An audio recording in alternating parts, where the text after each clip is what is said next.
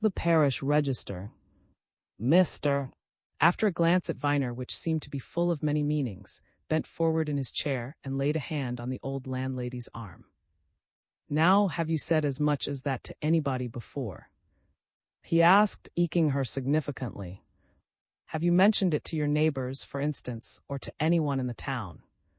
No, sir, declared Mrs. Summers promptly. Not to a soul.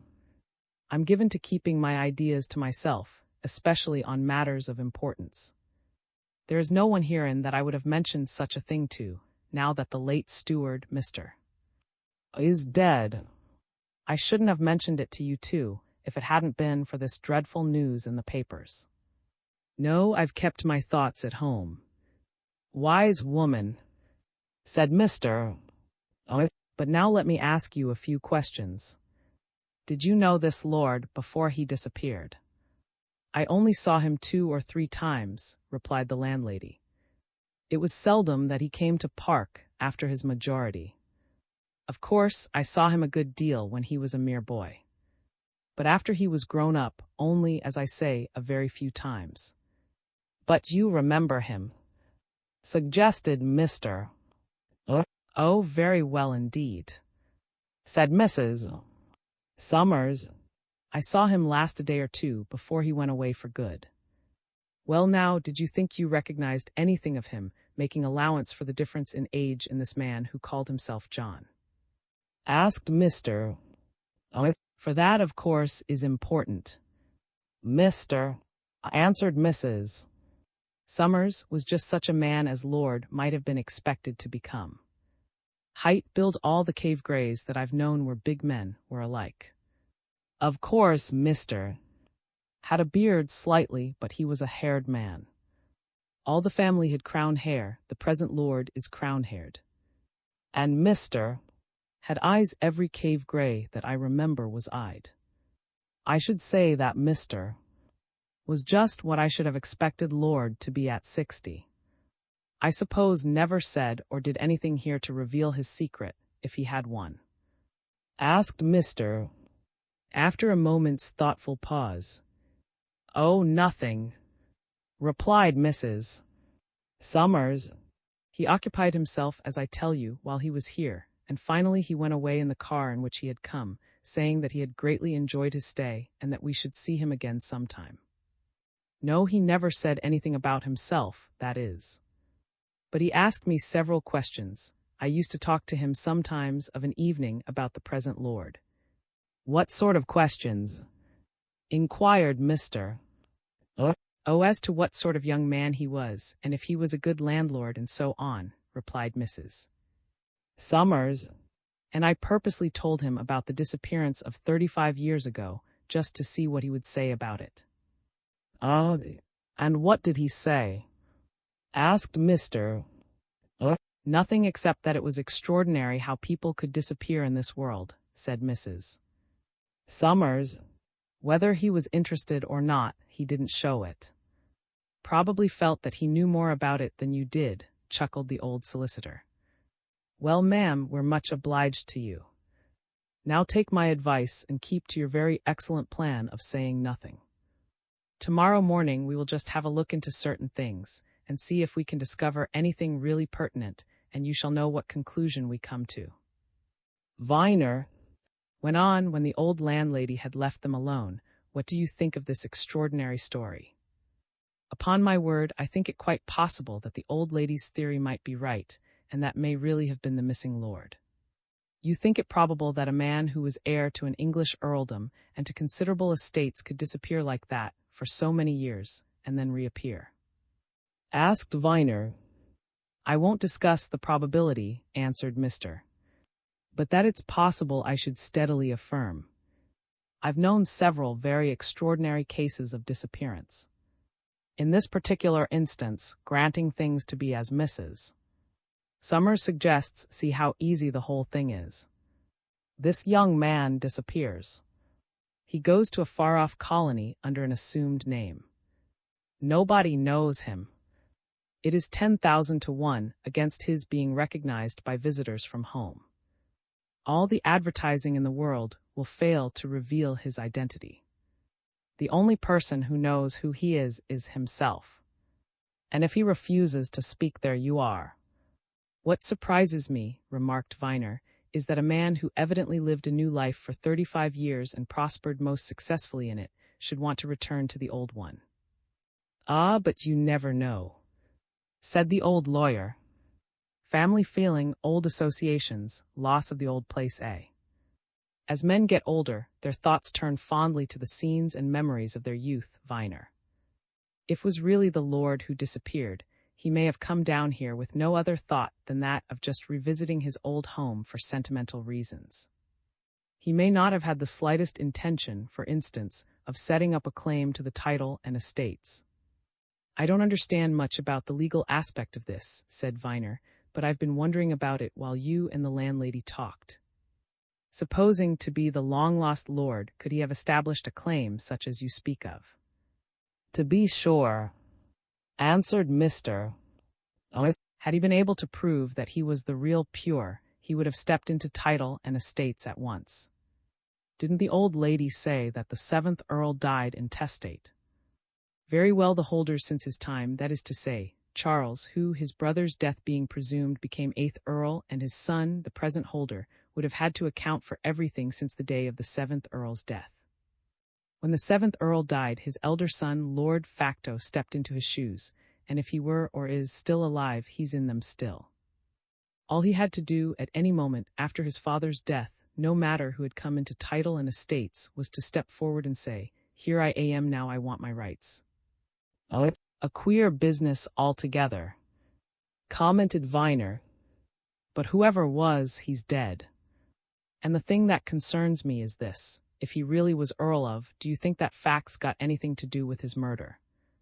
That's just what we want to find out, answered Mr. Eagerly. It's quite conceivable that he may have been murdered by somebody who had a particular interest in keeping him out of his rights. Such things have been known. I want to go into all that. But now here's another matter. If really was the missing lord, who is this girl whom he put forward as his ward, to whom he's left his considerable fortune, and about whom nobody knows anything? I've already told you there isn't a single paper or document about her that I can discover. Was he really her guardian? Has this anything to do with it? Asked Viner. Does it come into things? Mr. did not answer for a moment. He appeared to have struck a new vein of thought and to be exploring it deeply. In certain events, it would come into it pretty strongly. He muttered at last, "I'll tell you why later on. Now I'm for bed, and first thing after breakfast, in the morning, Viner will go to work." Viner had little idea of what the old solicitor meant as regards going to work. It seemed to him that for all practical purposes they were already in a maze out of which there seemed no easy way. And he was not at all sure of what they were doing when, breakfast being over next morning, Mr. conducted him across the square to the old churchyard, and for half an hour walked him up one path and down another and in and around the ancient yew trees and gravestones. "Do you know what I've been looking for, Viner?" asked Mr. at last as he turned towards the church porch. "I was looking for something, you know." "Not the faintest notion," answered Viner dismally. "I wondered." "I was looking," replied Mr. with a faint chuckle, "to see if I could find any tombstones or monuments in this churchyard bearing the name. There isn't one. I take it from that significant fact that didn't come down here to visit the graves of his kindred. But now come into the church, Mrs. Summers told me this morning that there's a chapel here in which the Cave Gray family have been interred for 2 or 3 centuries. Let's have a look at it." Viner, who had a dilettante love of ancient architecture, was immediately lost in admiration of the fine old structure into which he and his companion presently stepped. He stood staring at the high rood, the fine old rood screen, the beauty of the clustered columns had he been alone, and on any other occasion he would have spent the morning in wandering around nave and aisles and transepts. But Mr.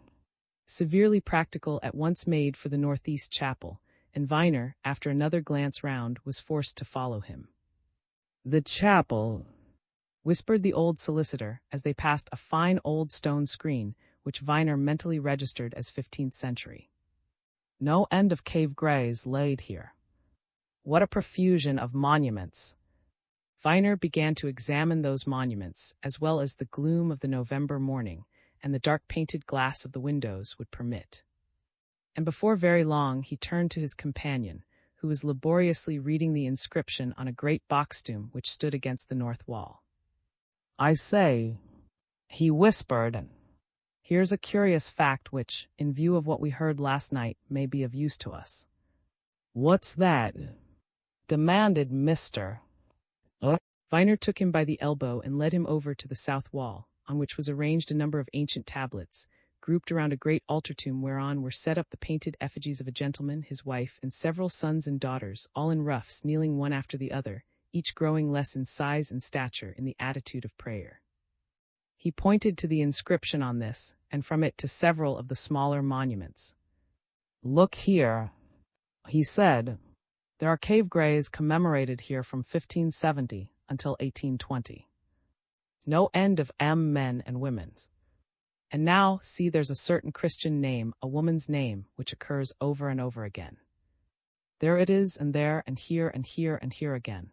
It's evidently been a family name among the cave gray women for 300 years at least." "You say what it is?" Mr.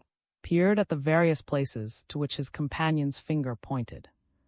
"Yes," he answered, "I see it several times, as you say." "Oh, yes. Miss Christian name is," said Viner. Mr. started. "God bless me," he exclaimed. "So it is. I'd forgotten that. Dear me. Now that's very odd, too odd, perhaps, to be a coincidence.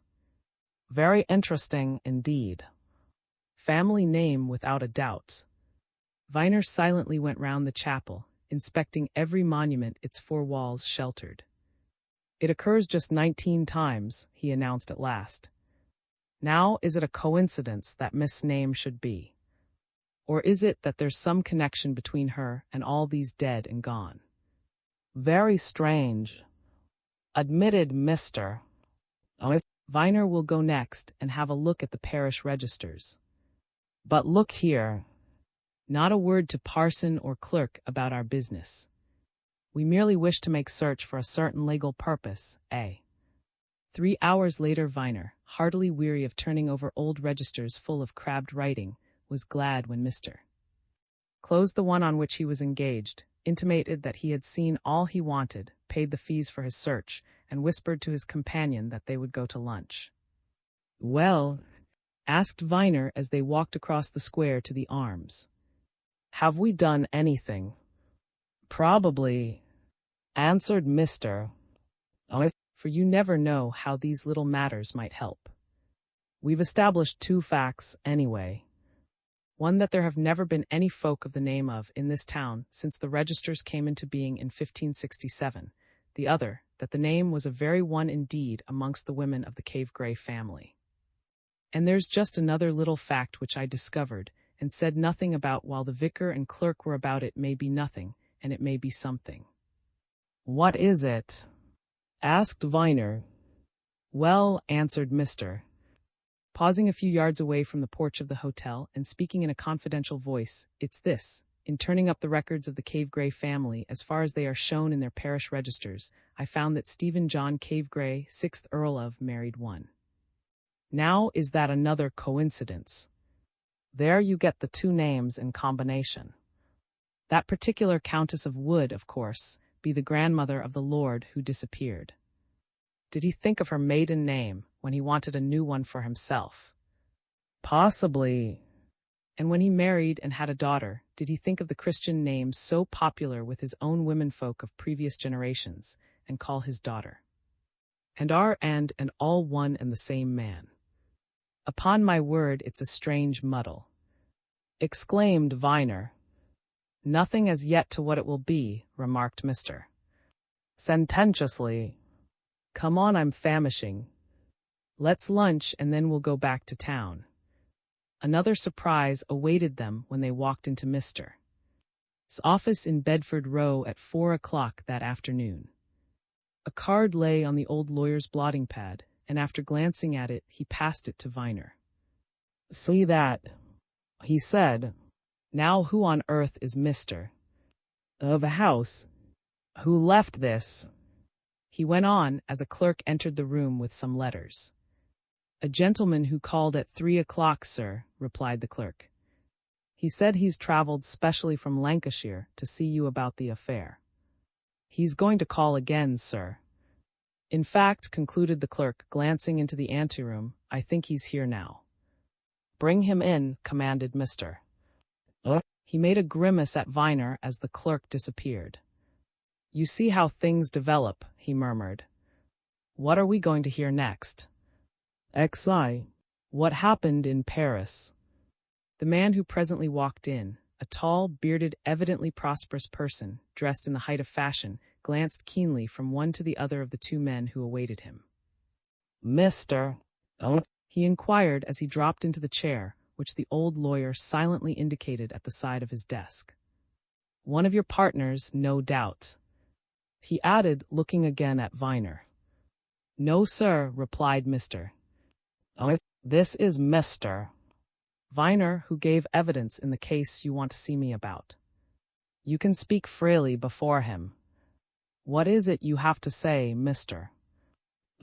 Not perhaps very much, but it may be of use," answered the visitor. "The fact is that, like most folk, I read the accounts of this murder in the newspapers, and I gave particular attention to what was said by the man at the inquest the other day. It was what he said in regard to the man whom he alleges he saw leaving Passage that made me come specially to town to see you. I don't know," he went on, glancing at the card which still lay on Mr. S blotting pad, "if you know my name at all. I'm a pretty well-known Lancashire manufacturer, and I was a member of Parliament for some years for the Valley Division. I didn't put up again at the last general election." "Mr. Bode." "Just so, Mr. he answered. "And there's something you know about this case." "I know this," replied Mr. "I met John in Paris some weeks ago. We were at the Hotel Bristol together. In fact, we met and introduced ourselves to each other in an odd way. We arrived at the Hotel Bristol at the same time, he from Italy, I from London, and we registered at the same moment. Now, I have a habit of always signing my name in full. I signed first, he followed. He looked at me and smiled. "You've got one of my names anyway, sir," he remarked. "And I see you hail from where I hailed from many a long year ago. Then you're a Lancashire man." I said, "I left Lancashire more years ago than I like to think of," he answered with a laugh. And then we got talking, and he told me that he had emigrated to Australia when he was young, and that he was going back to England for the first time. We had more talk during the 2 or 3 days that we were at the Bristol together, and we came to the conclusion that we were distantly related a long way back. But he told me that, as far as he was aware, he had no close relations living, and when I suggested to him that he ought to go down to Lancashire and look up old scenes and old friends, he replied that he'd no intention of doing so. He must, he said, have been completely forgotten in his native place by this time." "Did he tell you what his native place was, Mr.?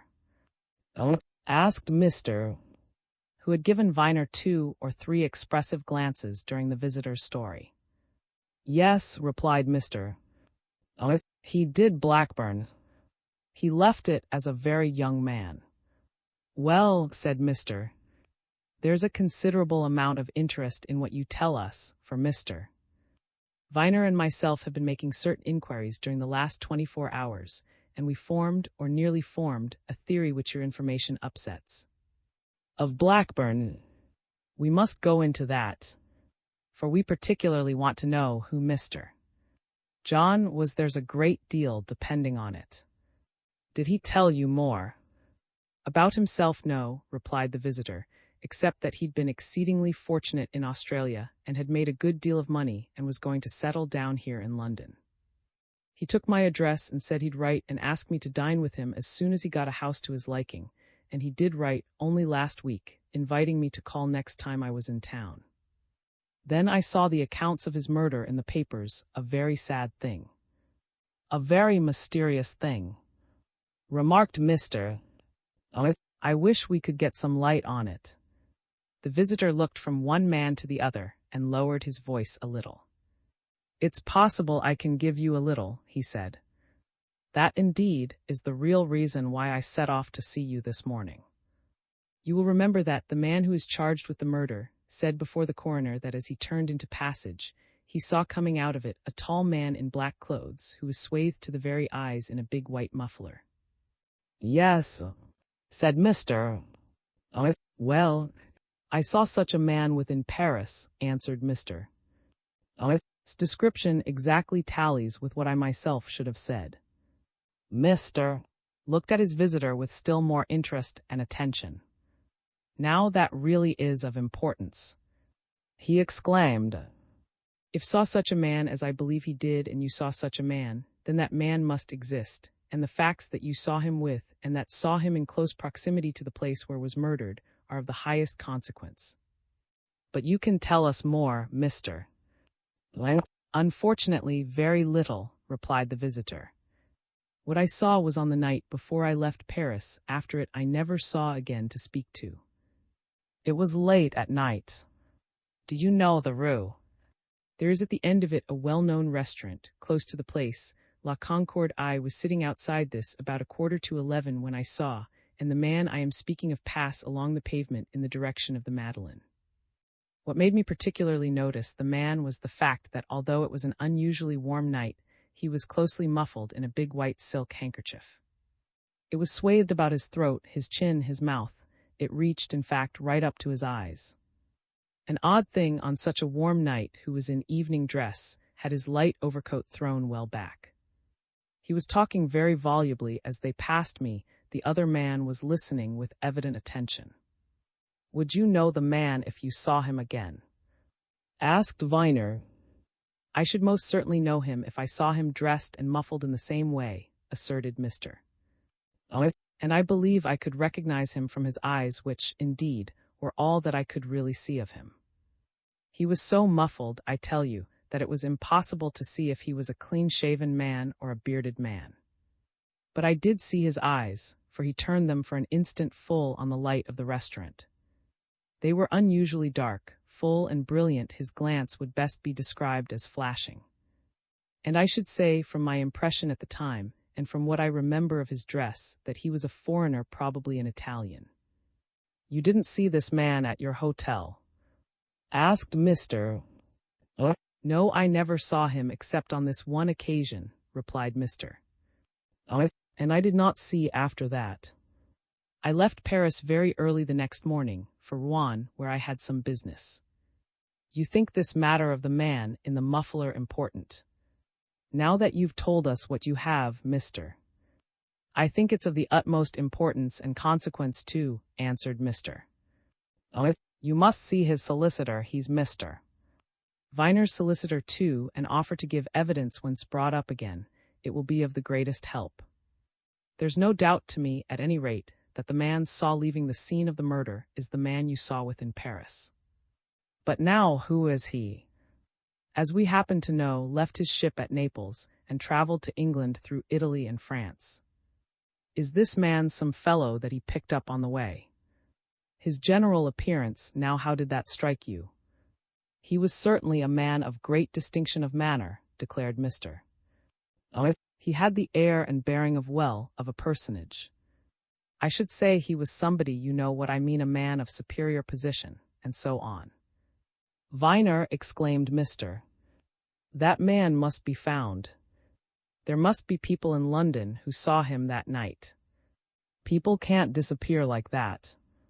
We'll set to work on that track, find him we must. Now all the evidence goes to show that he and were in company that night. Probably they'd been dining together, and he was accompanying to his house. How is it that no one at all has come forward to say that was seen with this man? It's really extraordinary. Mr. shook his head. There's one thing you're forgetting, aren't you? He said. And this man mayn't have been in each other's company many minutes when the murder took place. May have been trapped. I don't know much about criminal affairs, but in reading the accounts of the proceedings before the magistrate and the coroner, an idea struck me which, so far as I could gather from the newspapers, doesn't seem to have struck anyone else. "What's that?" demanded Mr. Oh, all ideas are welcome. "Well, this," replied Mr.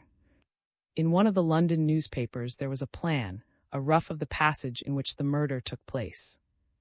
I gathered from it that on each side of that passage there are yards or gardens. At the backs of houses, the houses on one side belonged to some terrace, on the other to the square in which lived. Now, may it not be that the murder itself was actually committed in one of those houses, and that the body was carried out through a yard or garden to where it was found? "Was a big and heavy man," observed Viner. "No one man could have carried him." "Just so," agreed Mr. Oh, but don't you think there's a probability that more than one man was engaged in this affair?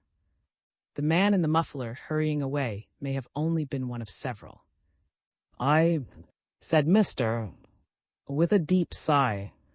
"There's something in all that. It may be, as you say, a conspiracy. If we only knew the real object of the crime. But it appears to be becoming increasingly difficult to find it. What is it?" he asked as his clerk came into the room with a card. "I'm engaged." The clerk came on, however, laid the card before his employer, and whispered a few words to him. "A moment, then I'll ring," said Mr. He turned to his two companions as the clerk retired and closed the door, and smiled as he held up the card. "Here's another man who wants to tell me something about the case," he exclaimed. It's been quite a stroke of luck having that paragraph in the newspapers, asking for information from anybody who could give it. "What's this?" asked Viner. "Mr. Van Diamond Merchant," read Mr. From the card, 583 Garden. Mr. exclaimed. "Diamonds." "I shouldn't wonder if you're right," remarked Mr. "Diamonds, I believe, are to garden what cabbages and carrots are to." He touched his bell and the clerk appeared. "Bring Mr. Van this way," he said. There entered, hat in hand, bowing all round, a little fat, beady-eyed man, whose beard was blue-black and glossy, whose lips were red, whose nose was his most decided feature. His hat was new and shining, his black overcoat of superfine cloth was ornamented with a collar of undoubted sable, he carried a gold-mounted umbrella. But there was one thing on him that put all the rest of his finery in the shade. In the folds of his artistically arranged black satin stock lay a pearl, such a pearl as few folk ever have the privilege of seeing. It was as big as a moderately sized hazel nut, and the three men who looked at it knew that it was something wonderful. "Take a chair, Mr. Van," said Mr. genially. "You want to tell me something about this case. Very much obliged to you, I'm sure. These are both interested considerably in that case, and if you can give me any information that will throw any light on it." Mr. Van deposited his plump figure in a convenient chair and looked round the circle of faces. "One thing there is I don't see in them newspapers, Mr. he said in strongly nasal accents. "Maybe nobody don't know nothings about it, what? So I come to tell you what I know, see." "Something very good of you, I'm sure," replied Mr. "What may it be?" Mr. Van made a significant grimace. It seemed to imply that there was a great deal to be told. "Some of us my way, we know, Mr. he said. "In garden, you understand. Dillers and diamonds, see. Me and errands and one or two more. Business. You've done business with Mr. asked the old lawyer. "Just so. No, done nothing," replied Mr. Van. "Not a shilling's worth. But we know him. He came down there. And we don't see nothing in them papers that we expected to see, and today 2 or 3 of us we lunched together and he says, Them lawyer men, he says, they want information. You go and give it to 'em. So, well, what is it? Demanded Mr. Mr. Van leaned forward and looked from one face to another. He said was carrying a big diamond about in his pocketbook. Mr. Let a slight exclamation escape his lips. Viner glanced at Mr. And Mr. fastened his eyes on his latest caller. Mr. was carrying a big diamond about in his pocketbook. He said, "Ah, have you seen it?" "Several times I see it," replied Mr. Van. "My trade, don't it? Others of us we see it too." "He wanted to sell it," suggested Mr. "There ain't so many people could afford to buy it," said Mr. Van. "Why?" exclaimed Mr. Was it so valuable then? The diamond merchant shrugged his shoulders and waved the gold-mounted umbrella which he was carefully nursing in his tightly gloved hands. "Oh, well," he answered, 50 or 60,000 pounds it was worth, yes. XII. The mare in. The three men who heard this announcement were conscious that at this point the case entered upon an entirely new phase. His mind was swept clean away from the episode in Paris, Viner from the revelations at Mr. Suddenly realized that here, at last, was something material and tangible which opened out all sorts of possibilities. And he voiced the thoughts of his two companions as he turned in amazement on the fat little man who sat complacently nursing his umbrella. "What?" he exclaimed. "You mean to tell me that was walking about London with a diamond worth 50,000 pounds in his pocket?" "Incredible." "Don't see nothing so very incredible about it," retorted Mr. Van. "I could show you men what carries diamonds worth twice that much in their pockets about the garden." "That's business," said Mr. "I've heard of such things, but you all know each other over there, I'm told." "Wasn't a diamond merchant. God bless me, he was probably murdered for that stone." "That's just what I come to you about, eh?" suggested Mr. Van. "You see nothing if he show that diamond to me, and such as me, we don't think nothing of that all in our way of business. But if he gets showing it to other people, in public places, what?" "Just so," asserted Mr. "Sheer tempting of Providence." "I'm amazed. But how did you get to know Mr. and to hear of this diamond? Did he come to you?" "Called on me at my office," answered Mr. Van laconically, pulled out the diamond and asked me what I thought it was worth. Well, I introduce him to some of the other boys in the garden, see. He show them the diamond too. We reckon it's worth what I say 50 to 60,000. So, did he want to sell it?" demanded Mr.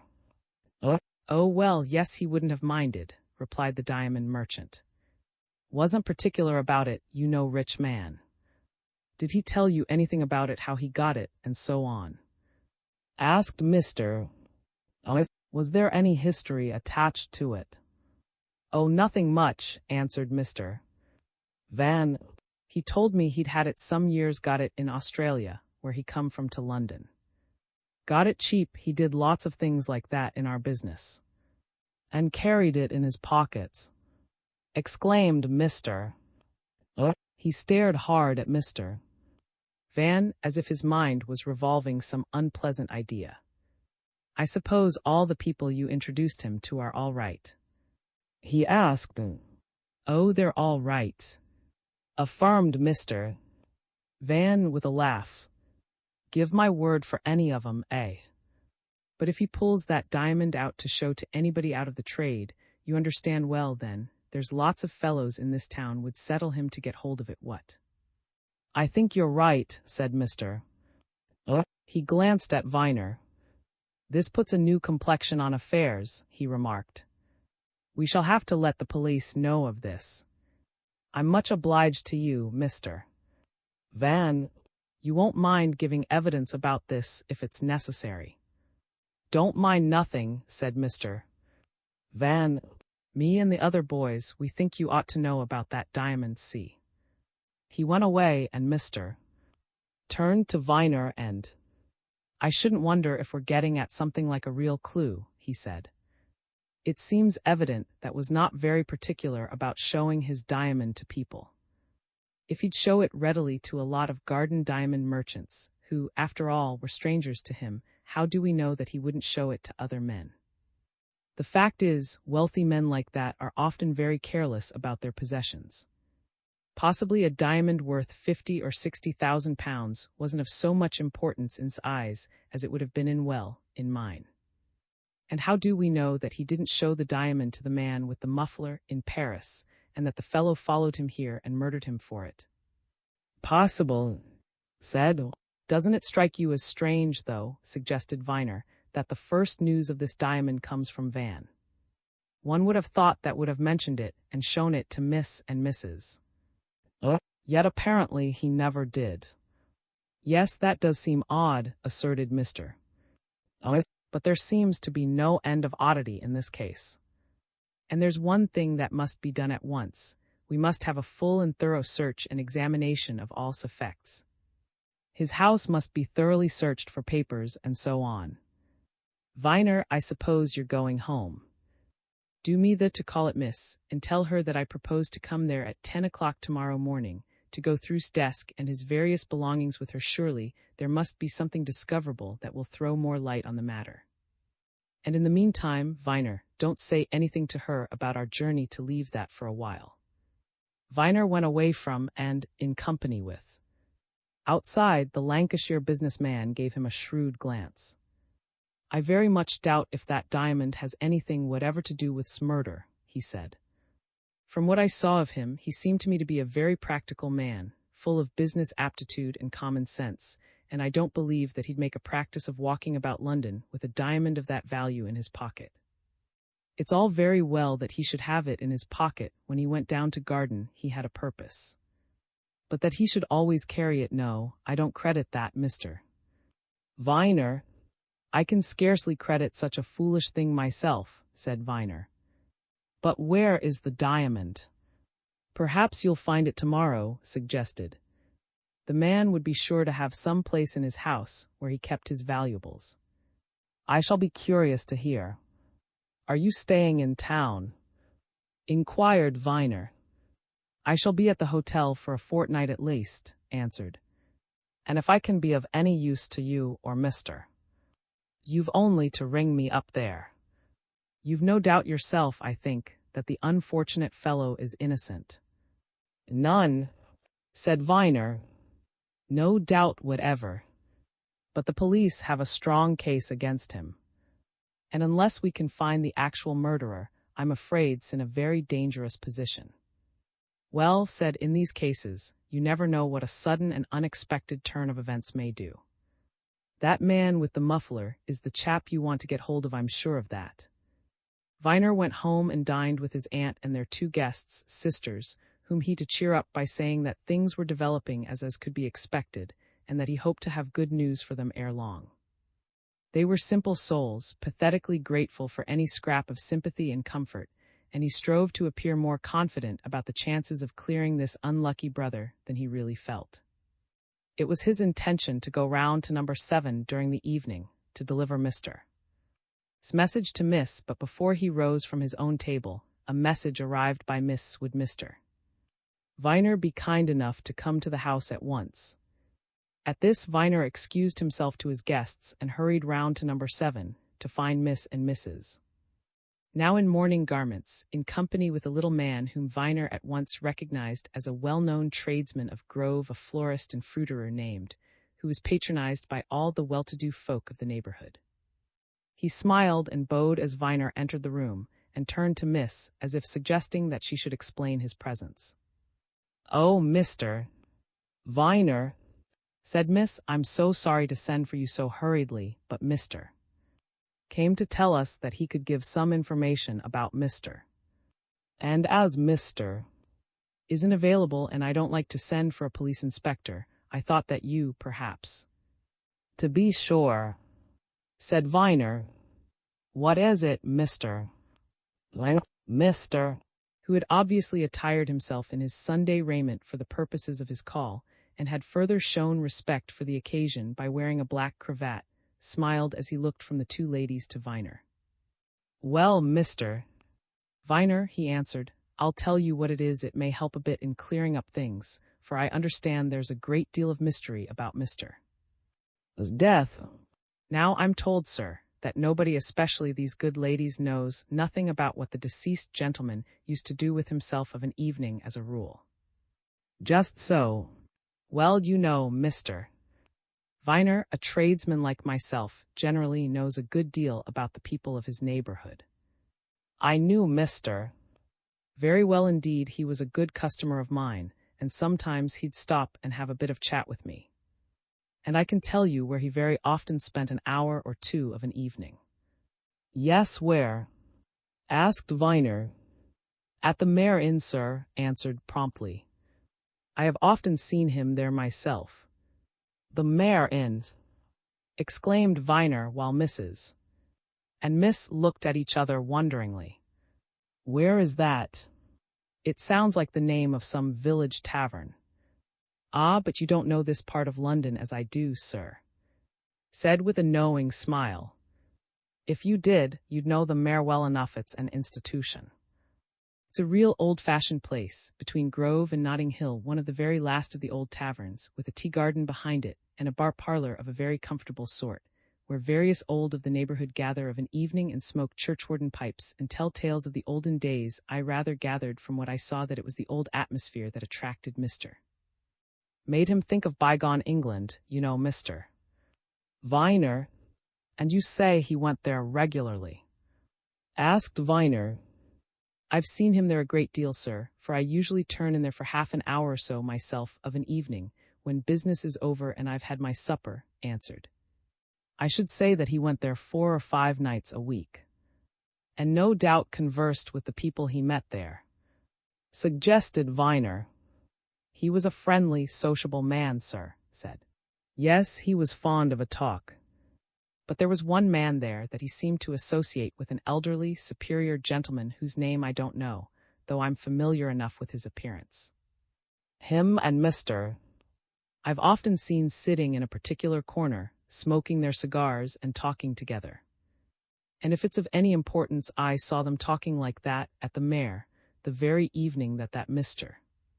died. Mr. Viner. What time was that? Asked Viner. About the usual time, sir, 9:30 or so, replied. I generally look in about that time, 9:30 to 10. Did you leave them talking there? Inquired Viner. They were there when I left, sir, at 10:15, answered. Talking in their usual corner. And you say you don't know who this man is? I do. I know him by sight, but he's a comparatively recent comer to the Mare. I've noticed him for a year or so, not longer. Viner glanced at the two ladies. I suppose you never heard Mr. mention the Mare? He asked. We never heard Mr. say anything about his movements, answered Miss. We used to wonder sometimes if he'd joined a club or if he had friends that we knew nothing about. Well, said Viner, turning to the florist, do you think you could take me to the Mare, Mr.? Nothing easier, sir, open to one and all. Then, if you've the time to spare, we'll go now, said Viner. He lingered behind a moment to tell Miss of Mr.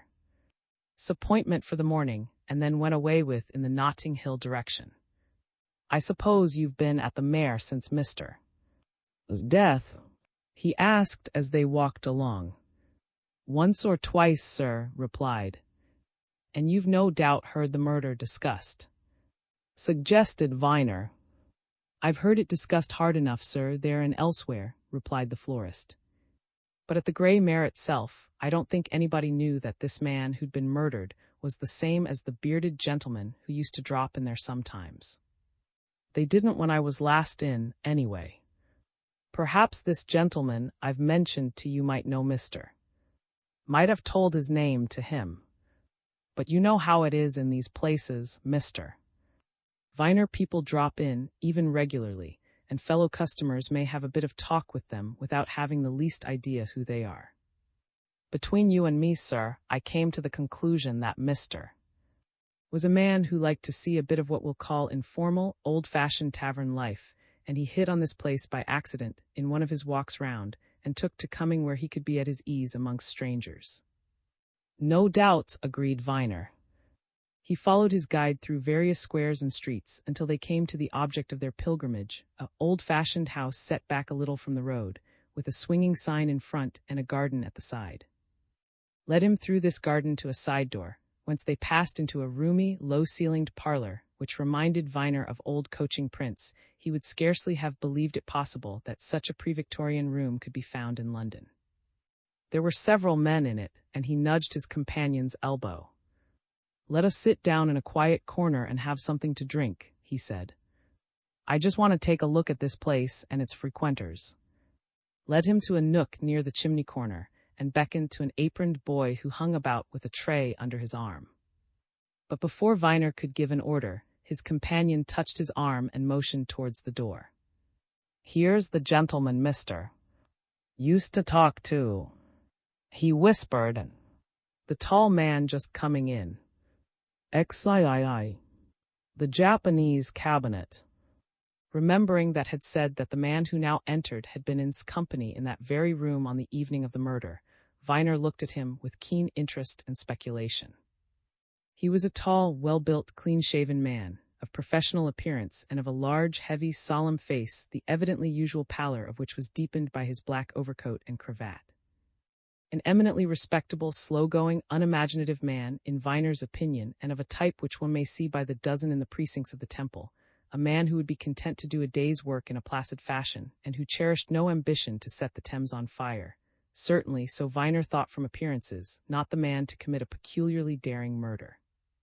Nevertheless, knowing what he did, he watched him closely. The newcomer, on entering, glanced at once at a quiet corner of the room, and seeing it unoccupied, turned to the bar, where the landlord, who was as old-fashioned as his surroundings, was glancing over the evening paper. He asked for whiskey and soda, and when he took up the glass, drank slowly and thoughtfully.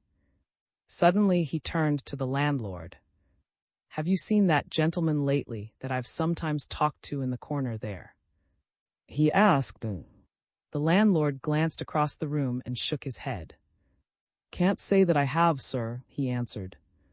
"The tallish gentleman with a beard." "No, he hasn't been in this last night or two." The other man sat down his glass and drew something from his pocket. "I promised to bring him a specimen of some cigars I bought lately," he said, laying an envelope on the counter. "I can't stop tonight. If he should come in, will you give him that he'll know what it is?" "Good heavens!" muttered Viner as he turned in surprise too. These men evidently don't know that the man they're talking about is murdered, whispered with a grim smile. "Nothing wonderful in that, Mr. Viner. They haven't connected Mr. with the man they're mentioning, that's all. And yet's portrait has been in the papers," exclaimed Viner. "It amazes me." "I just so, sir," said. "But 100 yards in London takes you into another world, Mr. Viner. For all practical purposes, Passage, though it's only a mile away, is as much separated from this spot as New York is from London." "Well, that's the man I told you of, sir." The man in question drank off the remaining contents of his glass, nodded to the landlord, and walked out. And Viner was suddenly minded to do something towards getting information. "Look here," he said. "I'm going to ask that landlord a question or two. Come with me." He went up to the bar, following in close attendance, and gave the landlord a significant glance. "Can I have a word with you in private?" he asked. The landlord looked his questioner over and promptly opened a flap in the counter. "Step inside, sir," he said, indicating a door in the rear. "Private room there, sir." Viner and walked into a little snugly furnished sitting room, The landlord followed and closed the door. "Do you happen to know the name of the gentleman who was speaking to you just now?" asked Viner, going straight to his point. "I've a very particular reason for wishing to know it." "No more idea than I have of yours, sir," replied the landlord with a shrewd glance. Viner pulled out a card and laid it on the table. "That is my name," he said. "You and the gentleman who has just gone out were speaking just now of another gentleman whom he used to meet here, who used to sit with him in that far corner. Just so you don't know the name of that gentleman, either." "No more than I know the others, sir," replied the landlord, shaking his head. "Lord bless you, folks may come in here for a year or two, and unless they happen to be neighbors of mine, I don't know who they are. Now there's your friend there," he went on, indicating with a smile. "I know his face is that of a customer, but I don't know who he is. That gentleman who's just gone out, he's been in the habit of dropping in here for a 12-month, maybe, but I never remember hearing his name. As for the gentleman he referred to, why, I know him as one that's come in here pretty regular for the last few weeks, but I don't know his name either." "Have you heard of the murder in Passage?" asked Viner. "The Square Way." "Yes," answered the landlord with awakening interest. "Why, is it anything to do?" Viner saw an illustrated paper lying on a side table and caught it up. There was a portrait of in it, and he held it up before the landlord. "Don't you recognize that?" he asked. The landlord started and stared. "Bless my life and soul!" he exclaimed. "Why, surely that's very like the gentleman I just referred to. I should say it was the very man." "It is the very man," said Viner with emphasis, "the man for whom your customer who's just gone out left the envelope.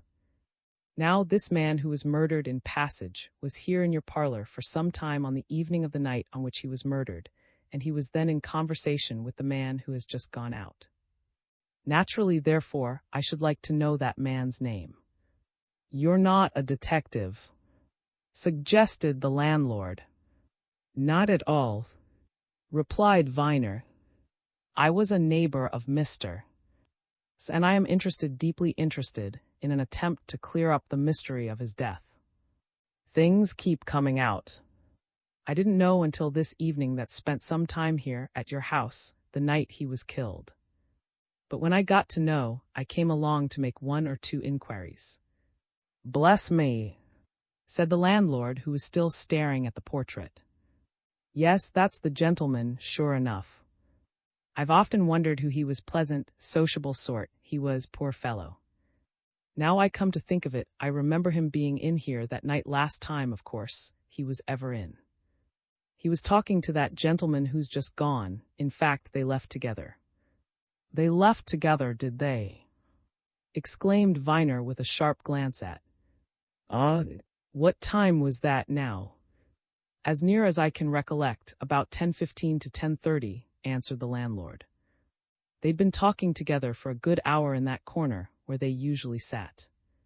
But dear me," he went on, looking from one to the other of his 2 visitors, "I'm quite sure that gentleman who's just left doesn't know of this murder. Why, you heard him ask for the other gentleman, and leave him some cigars that he'd promised." "Just so, which makes it all the stranger," said Viner.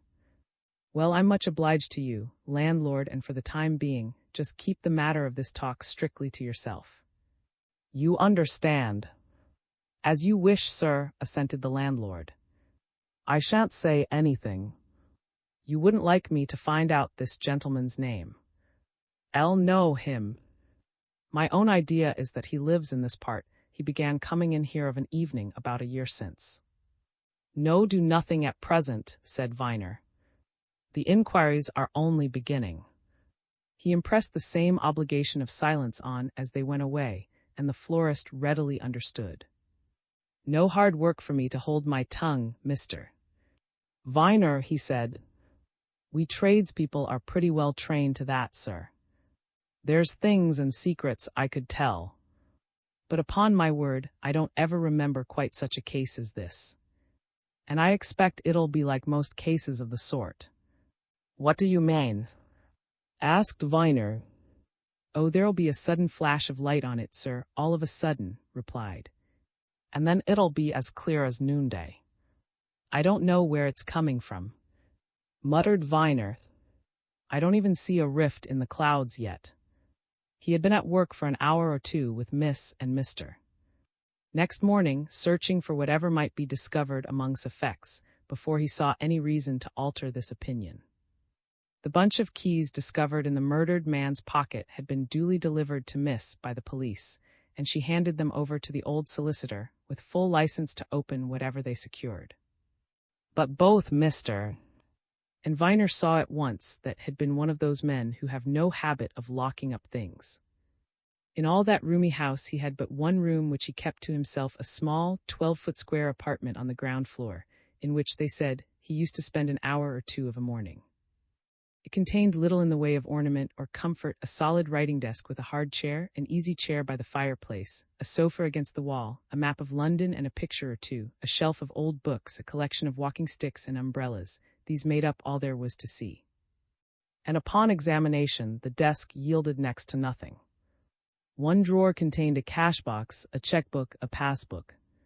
Some 60 or 70 pounds in notes, gold and silver, lay in the cash box. The stubs of the checks revealed nothing but the payment of tradesmen's bills. The passbook showed that an enormous balance lay at the bank. In another drawer rested a collection of tradesmen's books. Mr. said Mrs. used to pay his tradesmen every week. These books had been handed to him on the very evening of his death for settlement next morning. "Evidently a most methodical man," remarked Mr. "which makes it all the more remarkable that so few papers are discoverable. You'd have thought that in his longish life he'd have accumulated a good many documents that he wanted to keep. But documents there were next to none. Several of the drawers of the desk were empty, save for stationery. One contained a bunch of letters, tied up with blue ribbon. These, on examination, proved to be letters written by Miss at school in England to her guardian in Australia. Miss, present while Mr. and Viner searched, showed some emotion at the sight of them. "I used to write to him once a month," she said. "I had no idea that he had kept the letters, though." The two men went silently on with their search. But there was no further result. Did not appear to have kept any letters or papers relative to his life or doings prior to his coming to England. Private documents of any sort he seemed to have none. And whatever business had taken him to, they could find no written reference to it, nor could they discover anything about the diamond of which Mr. Van had spoken. They went upstairs to his bedroom and examined the drawers, cabinets, and dressing case. They found nothing. "This is distinctly disappointing," remarked Mr. when he and Viner returned to the little room. "I never knew a man who left such small evidence behind him. It's quite evident to me that there's nothing whatever in this house that's going to be of any use to us. I wonder if he rented a box at any of the safe deposit places. He must have had documents of some sort. In that case, we should surely have found a key and perhaps a receipt for the rent of the box," suggested Viner. "I should have thought he'd have had a safe in his own house," he added, "but we don't hear of one." Mr. looked round the room, as if suspicious that might have hidden papers in the stuffing of the sofa or the easy chair. "I wonder if there's anything in that," he said suddenly. "It looks like a receptacle of some sort."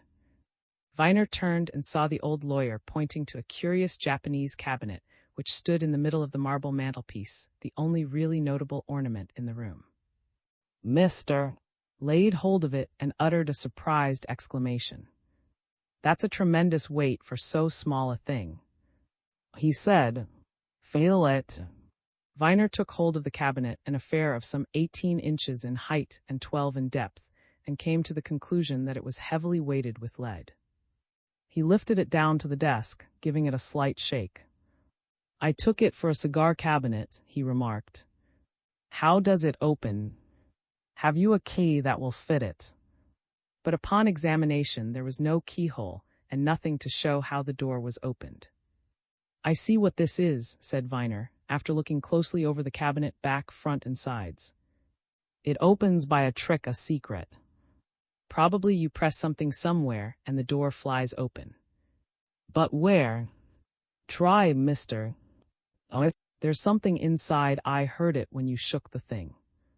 It took Viner 10 minutes to find out the secret. He would not have found it at all but for accident. But pressing here and pulling there, he suddenly touched what appeared to be no more than a cleverly inserted rivet in the ebony surface. There was a sharp click, and the paneled front flew open. There is something, exclaimed Mr.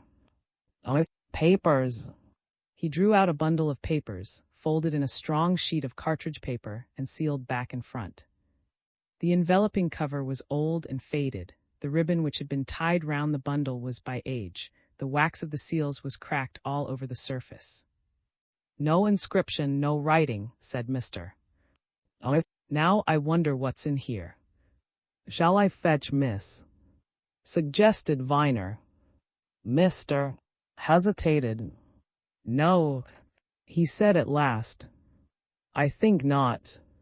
Let us first find out what this packet contains.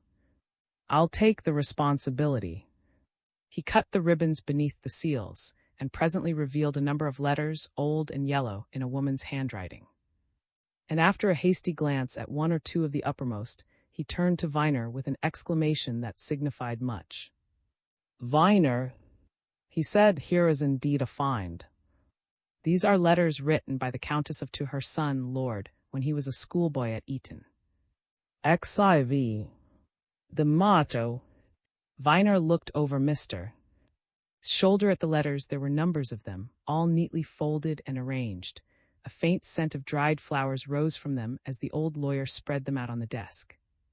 Which Countess of and which Lord? Asked Viner. There must have been several during the last century. The Lord I mean is the one who disappeared, answered Mr. Oh, we've no concern with any other. Look at these dates. We know that if he were living, he would now be a man of 61 or so. Therefore, he'd be at school about 45 years ago. Now look here, he went on, rapidly turning the letters over.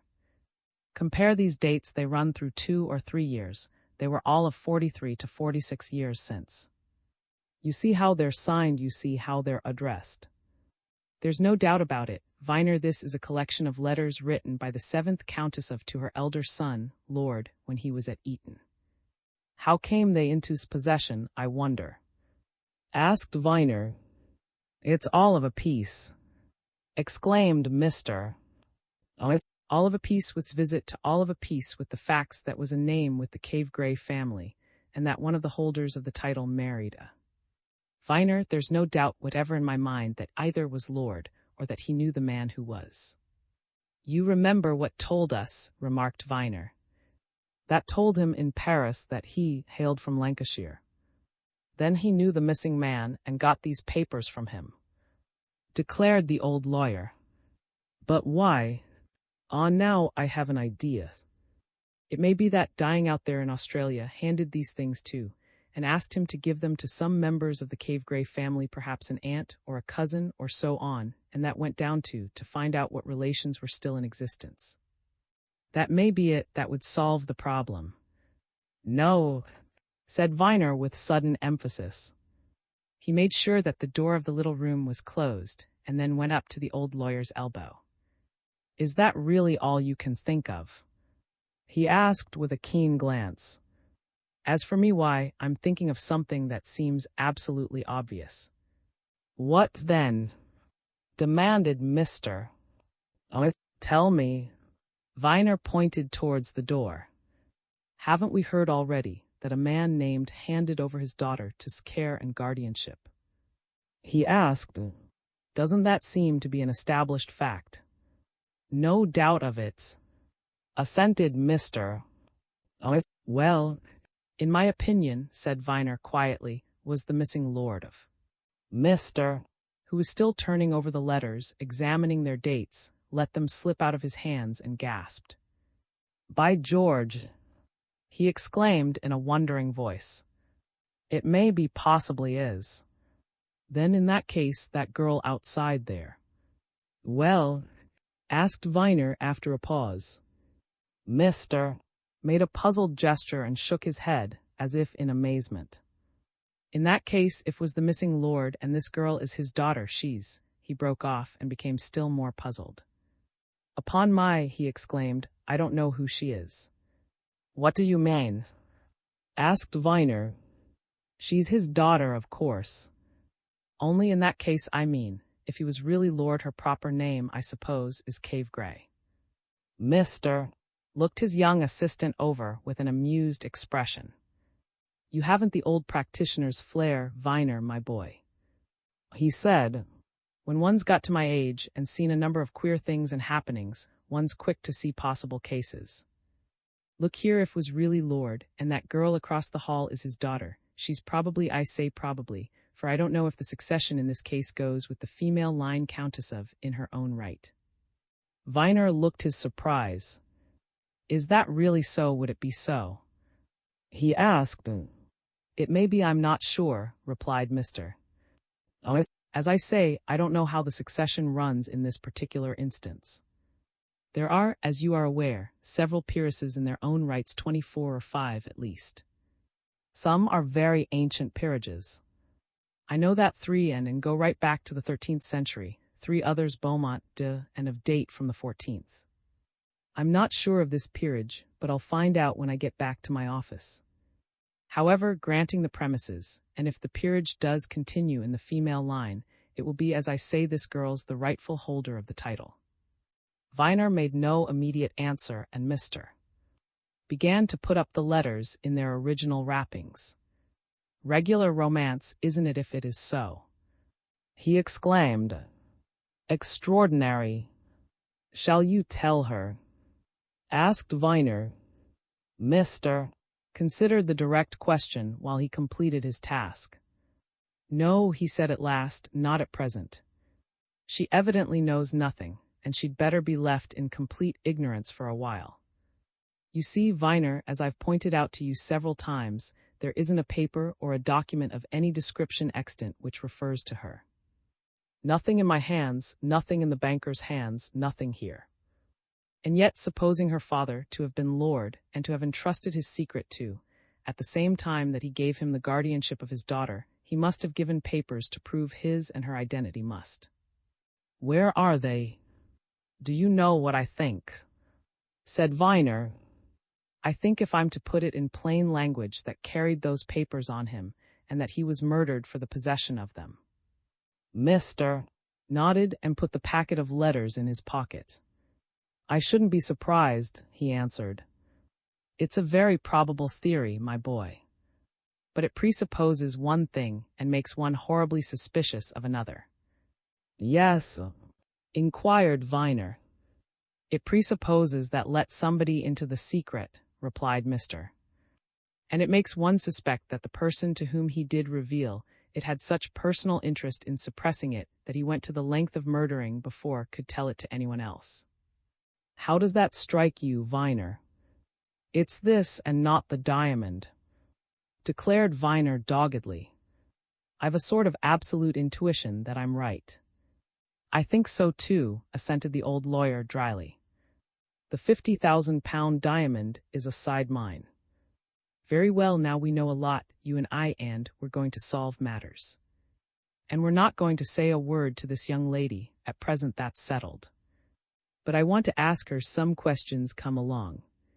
He led the way across the hall to the dining room, where a reminder of death met his and Viner's view as soon as they had crossed the threshold. The funeral was to take place next day, and Mrs. and Miss were contemplating a massive wreath of flowers, which had evidently just arrived from the florist's and been deposited on the center table. All we can do for him, you know, murmured Mrs., with a glance at the two men. He had so few friends here, poor man. That remark, ma'am, observed Mr., is apropos of a subject that I want to ask Miss 2 or 3 questions about. Friends, now. Miss, you always understood that Mr. and your father were very close friends, I believe. I always understood so, yes, Mr. replied Miss. Did he ever tell you much about your father? No, very little indeed. He never told me more than that they knew each other very well in Australia, that my father died out there, comparatively young, and that he left me in his, Mr. His care. Did he ever tell you whether your father left you any money? Demanded the old lawyer. Miss looked surprised. Oh, yes, she answered. I thought you'd know that. My father left me a good deal of money. Didn't Mr. tell you? Never a word, said Mr. Now where is it, then? In my bank, replied Miss promptly. The London and Universal. When Mr. fetched me away from school and brought me here, he told me that he had £12,000 of mine which my father had left me, and he handed it over to me then and there, and took me to the London and Universal Bank, where I opened an account with it. Spent any of it? Asked Mr. Dryly. Only a few pounds, answered Miss. The old solicitor glanced at Viner, who, while these private matters were being inquired into, was affecting to examine the pictures on the walls. Most extraordinary, he muttered. All this convinces me that must have had papers and documents. These must have been, however, we don't know where they are. But there would surely be, for instance, your father's will, miss. I suppose you've never seen such a document. No, to be sure. You left all too. Well now, do you remember your father? Only just and very faintly, mister, replied Miss. You must remember I was little more than 5 years old. Can you remember what he was like? I think he was a big, tall man, but it's a mere impression. Listen, said Mr. Did you ever at any time hear Mr. make any reference, I'm talking now of the last few weeks, to the family or to the Earl of? Never, replied Miss. Never heard of them? He never. Mrs. was showing signs of a wish to speak, and Mr. turned to her. Have you, ma'am? He asked. Yes, said Mrs. I have. It was one night when Miss was out, you were at Mrs. Murray's, my dear, and Mr. and I dined alone. He asked me if I remembered the famous case, some years ago, something about the succession to the title. He said he'd read it in the colonial papers. Of course, I remembered it very well. Well, ma'am, said Mr. And what then? I think that was all, answered Mrs. He merely remarked that it was an odd case and said no more. What made him mention it? Asked Mr. Oh, we'd been talking about romances of the peerage, replied Mrs. I had told him of several. You're well up in the peerage, ma'am, suggested the old lawyer. I know my Burke and my pretty thoroughly, said Mrs. Very interesting, of course. Mr. who was sitting close to Miss, suddenly pointed to a gold locket which she wore. Where did you get that, my dear? He asked. Unusual device, isn't it? Mr. gave it to me a few weeks ago, answered Miss. He said it had belonged to my father. The old lawyer bent nearer, looked more closely at the locket, and got up. Elegant old thing, he said. Not made yesterday, that. Well, ladies, you will see me. For this very sad occasion, he waved a hand at the wreath of flowers tomorrow. In the meantime, if there is anything you want done, our young friend here is close at hand. Just now, however, I want him. Viner observed when they had left the house, it's very odd how unobservant some people are. Now there's that woman we've just left, Mrs. who says that she's well up in her, and her Birkin there, seen by her many a time, is that locket which Miss is wearing, and she's never noticed it. Never, I mean, noticed what's on it. Why, I saw it and its significance instantly, just now, which was the first time I'd seen it. What is it that's on it? Asked Viner. After we came back from, replied Mr. I looked up the Cave Gray family and their peerage. That locket bears their device and motto. The device is a closed fist, grasping a handful of blades of wheat. The motto is have and hold. Viner, as sure as fate, that girl's father was the missing lord and knew the secret. I'm convinced of it, I'm positive of it. And now see the extraordinary position in which we're all placed. It's dead, and there isn't one scrap of paper to show what it was that he really knew. Nothing, not one written line. Because, as I said before, he was murdered for his papers, affirmed Viner. I'm sure of that as you are of the rest.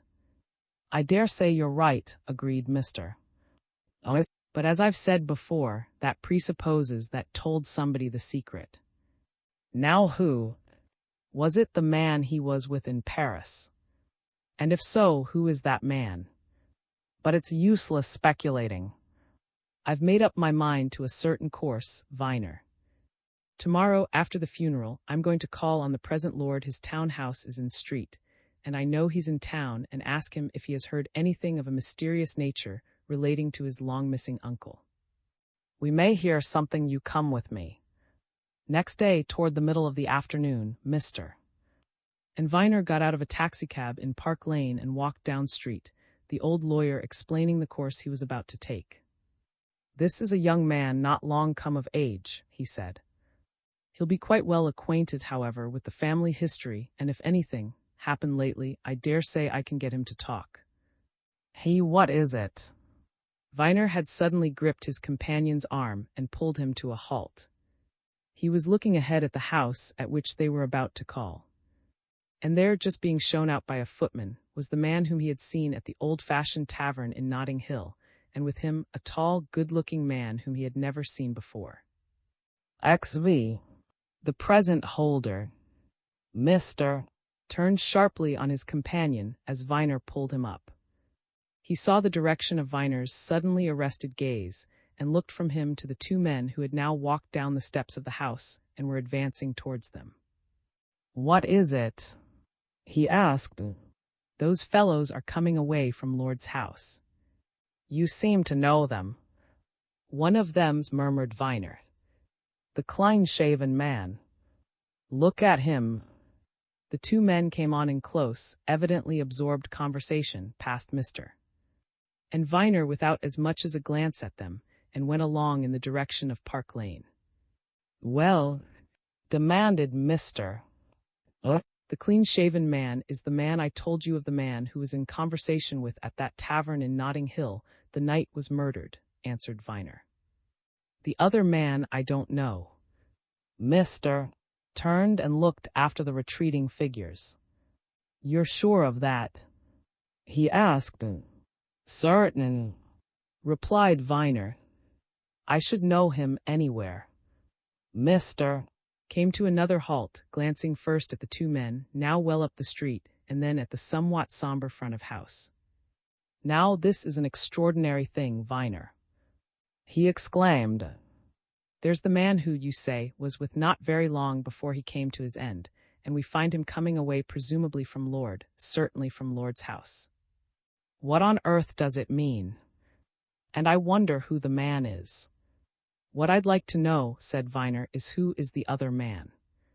But as you say, it is certainly a very curious thing that we should find the first man evidently in touch with Lord, considering our recent discoveries. But what are you going to do? Going in here, affirmed Mr. To the fountainhead. We may get to know something. Have you a card? The footman who took the cards looked doubtfully at them and their presenters. His lordship is just going out, he said, glancing over his shoulder. I don't know. Mr. pointed to the name of his firm at the corner of his card. I think Lord will see me, he said. Tell his lordship I shall not detain him many minutes if he will be kind enough to give me an interview. The man went away to return in a few minutes and to lead the callers into a room at the rear of the hall, wherein, his back to the fire, his look and attitude one of puzzled surprise, stood a very young man dressed in the height of fashion, who, as his servant had said, was obviously just ready to go out. Viner, remembering what had brought him and Mr. there, looked at Lord closely. He seemed to be frank, ingenuous, and decidedly youthful. but there was something decidedly practical and businesslike in his greeting of his visitors. "I'm afraid I can't give you very long, mister," he said, glancing instinctively at the old lawyer. "I've a most important engagement in half an hour, and it won't be put off. But I can give you 10 minutes. "I am deeply obliged to your lordship," answered Mr. "As your lordship will have seen from my card, I am one of the partners in, and a firm not at all unknown, I think. Allow me to introduce my friend Mr. Viner, who is deeply concerned and interested in the matter I want to mention to your lordship." Lord responded politely to Viner's bow and drew 2 chairs forward. "Sit down, Mr. Sit down, Mr. Viner," he said. He dropped into a chair near a desk which stood in the center of the room and looked interrogatively at his elder visitor. "Have you some business to discuss, Mr.?" he asked. "Some business, my lord, which I confess at once is of extraordinary nature," answered the old lawyer. "I will go straight to it. Your lordship has doubtless read in the newspapers of the murder of a man named in Passage, in the district." Lord glanced at a pile of newspapers which lay on a side table. "Yes," he answered, "I have. I've been much interested in it as a murder. A curious and mysterious case, don't you think?" "We," replied Mr. waving a hand toward Viner, "know it to be a much more mysterious case than anybody could gather from the newspaper accounts, for they know little who have written them, and we, who are behind the scenes, know a great deal. Now your lordship will have seen that a young man, an actor named, has been arrested and charged, and is on remand. This unfortunate fellow was an old schoolmate of Mr. Viner. They were at rugby together, and Mr. Viner, and I may say I myself also, is convinced beyond doubt of his entire innocence, and we want to clear him. We are doing all we can to clear him. And it is because of this that we have ventured to call on your lordship." "Oh," exclaimed Lord. "But what can I do? How do I come in?" "My lord," said Mr. in his most solemn manner, "I will go straight to this point also. We have reason to feel sure, from undoubted evidence, that Mr. John, a very wealthy man who had recently come from Australia, where he had lived for a great many years, to settle here in London, had in his possession when he was murdered certain highly important papers relating to your lordship's family, and that he was murdered for the sake of them." The puzzled expression which Viner had noted in Lord's boyish face when they entered the room grew more and more marked as Mr. proceeded, and he turned on the old lawyer at the end with a stare of amazement. "You really think that?" he exclaimed. "I shall be very much surprised if I'm not right," declared Mr. "But what papers?" asked Lord. "And how could this Mr. who, you say, came from Australia, be in possession of papers relating to my family? I never heard of him." "Your lordship," said Mr. is doubtless well aware that some years ago there was a very strange, shall we call it romance, in your family. A very remarkable episode anyway, a most unusual." "You mean the strange disappearance of my uncle, this lord?" interrupted Lord with a smile. "Oh, of course, I know all about that." "Very well, my lord," continued Mr. "Then your lordship is aware that Lord was believed to have gone to the colonies Australia or New Zealand, and was lost there. His death was presumed. Now came from Australia, and as I say, we believe him to have brought with him certain highly important papers relative to Lord, whom we think to have been well known to him at one time. Indeed, we felt sure that knew Lord's secret. Now, my lord, we are also confident that whoever killed John did so in order to get hold of certain papers, which, I feel certain, made a habit of carrying on his person papers relating to his friend Lord's identity." Lord remained silent for a moment, looking from one visitor to another. It was very clear to Viner that some train of thought had been aroused in him, and that he was closely pursuing it. He fixed his gaze at last on the old lawyer. "Mister," he said quietly, "have you any undoubted proof that Mr. did possess papers relating to my long-missing uncle?" "Yes," answered Mr. I have. He pulled out the bundle of letters, which he and Viner had unearthed from the Japanese cabinet. This. It is a packet of letters written by the 7th Countess of to her elder son, the lord we are talking of, when he was a boy at Eton. Your lordship will probably recognize your grandmother's handwriting. Lord bent over the letter which Mr. spread before him. Yes, he said, I know the writing quite well. And these were in Mr. 's possession. We have just found them, Mr. Viner and I in a cabinet in his house, replied Mr. They are the only papers we have so far been able to bring to light. But as I have said, we are convinced there were others much more important ones in his possession, probably in his pocketbook. Lord handed the letters back. You think that this Mr. was in possession of a secret relating to the missing man, my uncle, Lord? He asked. I am convinced of it, declared Mr. Lord glanced shrewdly at his visitors. I should like to know what it was, he said. Your lordship feels as I do, remarked Mr. But now I should like to ask a question which arises out of this visit. As we approached your lordship's door just now, we saw, leaving it, 2 men. One of them my friend Mr. Viner immediately recognized. He does not know who the man is. Which of the 2 men do you mean? Interrupted Lord. I may as well say that they had just left me. The clean-shaven man, answered Viner. Whom Mr. Viner knows for a fact, continued Mr.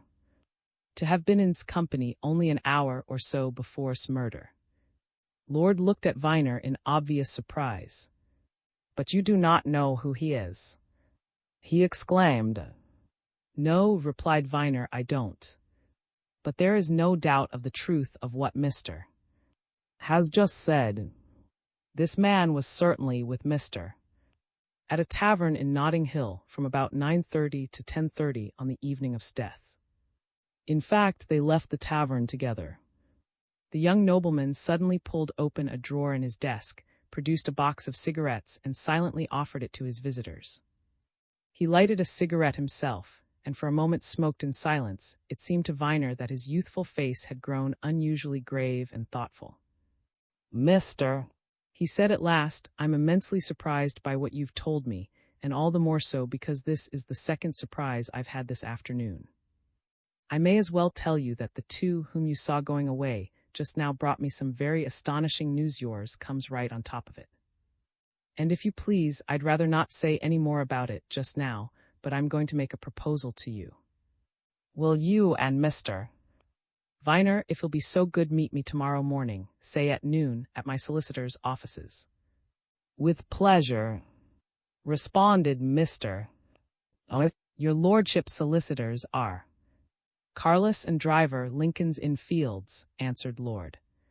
Friends of ours, said Mr. We will meet your lordship there at 12 o'clock to the minute. And you'll bring that with you, suggested Lord, pointing to the packet of letters which Mr. held in his hand. Just so, my lord, assented Mr. And we'll be ready to tell all we know, for there are further details. Outside the house, the old lawyer gripped Viner's elbow. That boy knows something, he said with a meaning smile. He's astute enough for his age, smart youngster. But what does he know? Those 2 men have told him something. Viner, we must find out who that clean-shaven man is. I have some idea that I have seen him before. I shouldn't be at all surprised if he's a solicitor, may have seen him in some court or other. But in that case, I wonder he didn't recognize me. He didn't look at you, replied Viner. He and the other man were too much absorbed in whatever it was they were talking about. I have been wondering since I first saw him at the tavern, he continued, if I ought not to tell the police what I know about him. I mean, that he was certainly in company on the evening of the murder. What do you think? I think not at present, replied Mr. It seems evident, unless, indeed, it was all a piece of bluff, and it may have been that this man is, or was when you saw him, just as ignorant as the landlord of that place was that the man who used to drop in there and were one and the same person. No, let the police go on their own lines, we're on others. We shall hear of this man again, whoever he is. Now I must get back to my office. Come there at 11:30 tomorrow morning, Viner, and we'll go on to Carless and Driver. Viner went thoughtfully homeward, ruminating over the events of the day, and entered his house to find his two guests, the sisters of the unlucky, in floods of tears, and Miss looking unusually grave. The elder Miss sprang up at sight of him, and held a tear-soaked handkerchief towards him in pantomimic appeal. "Oh, Mr. Viner," she exclaimed, "you are so kind and so clever. I'm sure you'll see a way out of this. It looks oh so very black and so very much against him, but oh dear Mr. Viner, there must be some explanation." "But what is it?" asked Viner, looking from one to the other. "What has happened? Has anyone been here?" Miss silently handed to her nephew an early edition of one of the evening newspapers and pointed to a paragraph in large type. And Viner rapidly read it over, to the accompaniment of the younger Miss sobs. A sensational discovery in connection with the recent murder of Mr. In Passage was made in the early hours of this morning. Charles Fisher, a greengrocer carrying on business in the Harrow Road, found in his woodshed, concealed in a nook in the wall, a parcel containing Mr. gold watch and chain and a diamond ring. He immediately communicated with the police, and these valuables are now in their possession. It will be remembered that the young actor who is charged with the crime, and who is now on remand, stated at the coroner's inquest that he passed the night on which the crime was committed in a shed in this neighborhood. Viner read this news twice over. Then a sudden idea occurred to him, and he turned to leave the room. "I don't think you need be particularly alarmed about this," he said to the weeping sisters. "Cheer up till I return. I am going round to the police. XVI. The outhouse." Near the police station, Viner fell in with his solicitor, who turned a corner in a great hurry. His first glance showed his client that their purposes were in common. "Seen that paragraph in the evening papers?" Said without preface. "By George, that's serious news. What a pity that ever made that statement about his doings on the night of the murder. It would have been far better if he'd held his tongue altogether." "He insisted on it in the end," answered Viner. "And in my opinion he was right. But you think this is very serious." "Serious? Yes," exclaimed. "He says he spent the night in a shed in the Harrow Road district. Now the things that were taken from Spotty are discovered in such a place, nay, the very place, for if you remember, particularized his whereabouts." "What's the obvious conclusion? What can anybody think?" "I see 2 or 3 obvious conclusions, and I think several things," remarked Viner. "I'll tell you what they are when we've seen. I'm not alarmed about this discovery. I think it may lead to finding the real murderer." "You see further than I do, then," muttered. "I only see that it's highly dangerous to his interests. And I want first-handed information about it." Discovered alone in his office, smiled as the 2 men walked in there, was an irritating I-told-you-so air about him. "Ah," he said, "I see you have been reading the afternoon papers. What do you think about your friend now, Mr. Viner?" "Precisely what I thought before and shall continue to think," retorted Viner. "I've seen no reason to alter my opinion." "Oh, but I guess Mr. doesn't think that way," replied with a shrewd glance at the solicitor. "Mr. knows the value of evidence, I believe. What is it that's been found, exactly?" "Ask me." Opened a locked drawer, lifted aside a sheet of cardboard, and revealed a fine gold watch and chain and a diamond ring. These lay on 2 or 3 sheets of much crumpled paper of a peculiar quality. "There you are," said.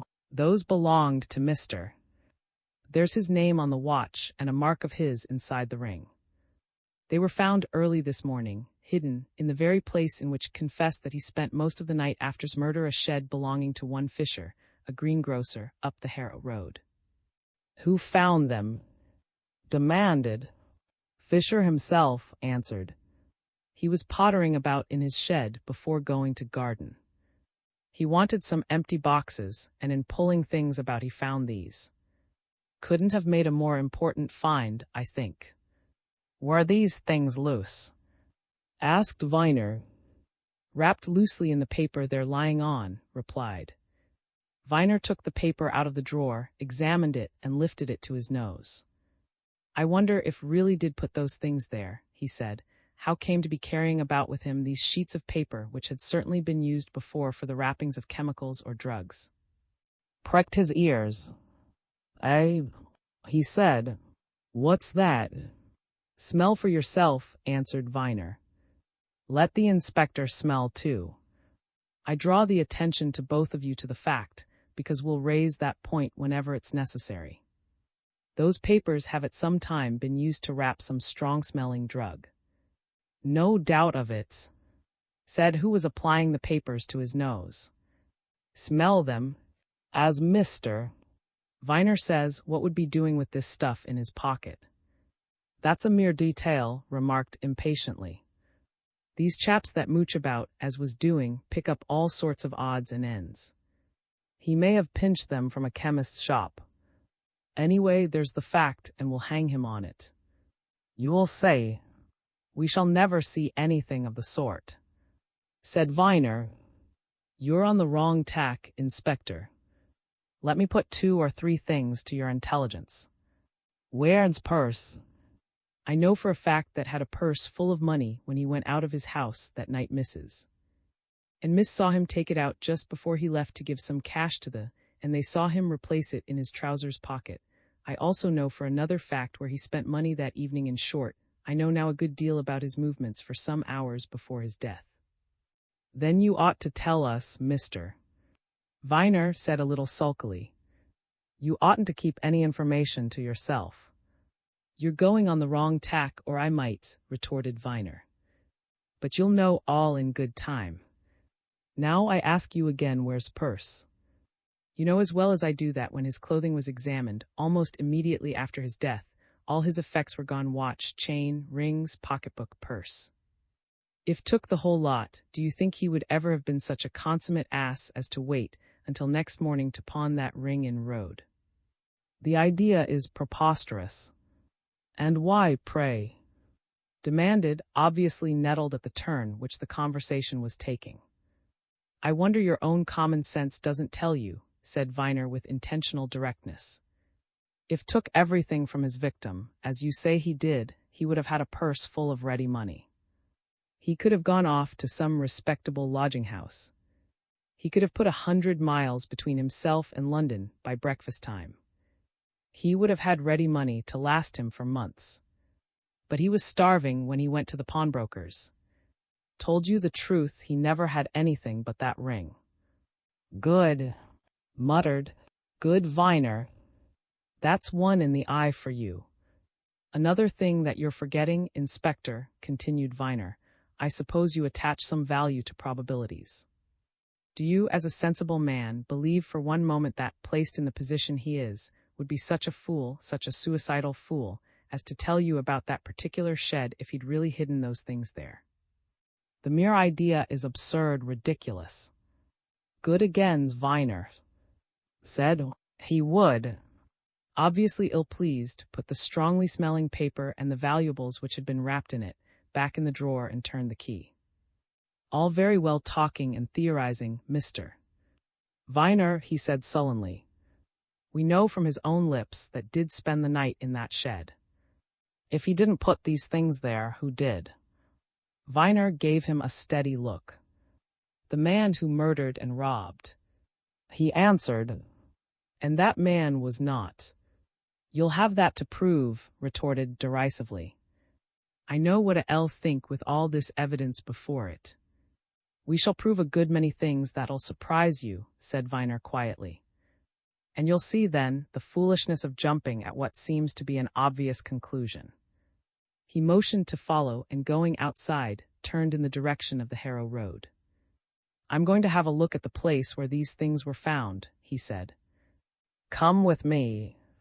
"You see for yourself," he continued as they walked on, "how ridiculous it is to suppose that planted them. The whole affair is plain enough to me. The real murderer Reed or may have heard statement before the coroner, and in order to strengthen the case against and divert suspicion from himself, sought out this shed and put the things there. Clumsy. If had ever had the purse, which more certainly disappeared with the rest of the property, he'd never have gone to that shed at all." "We'll make the most of all that," said. "But I gathered from what you said just now, too, that you know more about this case than you've let out." "If it ends." "I can't tell you what I know," answered Viner. "I do know some strange things, which will all come out in good time.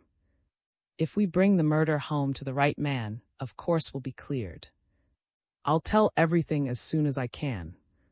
They walked quickly forward until they came to the higher part of the Harrow Road. There, at a crowded point of that dismal thoroughfare, where the shops were small and mean, suddenly lifted a finger towards a sign which hung over an open front filled with the cheaper sorts of vegetables. "Here the place," he said, "a corner shop. The shed, of course, will be somewhere behind." Viner looked with interest at the refuge, which had chosen after his hurried flight from the scene of the murder. A shabby-looking street ran down from the corner of the greengrocer's shop. The first 20 yards of it on that side were filled with palings, more or less broken and dilapidated. Behind them lay a yard in which stood a van, 2 or 3 barrows, a collection of boxes and baskets and crates, and a lean-to shed built against the wall of the adjoining house. The door of this yard hung loosely on its rusty hinges. Viner saw at once that nothing could be easier than for a man to slip into this miserable shelter unseen. "Let's get hold of the tenant," he said. "Better show him your card, and then he'll know we're on professional business." The greengrocer, a dull-looking fellow who was measuring potatoes, showed no great interest on hearing what his callers wanted. Summoning his wife to mind the shop, he led Viner and round to the yard and opened the door of the shed. This was as untidy as the yard, and filled with a similar collection of boxes, baskets, and crates. In one corner lay a bundle of empty potato sacks. The greengrocer at once pointed to it. "I reckon that's where the fellow got a bit of a sleep that night," he said. "There was nothing to prevent him getting in here, no locks or bolts on either gate of the yard or that door. He may have been in here many a night, for all I know." "Where did you find those valuables this morning?" asked Viner. The greengrocer pointed to a shelf in a corner above the bundle of sacking. "There," he answered. "I wanted some small boxes to take down to garden, and in turning some of these over I came across a little parcel, wrapped in paper slipped under a box that was turned top downwards on the shelf, you understand. So of course I opened it, and there was the watch and chain and ring. Just folded in the papers that you handed to the police," suggested Viner. "Well, there was more paper about than what I gave to Inspector," said the greengrocer. "A well-wrapped-up bit of parcel it was. There's the rest of the paper there, where I threw it down." He pointed to some loose sheets of paper which lay on the sacking, and Viner went forward, picked them up, looked quickly at them, and put them in his pocket. "I suppose you never heard anybody about that night?" he asked, turning to the greengrocer. "Not I," the man replied. "I sleep too sound to hear aught of that sort.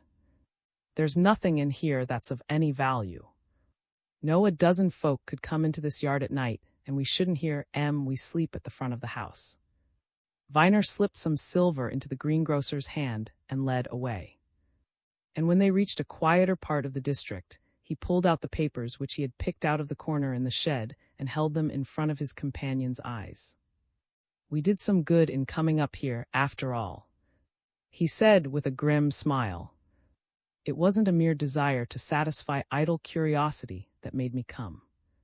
I thought I might, by sheer good luck, hit on something or some idea that would help. Now then, look at these things. That's a piece of newspaper from out of a copy of the Melbourne Argus of September 6th last. Likely thing for to be carrying in his pocket, eh? Good heavens, that's certainly important," exclaimed. And so is this, and perhaps much more so, said Viner, making a second exhibit. That's a sheet of brown wrapping paper, with the name and address of a famous firm of wholesale druggists and chemical manufacturers on one side printed. It's another likely thing for to possess and to carry about, isn't it? And the same bitter, penetrating smell about it. Said, of course, if is correct, had all this paper in his pocket when he went into that shed, said Viner. But I have a different idea and a different theory. Here, he went on, folding his discoveries together neatly, you take charge of these and take care of them. They may be of more importance than we think. He went home full of thought, restored the sisters to something like cheerfulness by assuring them that the situation was no worse, and possibly rather better, and spent the rest of the evening in his study, silently working things out. Viner, by the time he went to bed, had evolved an idea, and it was still developing and growing stronger when he set out next morning to accompany Mr. to Lord's solicitors. XVI. The claimant. Carless and Driver, their profession of the law in one of the old houses on the south side of Lincoln's Inn Fields, a house so old that it immediately turned Viner's thought to what he had read of the days, wherein Jones exercised his art up the stately frontages, and duels were fought in the gardens which London children now sport in. In one of these houses lived, in another, one ancient roof once sheltered John Milton, another heard the laughter of Nell up the panelled staircase which Mr. and his companion were presently conducted, the feet of many generations had trod. And the room into which they were duly conducted was so old-world in appearance with its oaken walls and carving and old-fashioned furniture, that nothing but the fact that its occupants wore 20th-century garments would have convinced Viner that he had not been suddenly thrown back to the days of Queen Anne. Lord was already there when they arrived in conference with his solicitor, Mr. Carless, a plump, rosy, active gentleman who wore mutton-chop whiskers and secretly prided himself on his likeness to the type of squire. It was very evident to Viner that both solicitor and client were in a state of expectancy bordering on something very like excitement, and Mr. Carless, the preliminary greetings being over, plunged at once into the subject. I say, he exclaimed, turning at once to his fellow practitioner, this appears to be a most extraordinary business. His lordship has just been telling me all about the 2 calls he had yesterday, first from 2 men whom he'd never seen before, then from you 2, who were also strangers. He has also told me what both lots of his callers had to say, and hang me if I ever heard of 2 such curious unfoldings coming one on top of the other. Sounds like a first-class mystery. You forget, remarked Mr. with a glance at Lord, that we don't know Mr. Viner and myself what it was that his lordship's first couple of callers told him. He left that until today. Mr. Carless looked at his client, who nodded his head as if in assent to something in the glance. Well, as I'm now in possession of the facts, said he, I'll tell you, his lordship has given me a clear account of what his first callers said, and what you and Mr. Viner added to it. The 2 men whom you saw coming away from house were, and 2 solicitors who are in partnership in road. I know of them. I think we've had conveyancing business with them once or twice. Quite a respectable firm in a smallish way, you know, but all right so far as I know anything of them. Now they came to Lord yesterday afternoon with a most extraordinary story. His lordship tells me that he learned from your talk with him yesterday afternoon that you are pretty well acquainted, you and Mr. Viner, with his family history, so I'll go straight to the point. What do you think and came to tell him? You'd never guess. I won't try, answered Mr. What then? Mr. Carless smiled grimly. That the long-lost lord was alive and in England. He said, here, in fact, in London. Mr. smiled too. But his smile was not grim, it was, rather, the smile of a man who hears what he has been expecting to hear. I thought it would be something of that sort. He exclaimed, Eyes, that would be the game. You think it a game? Suggested Mr. Carless. And a highly dangerous one, as somebody will find out, responded Mr. But what did these fellows really say? His lordship will correct me if I miss anything pertinent, answered Mr. Carless with a glance at his client. They said this that they had been called upon by a gentleman now staying at one of the private residential hotels in Lancaster Gate, who was desirous of legal assistance in an important matter, and had been recommended to them by a fellow boarder at the hotel. He then told them that though he was now passing under the name of Cave. "Ah!" exclaimed Mr. with a snort which denoted a certain sort of surprised satisfaction. "Ah, to be sure. Cave, of course. But I interrupt you, pray proceed." "I see your point," remarked Mr. Carless with a smile. Well, although he was passing under the name of Cave, he was, in strict reality, the lord who disappeared from England many years ago, who was never heard of again, and whose death had been presumed. He was, therefore, the rightful earl of, and as such entitled to the estates. He proceeded to tell and his adventures. He had, he said, never at any time from boyhood been on good terms with his father. There had always been mutual dislike. As he grew to manhood, his father had thwarted him in every conceivable way. He himself, as a young man, had developed radical and democratic ideas. This had caused a further widening of the breach. Eventually, he had made up his mind to clear out of England altogether. He had a modest amount of money of his own, a few thousands which had been left him by his mother. So he took this and quietly disappeared. According to his own account, he became a good deal of a rolling stone, going to various out-of-the-way parts of the earth, and taking particular pains, wherever he went, to conceal his identity. He told these people and that he had at one time or another lived and traded in South Africa, India, China, Japan, and the Malay settlement. Finally, he had settled down in Australia.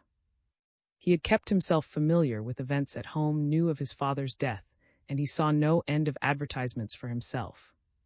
He was aware that legal proceedings were taken as regards the presumption of his death and the administration of the estates. He was also aware of the death of his younger brother, and that title and estates were now in possession of his nephew, his lordship there. In fact, he was very well up in the whole story, according to, and, said Mr. Carless with a smile, and Lord believed that, and were genuinely convinced by him. Seemed so anyway, both of 'em, agreed Lord. However, continued Mr. Carless, and like you and I, are limbs of the law. They asked two very pertinent questions. First, why had he come forward after this long interval? Second, what evidence had he to support and prove his claim? Good, muttered Mr. And I'll be bound he had some excellent replies ready for them. He had, said Mr. Carless. He answered as regards the first question that of late things had not gone well with him. He was still comfortably off, but he had lost a lot of money in Australia through speculation. He replied to the second by producing certain papers and documents. "Ah!" exclaimed Mr. nudging Viner. "Now we're warming to it."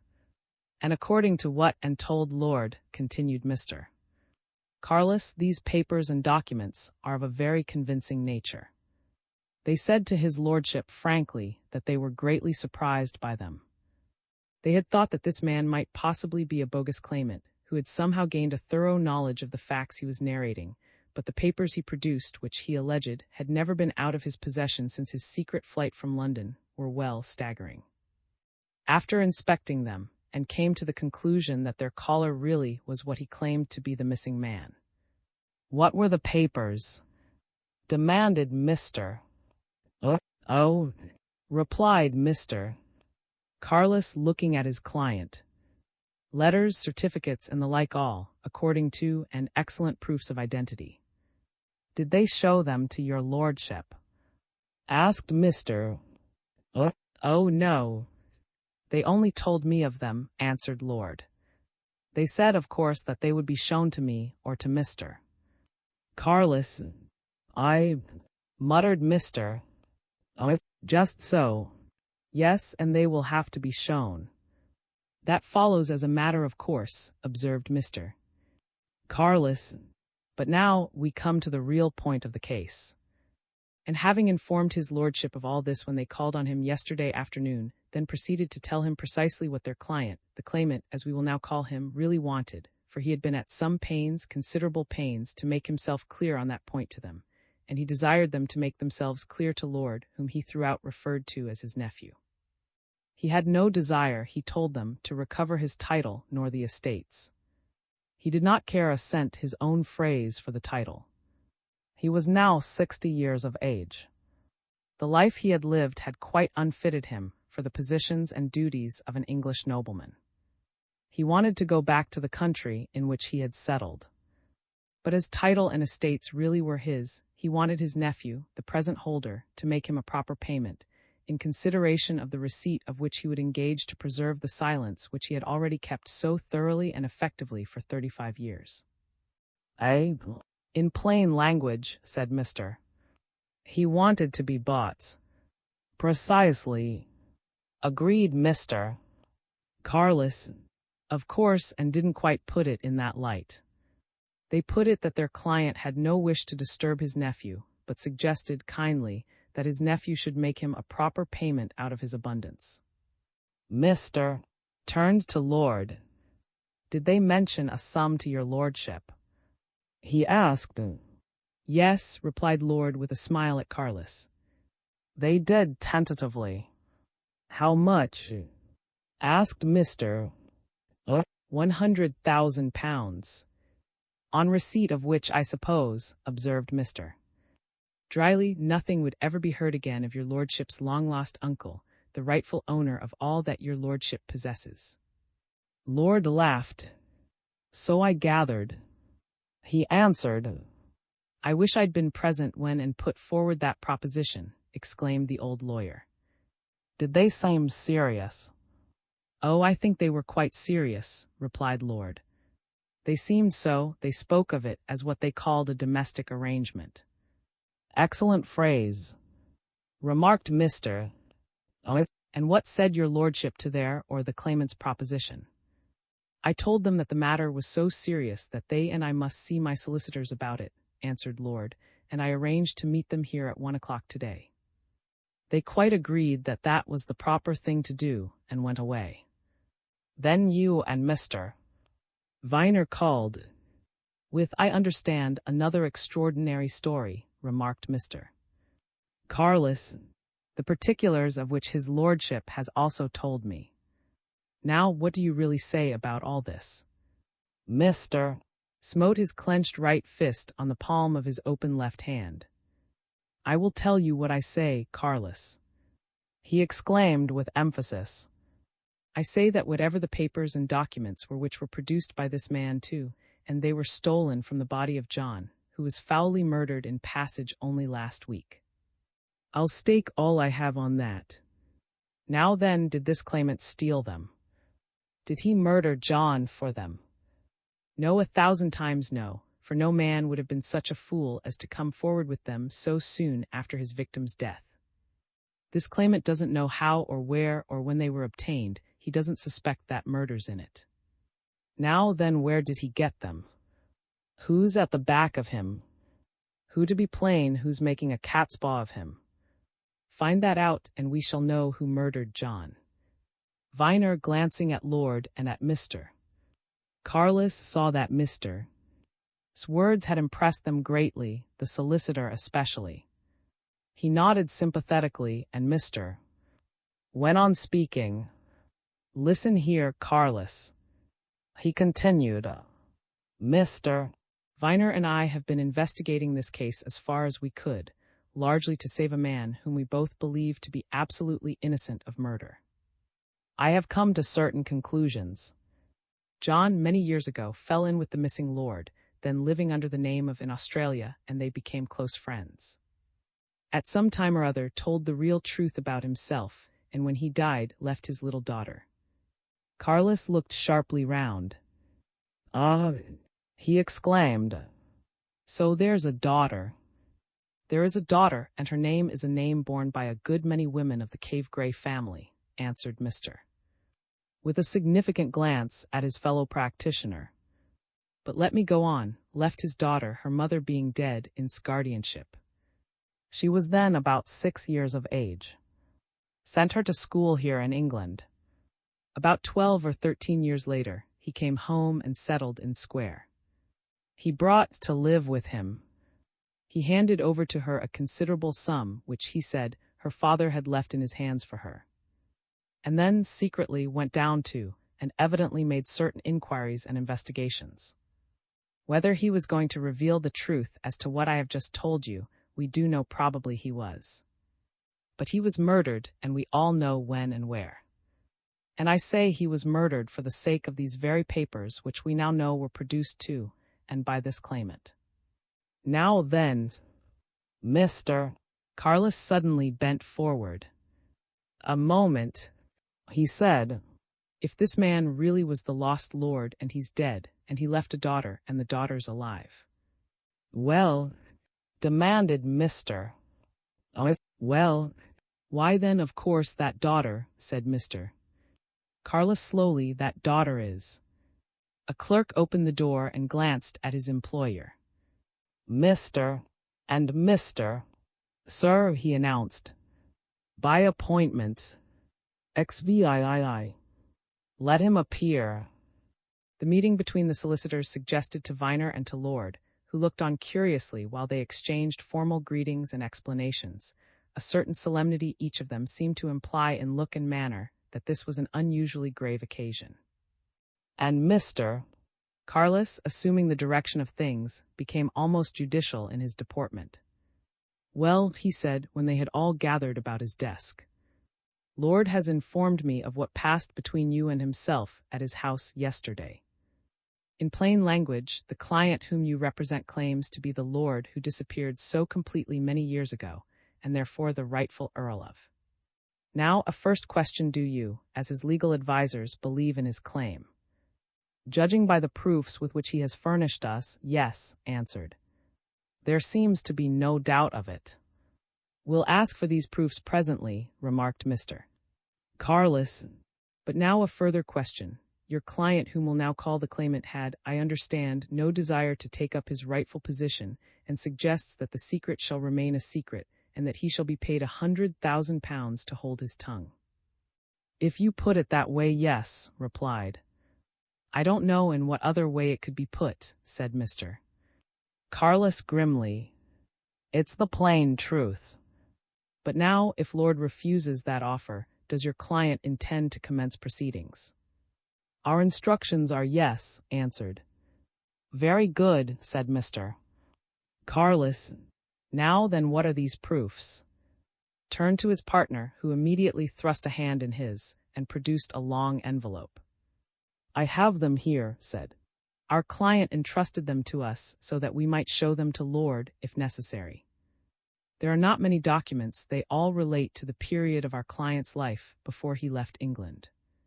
There are 1 or 2 important letters from his father, the 7th Earl, 2 or 3 from his mother. There is also his mother's will. There is 1 letter from his younger brother, to whom he had evidently, more than once, announced his determination of leaving home for a considerable time. There are 2 letters from your own firm, relating to some property which Lord disposed of before he left London. There is a schedule or memorandum of certain personal effects which he left in his rooms at Hall. There is also a receipt from his bankers for a quantity of plate, in which he had deposited with them before leaving. These things had been left him by his mother. There are also 2 documents which he seems to have considered it worth while to preserve all these years, concluded with a smile. One is a letter informing him that he had been elected a member of the MCC. The other is his commission as a justice of the peace for the county of. As he detailed these things, laid each paper before Mr. Carlos, and then they all gathered round and examined each exhibit. The various documents were somewhat faded with age, and the edges of some were worn as if from long folding and keeping in a pocketbook. Mr. Carlos hastily ran his eye over them. Very interesting, he remarked. But you know, as well as I do, that these things don't prove your client to be the missing lord. A judge and jury would want a lot more evidence than that. The mere fact that your man is in possession of all these documents proves nothing whatever. He may have stolen them. From what we have seen of our client, Mr. Carlos observed with some stiffness of manner, there is no need for such a suggestion. I dare say we shall all see a good deal of your client before this matter is settled, Mr. Retorted Mr. Carlos, and even when I have seen a lot of him, I should still say the same, he may have stolen them. What else has he to prove that he's what he says he is? He is fully conversant with his family history, said. He can give a perfectly full, and so far as we can judge, accurate account of his early life and of his subsequent doings. He evidently knows all about Hall and the surroundings. I think if you were to examine him on these points, you would find that his memory is surprisingly fresh. I have no doubt that it will come to his being examined on a great many points and in much detail, said Mr. Carlos with a dry smile. Of course, I shall be much interested in seeing him. You see, I remember the missing lord very well indeed. He was often in here when I, as a lad of 19 or 20, was articled to my own father. And now I'll ask you a question and commend it to your intelligence and common sense. If your client is this man he claims to be, why didn't he come straight to Carlos and Driver, whom he would remember well enough, instead of going to and come now? Neither visitor answered this question, and Mr. suddenly turned on them with another. Did your client mention to you that he knew Carlos and Driver as the family solicitors? He asked. No, I can't say that he did, admitted. After all, 35 years' absence, you know. You said just now that his memory was surprisingly fresh, interrupted Mr.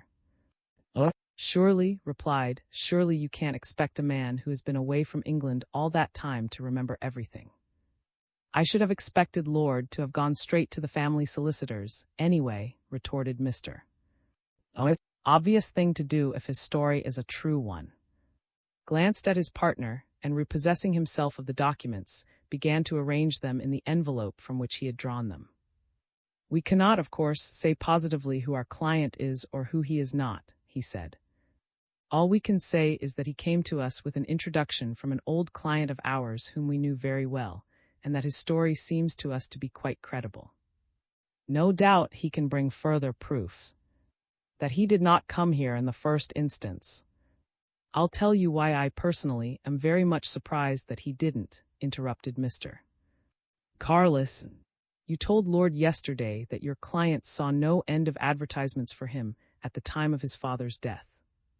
Now we, Carlos and Driver, sent out those advertisements. Our name was appended to every one of them, wherever they appeared.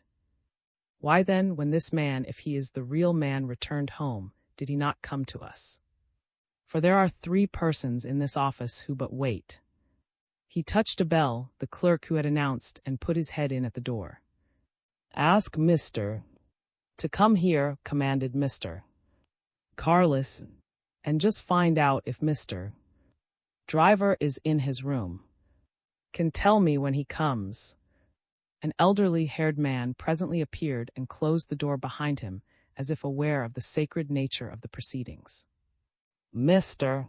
Driver is out, Mr. Carlos, he said.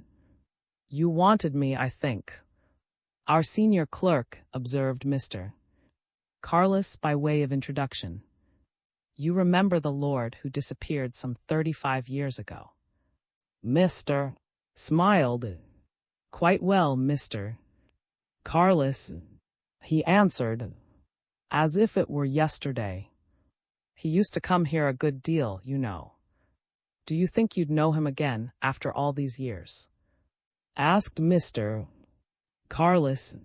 35 years, mind. The elderly clerk smiled more assuredly than before. Then he looked significantly at a corner of the room, and Mr. Carlos took the hint and, rising from his chair, went aside with him. Whispered something in his employer's ear, and Carlos suddenly laughed and nodded.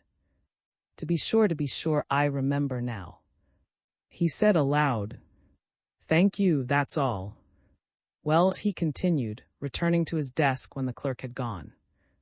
I think the best thing you can do is to bring your client here. If he is the real and genuine article, he will, I am sure, be very glad indeed to meet 3 persons who knew him quite intimately in the old days, Mr. driver, Mr.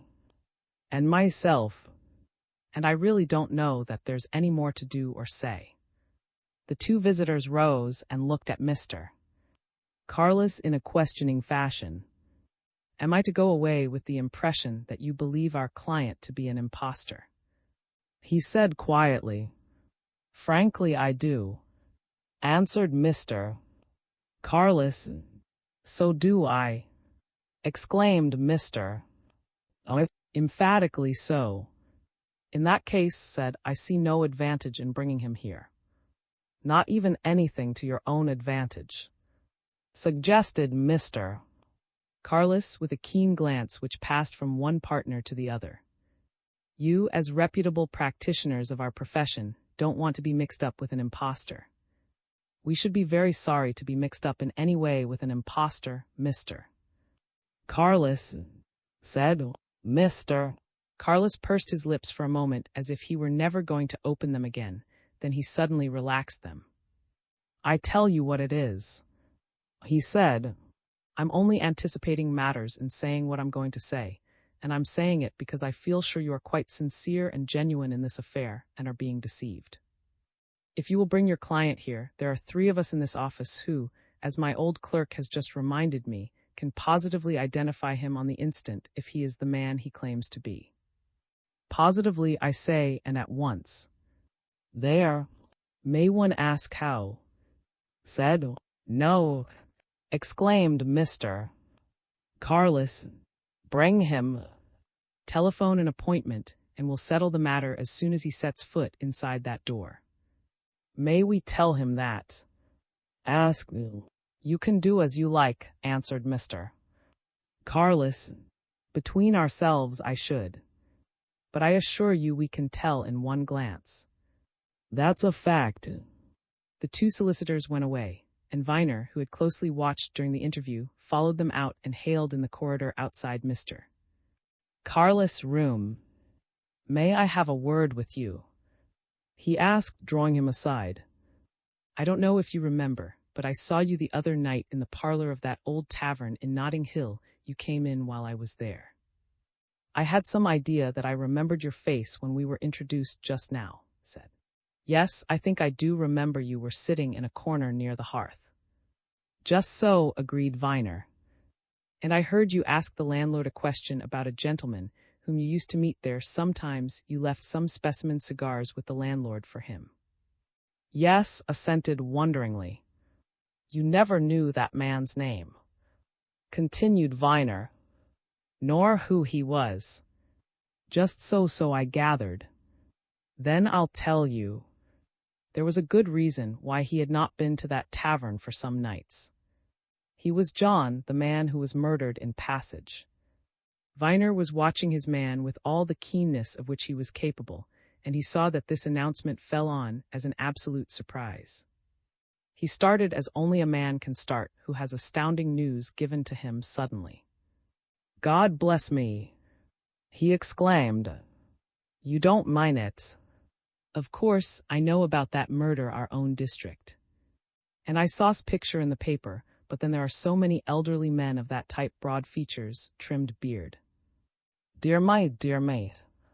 A very pleasant, genial fellow. "I'm astonished, Mr.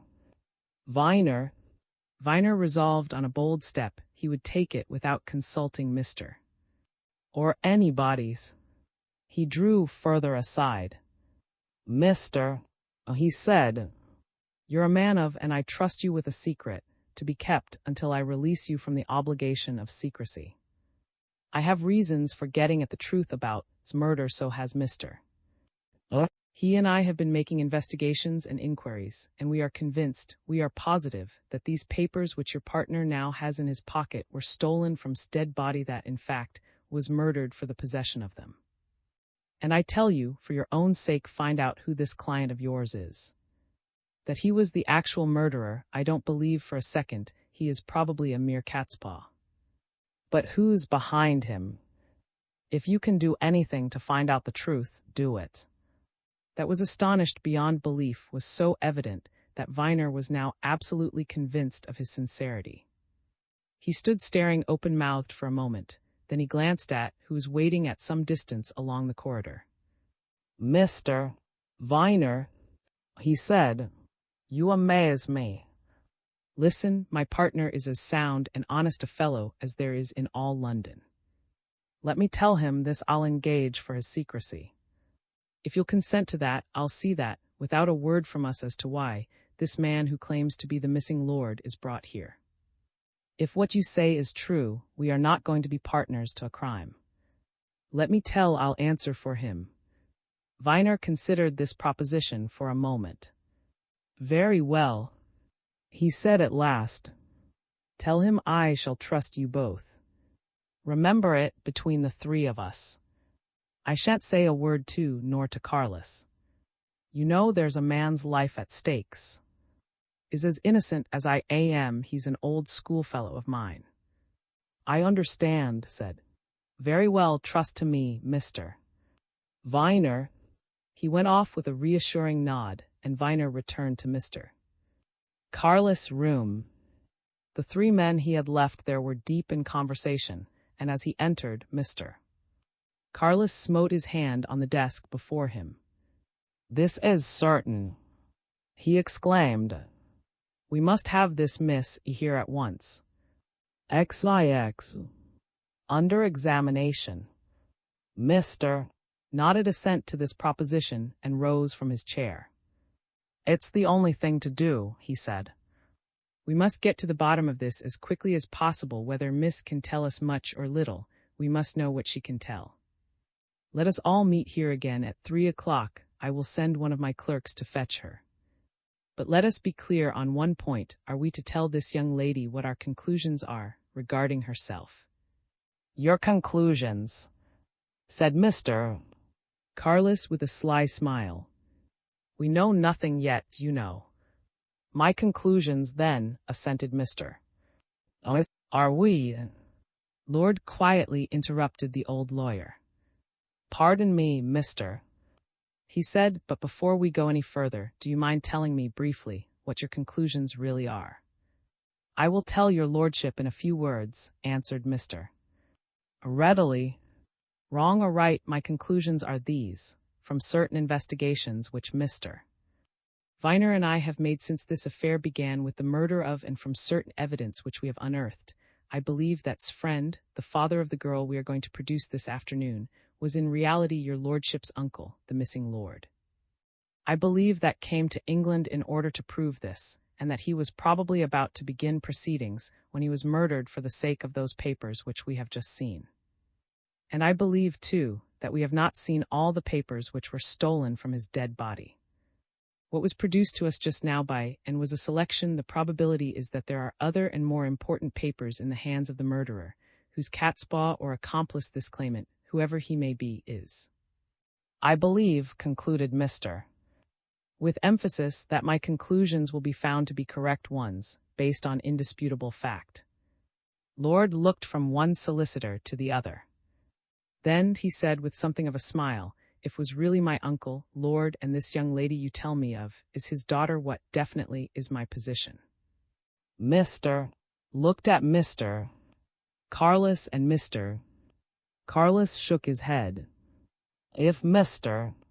theory is correct," he said, "and mind you, it will take a lot of proving. If Mr. theory is correct, the position, my lord, is this. The young lady we hear of is Countess of, in her own right. She would not be the first woman to succeed to the title. There was a Countess of in the time of George III. She would, of course, have to prove her claim before the House of Lords if made good. She succeeds to titles and estates. That's the plain English of it, and upon my," concluded Mr. Carlos, "it's one of the most extraordinary things I ever heard of. This other affair is nothing to it." Lord again inspected the legal countenances. "I see nothing at all improbable about it," he said. "We may as well face that fact at once. I will be here at 3 o'clock, Mr. Carlos. I confess I should like to meet my cousin if she really is that." "Your lordship takes it admirably," exclaimed Mr. Carlos. "But really, well, I don't know. However, we shall see. But it's most odd. One claimant disposed of, another, a more formidable one, comes on. But we have not disposed of the first, have we? Suggested Lord. I don't anticipate any trouble in that quarter, answered Mr. Carlos. As I said to those two who have just gone out, send or bring the man here, and we'll tell in 1 minute if he's what he claims to be. But how? Asked Lord. You seem very certain. Dead certain, asserted Mr. Carlos. He looked round his callers and laughed. I may as well tell you, he said. Drew me aside to remind me of it. The real Lord, if he were alive, could easily be identified. He lost a finger when a mere boy. Ah, exclaimed Mr. Oh, good, excellent. Best bit of evidence I've heard of. Hang this claimant. Now we can tell if really was Lord. If necessary, we can have his body exhumed and examined. It was a shooting accident, continued Mr. Carlos. He was out shooting in the park when a boy of 14 or 15. He was using an old muzzle-loading gun. It burst, and he lost his second finger, the right hand. It was, of course, very noticeable. Now that small but very important fact is most likely not known to his client, but it's known to driver and to me, and now to all of you. If this man comes here, look at his right hand. If he possesses his full complement of fingers, well, Mr. Carlos ended with a significant grimace, and Mr. nodding assent, returned to the question which he was putting when Lord interrupted him. Now let us settle the point I raised, he said. Are we to tell Miss what my conclusions are, or are we to leave her in ignorance until we get proof that they are correct? Or incorrect, answered Mr. Carlos with an admonitory laugh. I should say at present, tell her nothing. Let us find out all we can from her. There are several questions I should like to ask her myself, arising out of what you have told us. Leave all the rest until a later period. If your theory is correct, it can be established. If it isn't, the girl may as well be left in ignorance that you ever raised it. Until 3 o'clock then, said Mr. 3 o'clock found the old lawyer and Viner pacing the pavement of Lincoln's Inn Fields in expectation of Miss' arrival. She came at last in the taxicab which Mr. had sent for her, and her first words on stepping out of it were of surprise and inquiry. What is it, Mr.? She demanded as she shook hands with her two squires. More questions. What's it all about? Mr. nudged Viner's arm. My dear young lady, he answered in grave and fatherly fashion, you must bear in mind that a man's life is in danger.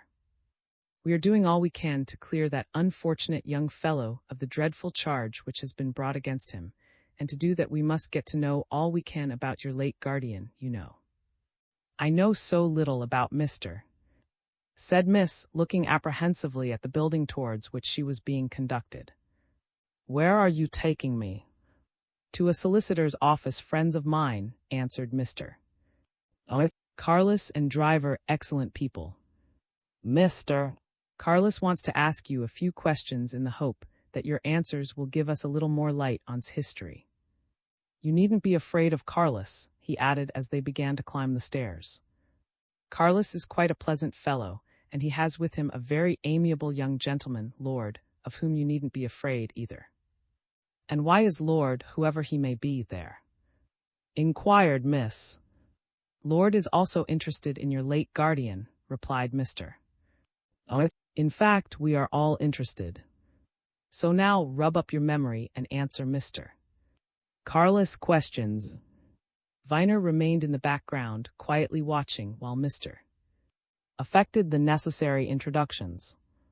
He was at once struck by what seemed to him an indisputable fact between Lord and Miss. There was an unmistakable family likeness. And he judged from the curious, scrutinizing look which Mr. Carlos gave the two young people as they shook hands that the same idea struck him. Mr. Carlos wound up that look in a significant glance at Mr.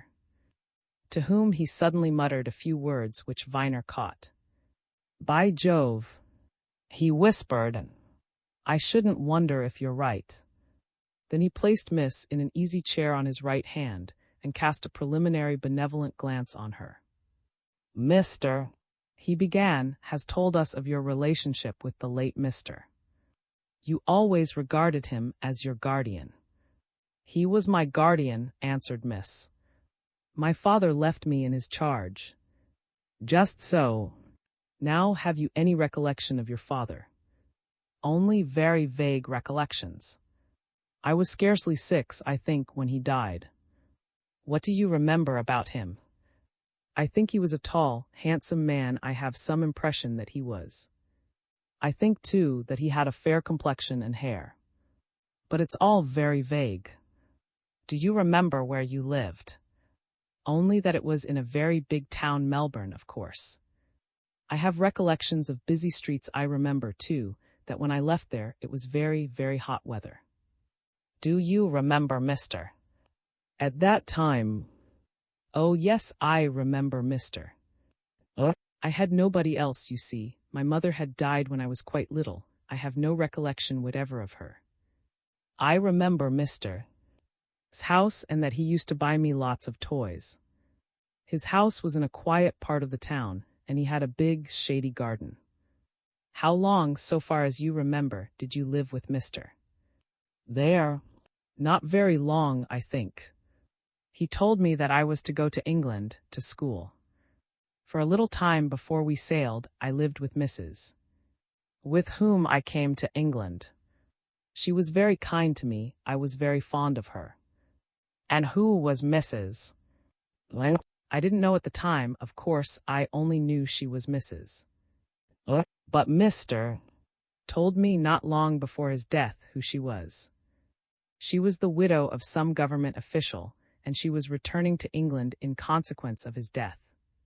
So she took charge of me and brought me over. She used to visit me regularly at school, every week, and I used to spend my holidays with her until she died." "Ah," said Mr. Carless, "she is dead." "She died 2 years ago," answered Miss. "I wish she had been living," observed Mr. Carless with a glance at Mr. "I should have liked to see Mrs. Well," he continued, turning to Miss, "so Mrs. brought you to England to school." "What school?" "A school. That's one of the most expensive schools in England, isn't it?" "I don't know. Perhaps it is." "I happen to know it is," said Mr. Carless dryly. "2 of my clients have daughters there now. I've seen their bills.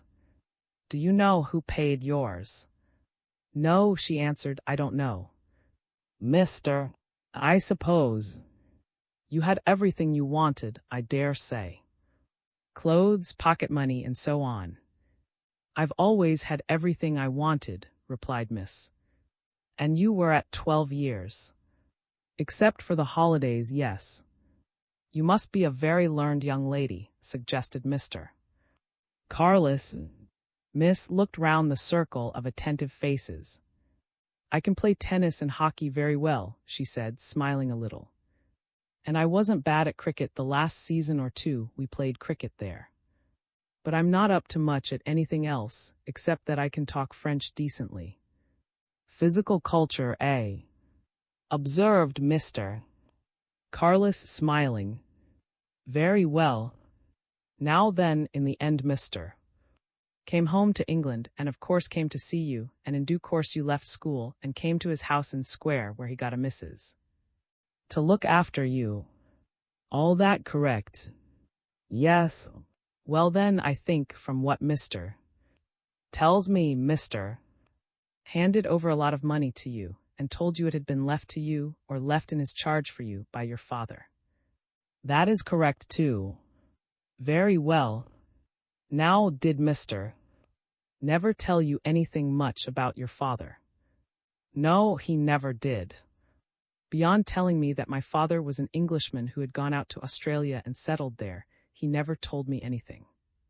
But here Miss paused and hesitated for a while. I have an idea, she continued in the end, that he meant to tell me something what I of course don't know. He once or twice hinted that he would tell me something, some day. You didn't press him, suggested Mr. Carlos. I don't think I am naturally inquisitive, replied Miss. I certainly did not press him. I knew he'd tell me whatever it was in his own way. One or two other questions, said Mr. Carlos. Do you know who your mother was? Only that she was someone whom my father met in Australia. Do you know what her maiden name was? No, only her Christian name, that was. She and my father are buried together. Ah, exclaimed Mr. Carlos. That is something else I was going to ask. You know where they are buried? Oh, yes. Because before we sailed, Mrs. took me to the churchyard or cemetery to see my father's and mother's grave. I remembered that perfectly. Her own husband was buried there too, close by. I remember how we both cried. Mr. Carlos suddenly pointed to the ornament which Miss was wearing. Will you take that off and let me look at it? He asked. Thank you, he said, as she somewhat surprisedly obeyed. I believe, he continued, as he quietly passed the ornament to Lord, that Mr. gave you this and told you it had belonged to your father. Just so. Wells, he concluded, handing the ornament back, I think that's all. Much obliged to you, miss. You won't understand all this, but you will later. Now one of my clerks will get you a car and will escort you down to it. No, said Lord, promptly jumping to his feet. Allow me, I'm youngest. If Miss will let me. The two young people went out of the room together, and the three men left behind looked at each other. There was a brief and significant silence. Well, Carlos, said Mr. At last. How now? My, answered Mr. Carlos, I shouldn't wonder if you're right. The middle of things, J.S. Fletcher. I faced with reality. On that particular November evening, Viner, a young gentleman of means and leisure, who lived in a comfortable old house in Square, in company with his maiden aunt Miss, had spent his after-dinner hours in a fashion which had become a habit. Miss, a model housekeeper and an essentially worthy woman, whose whole day was given to supervising somebody or something, had an insatiable appetite for fiction, and loved nothing so much as that her nephew should read a novel to her after the 2 glasses of port which she allowed herself every night had been thoughtfully consumed, and he and she had adjourned from the dining-room to the hearthrug in the library. Her tastes, however, in Viner's opinion were somewhat, if not decidedly, limited. Brought up in her youth on Miss, Collins and Mrs. Henry Wood, Miss had become a confirmed slave to the sensational. She had no taste for the psychological, and nothing but scorn for the erotic. What she loved was a story which began with crime and ended with a detection, a story which kept you wondering who did it, how it was done, and when the doing was going to be laid bare to the light of day. Nothing pleased her better than to go to bed with a brain titivated with the mysteries of the last 3 chapters. Nothing gave her such infinite delight as to find, when the final pages were turned, that all her own theories were wrong, and that the real criminal was somebody quite other than the person she had. For a novelist who was so little master of his trade as to let you see when and how things were going, Miss had little but good-natured pity. For one who led you by all sorts of devious tracks to a startling and surprising sensation, she cherished a whole-souled love. But for the creator of a plot who could keep his secret alive and burning to his last few sentences, she felt the deepest thing that she could give to any human being respect. Such a master was entered permanently on her mental library list. At precisely 10 o'clock that evening, Viner read the last page of a novel which had proved to be exactly suited to his aunt's tastes. A dead silence fell on the room, broken only by the crackling of the logs in the grate. Miss dropped her knitting on her silk-gowned knees and stared at the leaping flames. Her nephew, with an odd glance at her, rose from his easy chair, picked up a pipe and began to fill it from a tobacco jar on the mantelpiece. The clock had ticked several times before Miss spoke. Well, she said, with the accompanying sigh which denotes complete content. So he did it. Now I should never have thought it. The last person of the whole lot. Clever, very clever. Richard, you'll get all the books that man has written. Viner lighted his pipe, thrust his hands in the pockets of his trousers, and leaned back against the mantelpiece. My dear aunt, he said half teasingly, half seriously. You're worse than a drug taker. Whatever makes a highly respectable, shrewd old lady like you cherish such an insensate fancy for this sort of stuff? Stuff?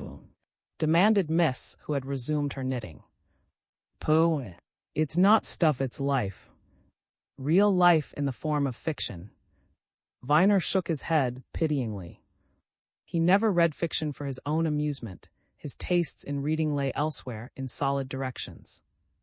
Moreover, in those directions he was a good deal of a student, and he knew more of his own library than of the world outside it. So he shook his head again. Life, he said. You don't mean to say that you think those things? He pointed a half-scornful finger to a pile of novels which had come in from that day really represent life. What else? Demanded Miss. Oh, I don't know, replied Viner vaguely. Fancy, I suppose, and imagination, and all that sort of thing, invention, and so on. But life, do you really think such things happen in real life, as those we've been reading about? I don't think anything about it, retorted Miss sturdily. I'm sure of it. I never had a novel yet, nor heard one read to me, that was half as strong as it might have been. Queer thing, one never hears or sees of these things then. Exclaimed Viner. I never have, and I've been on this planet 30 years. That sort of thing hasn't come your way, Richard, remarked Miss sententiously. And you don't read the popular Sunday newspapers. I do. They're full of crime of all sorts. So's the world. And as to mysteries, well, I've known of 2 or 3 in my time that were much more extraordinary than any I've ever read of in novels. I should think so. Viner dropped into his easy chair and stretched his legs. Such as what? He asked. Well, answered Miss, regarding her knitting with appraising eyes, there was a case that excited great interest when your poor mother and I were mere girls. It was in our town. Young, the banker. He was about your age, married to a very pretty girl, and they'd a fine baby. He was immensely rich, a strong, healthy young fellow, fond of life, popular, without a care in the world so far as anyone knew. One morning, after breakfasting with his wife, he walked away from his house, on the outskirts of the town, only a very small town, mind you, to go to the bank, as usual. He never reached the bank. In fact, he was never seen again, never heard of again. He'd only half a mile to walk, along a fairly frequented road, but complete, absolute, final disappearance. And never cleared up. Odd, agreed Viner. Very odd indeed. Well, any more? Plenty, said Miss with a click of her needles.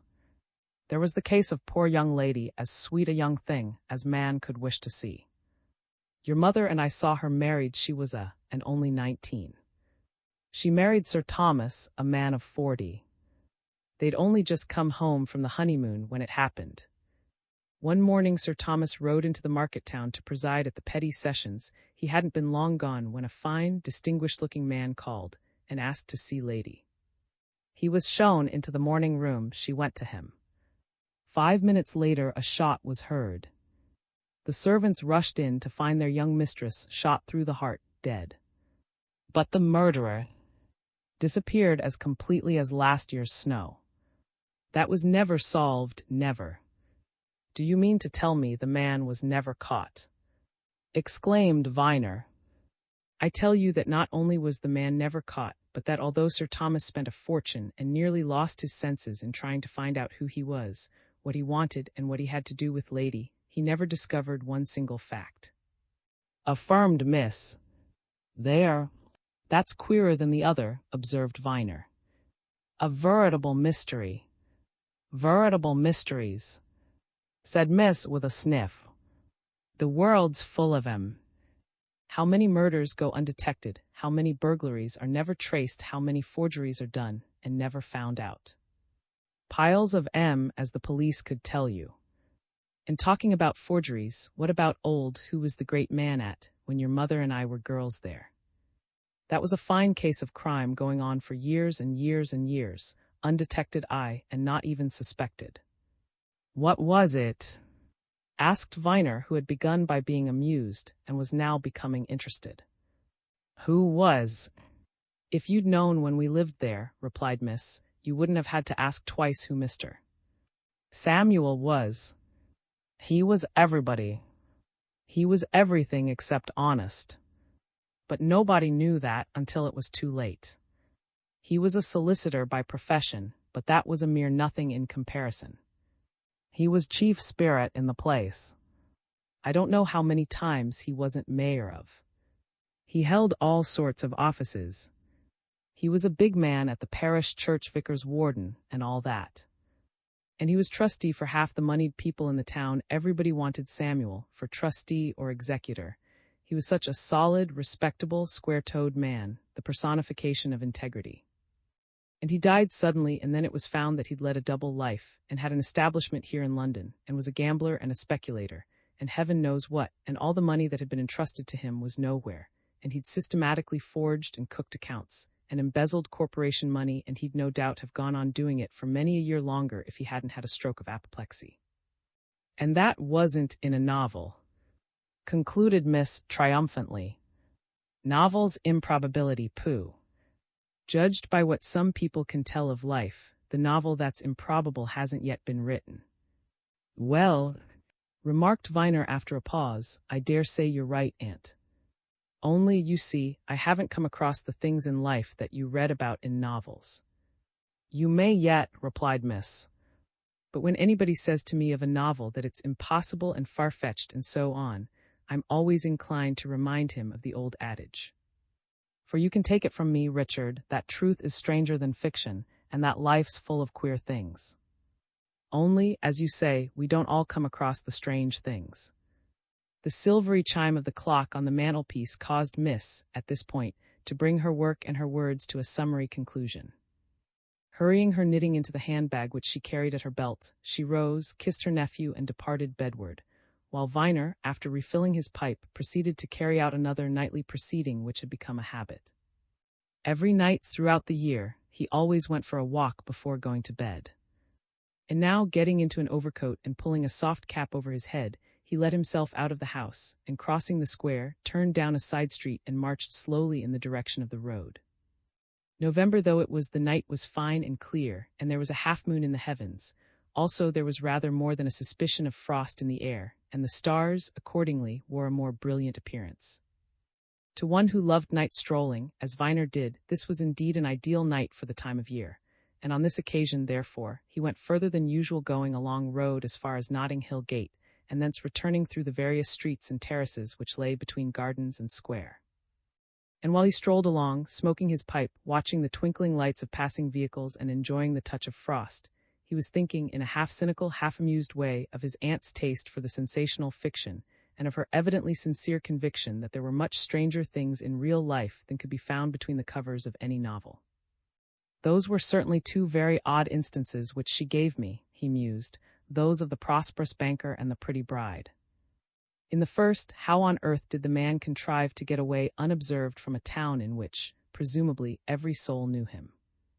Why did he go? Did he go?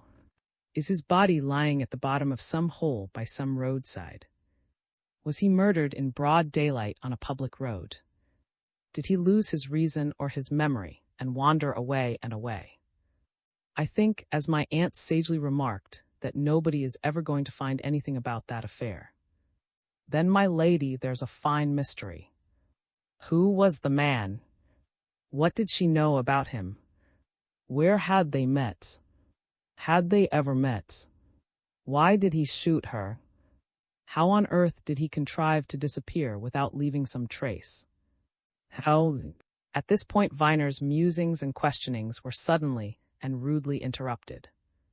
Unconsciously, he had walked back close to his own square, but on the opposite side to that by which he had left it, approaching it by one of the numerous long terraces which run out of the main road in the Grove district, when his musings were rudely interrupted. Between this terrace and square was a narrow passage, little frequented save by residents, or by such folk familiar enough with the neighborhood to know that it afforded a shortcut. Viner was about to turn into this passage, a dark affair set between high walls, when a young man darted hurriedly out of it, half collided with him, uttered a hasty word of apology, ran across the road, and disappeared round the nearest corner. But just there stood and in its glare Viner caught sight of the hurrying young man's face. And when the retreating footsteps had grown faint, Viner still stood staring in the direction in which they had gone. "That's strange," he muttered. "I've seen that chap somewhere. I know him. Now who is he? And what made him in such a deuce of a hurry?" It was very quiet at that point. There seemed to be nobody about. Behind him, far down the long, wide terrace, he heard slow, measured steps that, of course, was a policeman on his beat. But beyond the subdued murmur of the traffic in the road in one direction and in Bishop's Road, Viner heard nothing but those measured steps. And after listening to them for a minute, he turned into the passage out of which the young man had just rushed so unceremoniously. There was just one lamp in that passage, an old-fashioned affair, fixed against the wall halfway down. It threw but little light on its surroundings. Those surroundings were ordinary enough. The passage itself was about 30 yards in length. It was enclosed on each side by old brick walls, so old that the brick had grown black with age and smoke. These walls were some 15 feet in height. Here and there they were pierced by doors, the doors of the yards at the rear of the big houses on either side. The doors were set flush with the walls. Viner, who often walked through that passage at night, and who had something of a whimsical fancy, had thought more than once that after nightfall the doors looked as if they had never been opened, never shut. There was an air of queer, cloistral, or security in their very look. They were all shut now, as he paced down the passage, as lonely a place at that hour as you could find in all London. It was queer, he reflected, that he scarcely ever remembered meeting anybody in that passage. And then he suddenly paused, pulling himself up with a strange consciousness that at last he was to meet something. Beneath the feeble light of the one lamp Viner saw a man. Not a man walking or standing still or leaning against the wall, but lying full length across the flagged pavement, motionless, so motionless that at the end of the first moment of surprise, Viner felt sure that he was in the presence of death. And then he stole nearer, listening, and looked down, and drawing his matchbox from his pocket added the flash of a match to the poor rays from above. Then he saw white linen, and a bloodstain slowly spreading over its glossy surface. XX. Surprising readiness. Mr. made a gesture which seemed to denote a certain amount of triumphant self-satisfaction. "I'm sure I'm right," he exclaimed. "You'll find out that I'm right. But there's a tremendous lot to do, Carlos. If only that unfortunate man had lived, he could have cleared this matter up at once. I feel convinced that he possessed papers which would have proved this girl's claim beyond dispute." "Those papers, of course. Now, what particular papers are you thinking of?" interrupted Mr. Carlos. "Well," replied Mr. "Such papers as proofs of her father's marriage and of her own birth.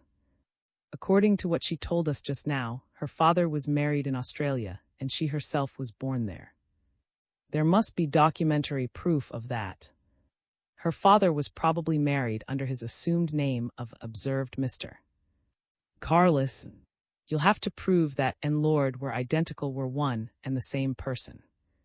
The fact is, if this girl's claim is persisted in, there'll have to be a very searching inquiry made in Australia. However much I may feel that your theory may be probably is right, I should have to advise my client, Lord, to insist on the most complete investigation." To be sure, assented Mr. Oh, that's absolutely necessary. But my own impression is that as we get into the secret of murder, as I make no doubt we shall, there will be more evidence forthcoming. Now, as regards this man, whoever he is, who claims to be the missing lord." At that moment a clerk entered the room and glanced at Mr. Carlos. "Telephone message from and sir," he announced.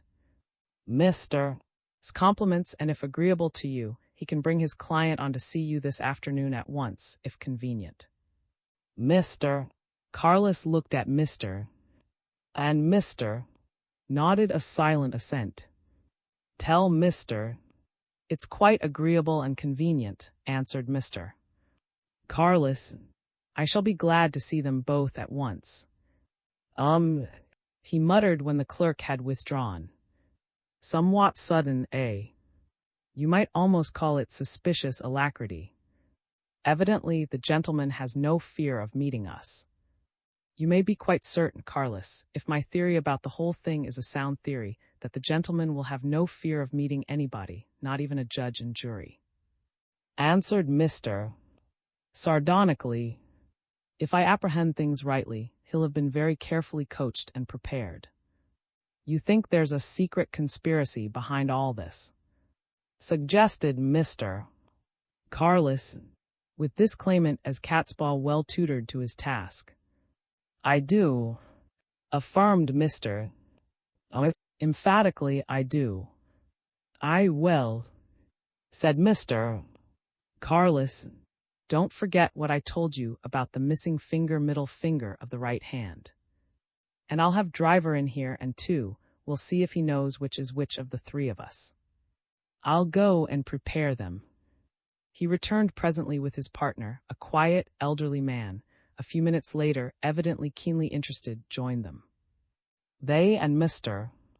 began to discuss certain legal matters connected with the immediate business, and Viner purposely to a corner of the room, intent on silently watching whatever followed on the arrival of the visitors. A quarter of an hour later was shown into the room, and the 5 men gathered their turn with one accord to look at his companion, a tall, fresh, slightly haired man of distinctly high-bred appearance, who, Viner saw at once, was much more self-possessed and assured in manner than any of the men who rose to meet him. My client, Mr. Cave, who claims to be Earl of, said by way of introduction. Mr. Card. But the other man smiled quietly and immediately assumed a lead. There is no need of introduction, Mr. He said. I remember all 3 perfectly. Mr.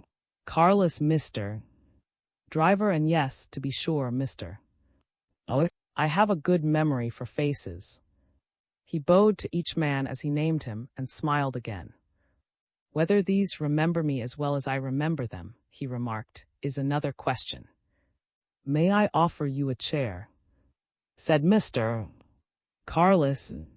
The visitor bowed, sat down, and took off his gloves. And in the silence which followed, Viner saw that the eyes of Driver, Carlos, and were all steadily directed on the claimant's right hand. He himself turned to it, too, with no small interest. The next instant he was conscious that an atmosphere of astonishment and surprise had been set up in that room. For the middle finger of the man's right hand was missing. Viner felt rather than saw that the 3 solicitors and the elderly clerk were exchanging glances of amazement. And he, that Mr.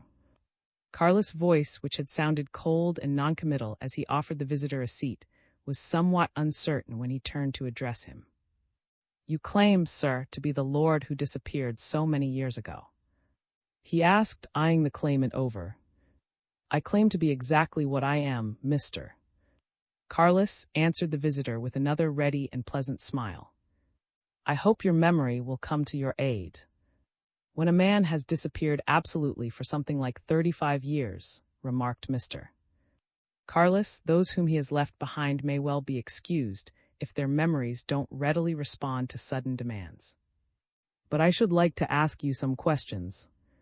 Did you see the advertisements which were issued, broadcast, at the time of the 7th Earl's death? Yes, in several English and colonial papers, answered the claimant. Why did you not reply to them? At that time I still persevered in my intention of never again having anything to do with my old life. I had no desire at all to come forward and claim my rights. So I took no notice of your advertisements. And since then of late, to be exact, you have changed your mind. Suggested Mr. Carlos dryly. To a certain extent only, replied the visitor, whose calm assurance was evidently impressing the legal practitioners around him. I have already told Mr. and his partner, Mr. that I have no desire to assume my title, nor to require possession of the estates which are certainly mine. I have lived a free life too long to wish for what I should come in for if I established my claim.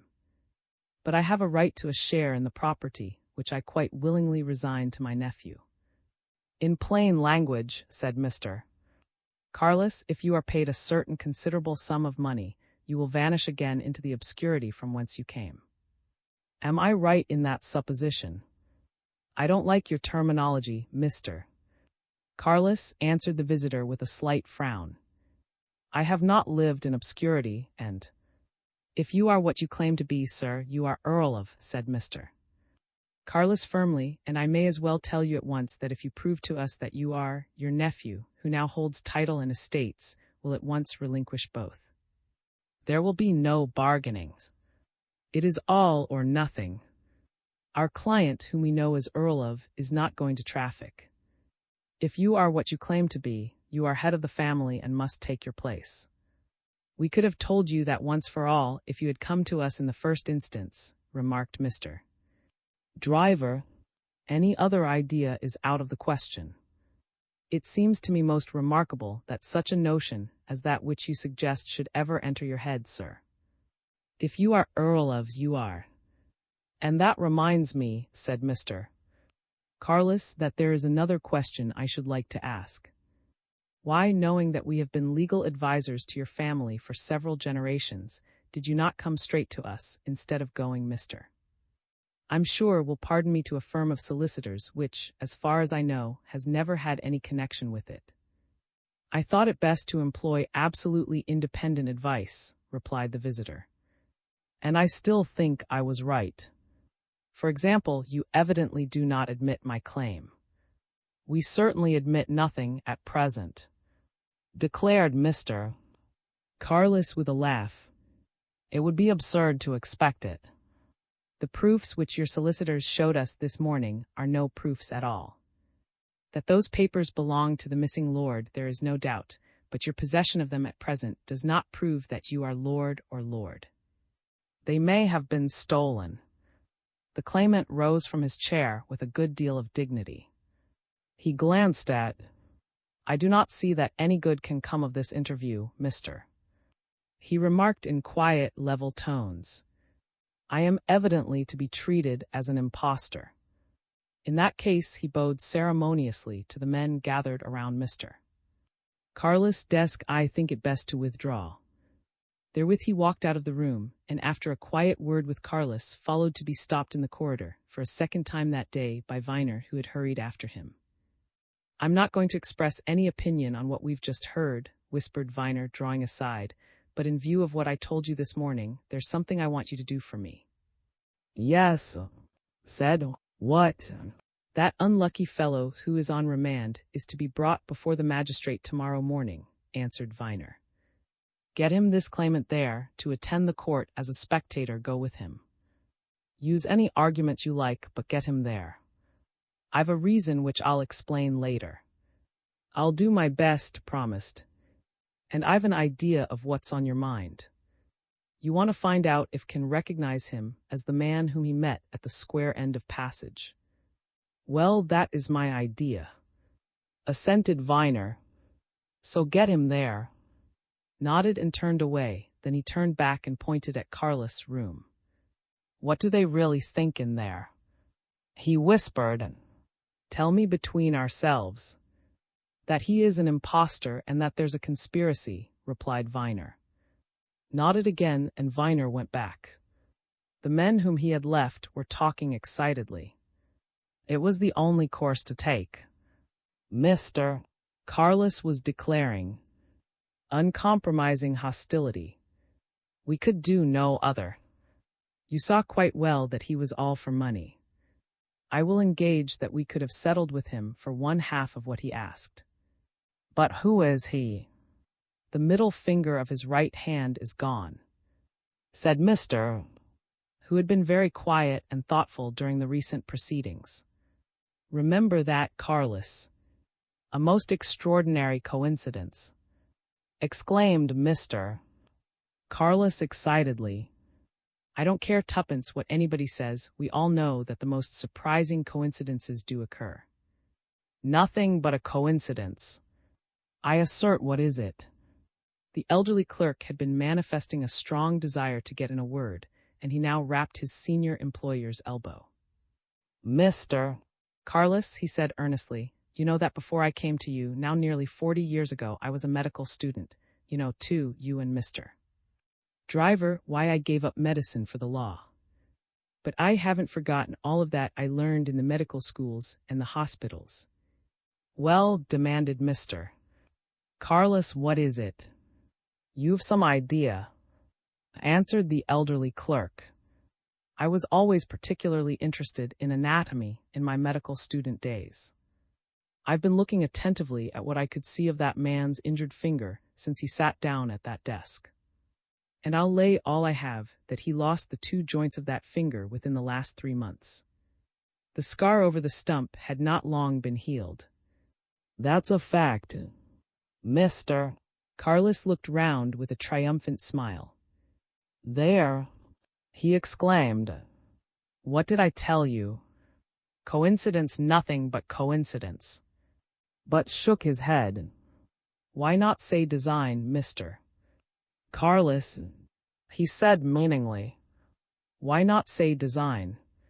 If this man or the people who are behind him knew that the real Lord had a finger missing, what easier in view of the stake they're playing for than to remove one of this man's fingers? Design, sir, design.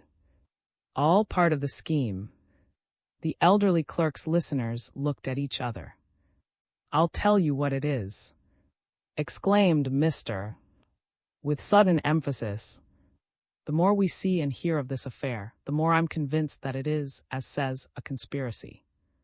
You know, that fellow who has just been here was distinctly taken aback when you, Carlos, informed him that it was going to be a case of all or nothing. He or the folk behind him evidently expected that they'd be able to effect a money settlement. Now, I should say that the real reason of his somewhat hasty retirement was that he wanted to consult his principal or principals. Did you notice that he was not really affronted by your remark? Not he.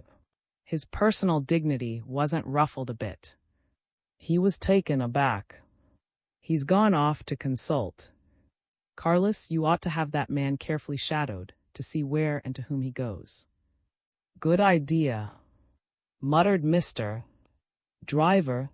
We might say to that. I can put a splendid man on to him at once, Mr. Carlos remarked. If you could furnish me with his address.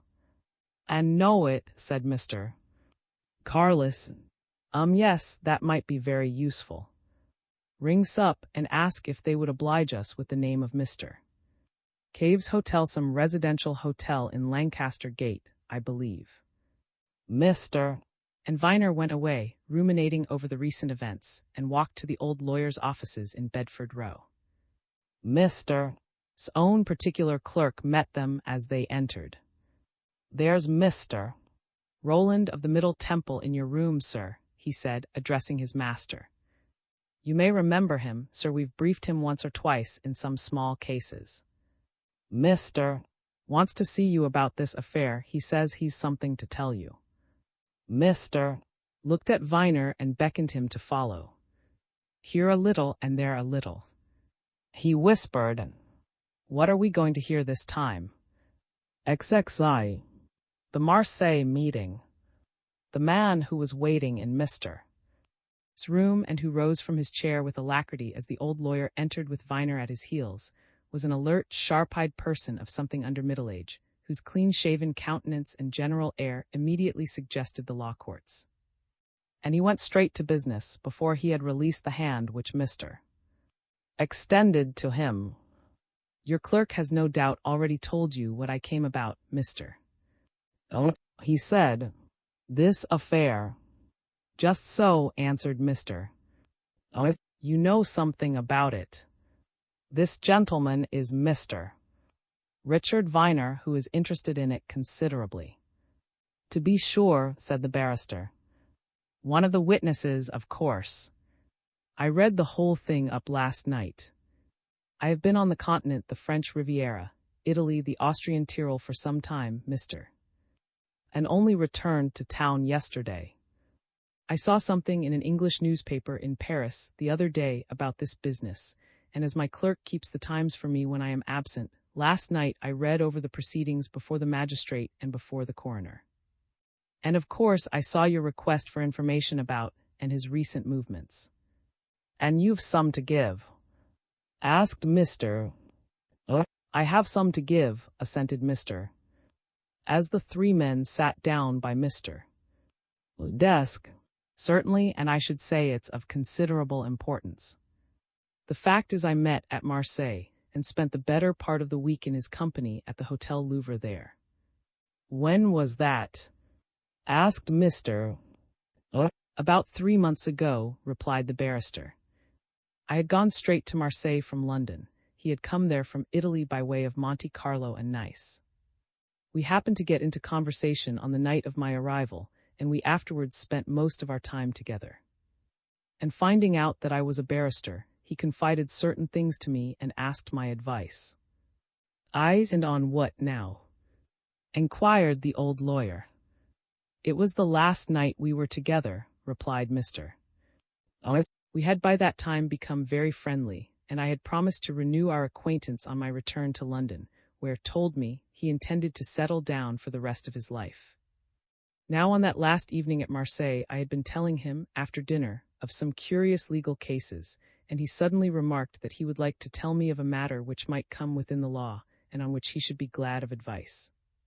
He then asked me if I had ever heard of the strange disappearance of Lord, heir to the 7th Earl of. I replied that I had at the time, when application was made to the courts for leave, to presume Lord's death. Thereupon, pledging me to secrecy for the time being, went on to tell me that Lord was well known to him and that he alone knew all the facts of the matter, though a certain amount of them was known to another man now living in London. He said that after a final quarrel with his father, left England in such a fashion that no one could trace him, taking with him the fortune which he had inherited from his mother, and eventually settled in Australia, where he henceforth lived under the name of. According to he and became friends, close friends, at a very early period of his career in Australia, and the friendship deepened and existed until his death some 12 or 13 years ago. But never had the slightest notion of his real identity until his friend's last days. Then told him the plain truth, and the fact who he really was at the same time was confided to another man who, however, was not told all the details which were given to. Now had married in Australia. His wife was dead, but he had a daughter who was about 6 years of age at the time of her father's death. Confided her, too, with a wish that she should be sent home to England to be educated. He also handed over to a considerable sum of money for this child.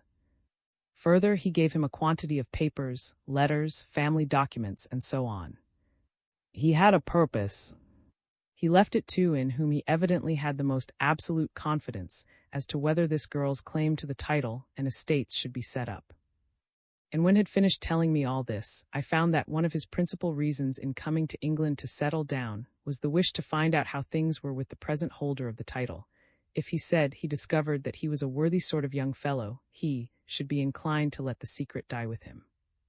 He told me that the girl already had some £12,000 of her own, and that it was his intention to leave her the whole of his own fortune, and as she was absolutely ignorant of her real position, he might perhaps leave her so. But in view of the possibility of his setting up her claim, he asked me some questions on legal points, and of course I asked him to let me see the papers of which he had spoken. "Ah!" exclaimed Mr. with a sigh of relieved satisfaction. "Then you saw them?" "Yes, he showed me the whole lot," replied Mr. "Not so many, after all those that were really pertinent, at any rate. He carried those in a pocketbook, had so carried them, he told me, ever since had handed them to him. They had never, he added, been out of his possession day or night since death. Now, on examining the papers, I at once discovered 2 highly important facts. Although went to and lived in Australia under the name of, he had taken good care to get married in his own proper name, and there, amongst the documents, was the marriage certificate in which he was correctly described. Further, his daughter had been correctly designated in the register of her birth. There was a copy, properly attested, of the entry. Mr. glanced at Viner, and Viner knew what he was thinking of. The two documents just described by Mr. had not been among the papers which, and had exhibited at Carless and Driver's office. A moment, said Mr. lifting an arresting finger. Did you happen to notice where this marriage took place? It was not in Melbourne, replied Mr. My recollection is that it was at some place of a curious name. Told me that 's wife had been a governess in the family of some well-to-do sheep farmer. She was an English girl and an orphan. The child, however, was certainly born in Melbourne and registered in Melbourne. Now that's odd, remarked Mr. You'd have thought that when Lord was so extensively advertised for some years ago, on the death of his father, some of these officials. I put that point too, interrupted Mr.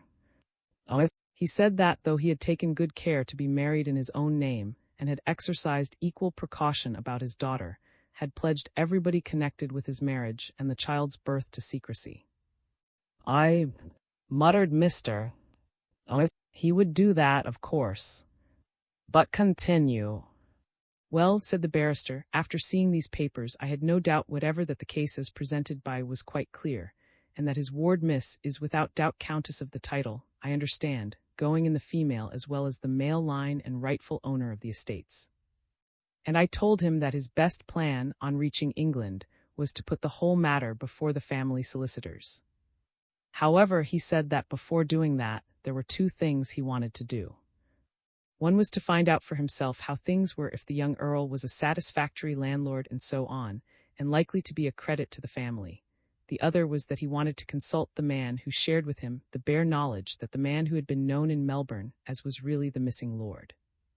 And he added that he had already telegraphed to this man to meet him in Paris. Exclaimed Mr. with a look in Viner's direction. Now we are indeed coming to something. He was to meet him in Paris. Viner, I'll wager the world against a China orange that that's the man whom saw in company within the rue, and no doubt the man of passage. Mr. This is most important. Did tell you the name of this man. The old lawyer was tremulous with excited interest, and Mr. was obviously sorry to disappoint him. Unfortunately, he did not. He replied, He merely told me that he was a man who had lived in Melbourne for some time, and had known and himself very intimately had left Melbourne just after his death, and had settled in London. No, he did not mention his name. Disappointing, muttered Mr. That's the nearest approach to a clue that we've had. If we only knew who that man was. But what more can you tell us? Nothing more, I'm afraid, answered the barrister. I promised to call on when I returned to London, and when he'd started housekeeping, and we parted, I went on next morning to Genoa, and he set off for Paris. He was a pleasant, kindly, sociable fellow, concluded Mr.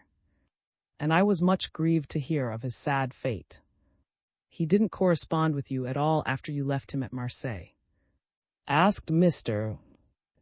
No, replied the barrister. No, I never heard of or from him until I read of his murder. Turned to Viner. I think we'd better tell of all that's happened within our own ken, he said, and proceeded to give the visitor a brief account of the various important details. Now, he concluded, it seems to me there's only one conclusion to be arrived at. The man who shared the secret with is certainly the man whom saw with him in Paris. He is probably the man whom saw leaving Passage just before found the body. And he is without doubt the murderer, and is the man to whom this claimant fellow is acting as catspaw. And who is he? There must be some way of finding that out, observed Mr. If your theory is correct, that this claimant is merely a man who is being put forward, then surely the thing to do is to get at the person or persons behind him, through him. Aye, there's that to be thought of, asserted Mr. But it may be a tougher job than we think for. It would have been a tremendous help if had only mentioned a name to you. Sorry, but he didn't, said Mr. Oh, you feel, he continued after a moment's silence, you feel that this affair of the succession lies at the root of the mystery, that he was really murdered by somebody who wanted to get possession of those papers. And to remain sole repository of the secret, declared Mr. Oh, isn't it established that beyond yourself and this unknown man nobody but knew the secret? There is another matter, though, remarked Viner. He turned to the visitor. You said that you and became very friendly and confidential during your stay in Marseille. Pray, did he never show you anything of a valuable nature which he carried in his pocketbook? The barrister's keen eyes suddenly lighted up with recollection. Yes, he exclaimed. Now you come to suggest it, he did. A diamond. Ah, said Mr. Oh, so you saw that? Yes, I saw it, assented Mr. Oh, he showed it to me as a sort of curiosity, a stone which had some romantic history attaching to it. But I was not half as much interested in that as in the other affair. All the same, remarked Mr.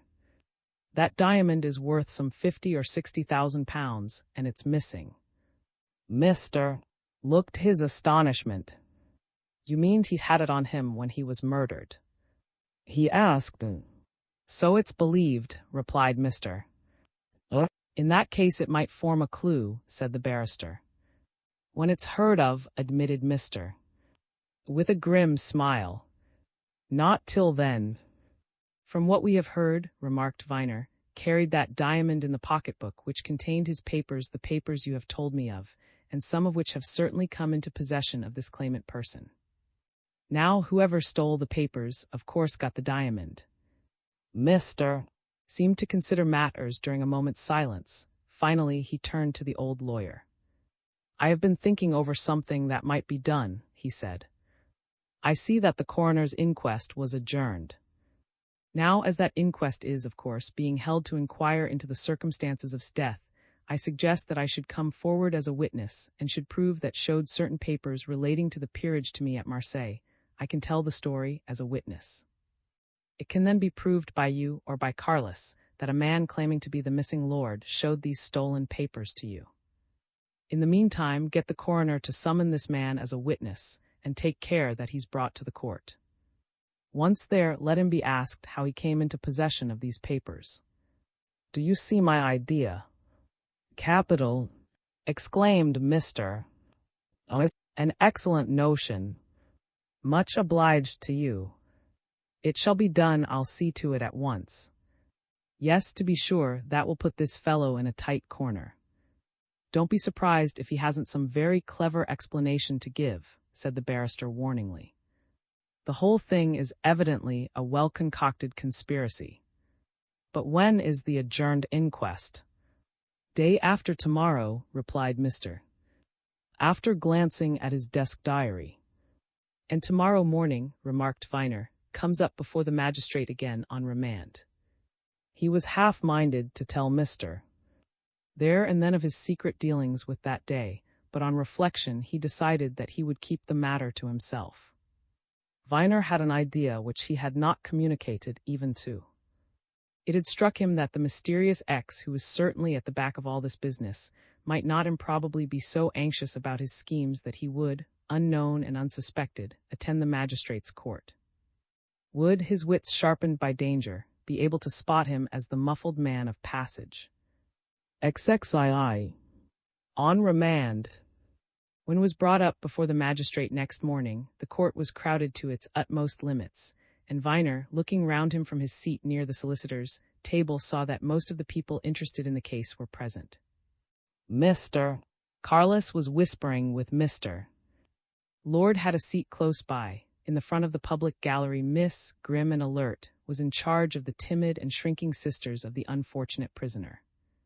There, too, were Mr. and Mr. and Mr., all evidently very much alive to certain possibilities. But Viner looked in vain for either or their mysterious client.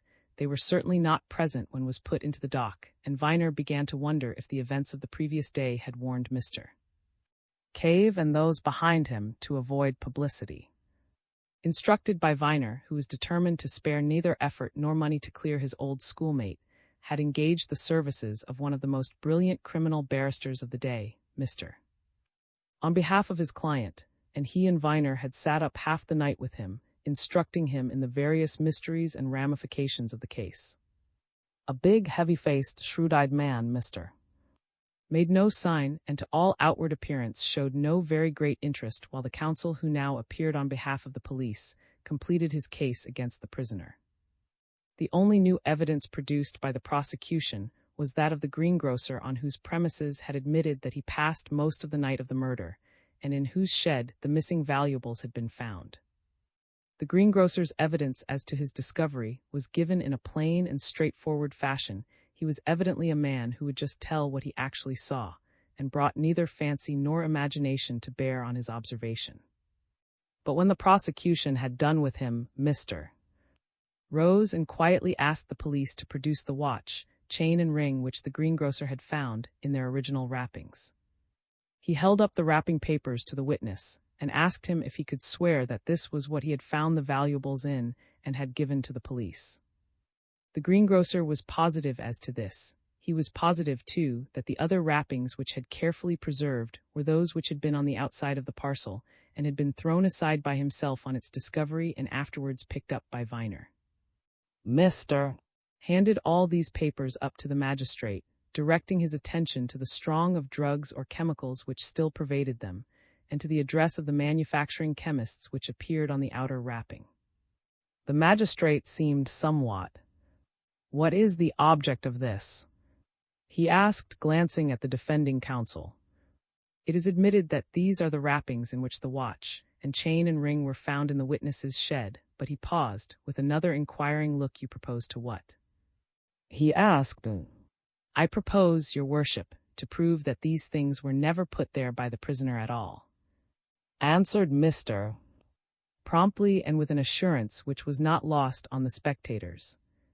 "I intend to show that they were purposely placed in that outhouse by the real murderer of John, after the statement made by the prisoner at the inquest became public, placed there, of course, to divert any possible suspicion of himself. And now," he continued, after the greengrocer had left the box, and the prosecuting counsel had intimated that he had no more evidence to bring forward at present, "now I will outline the defense which I shall set up on behalf of my client.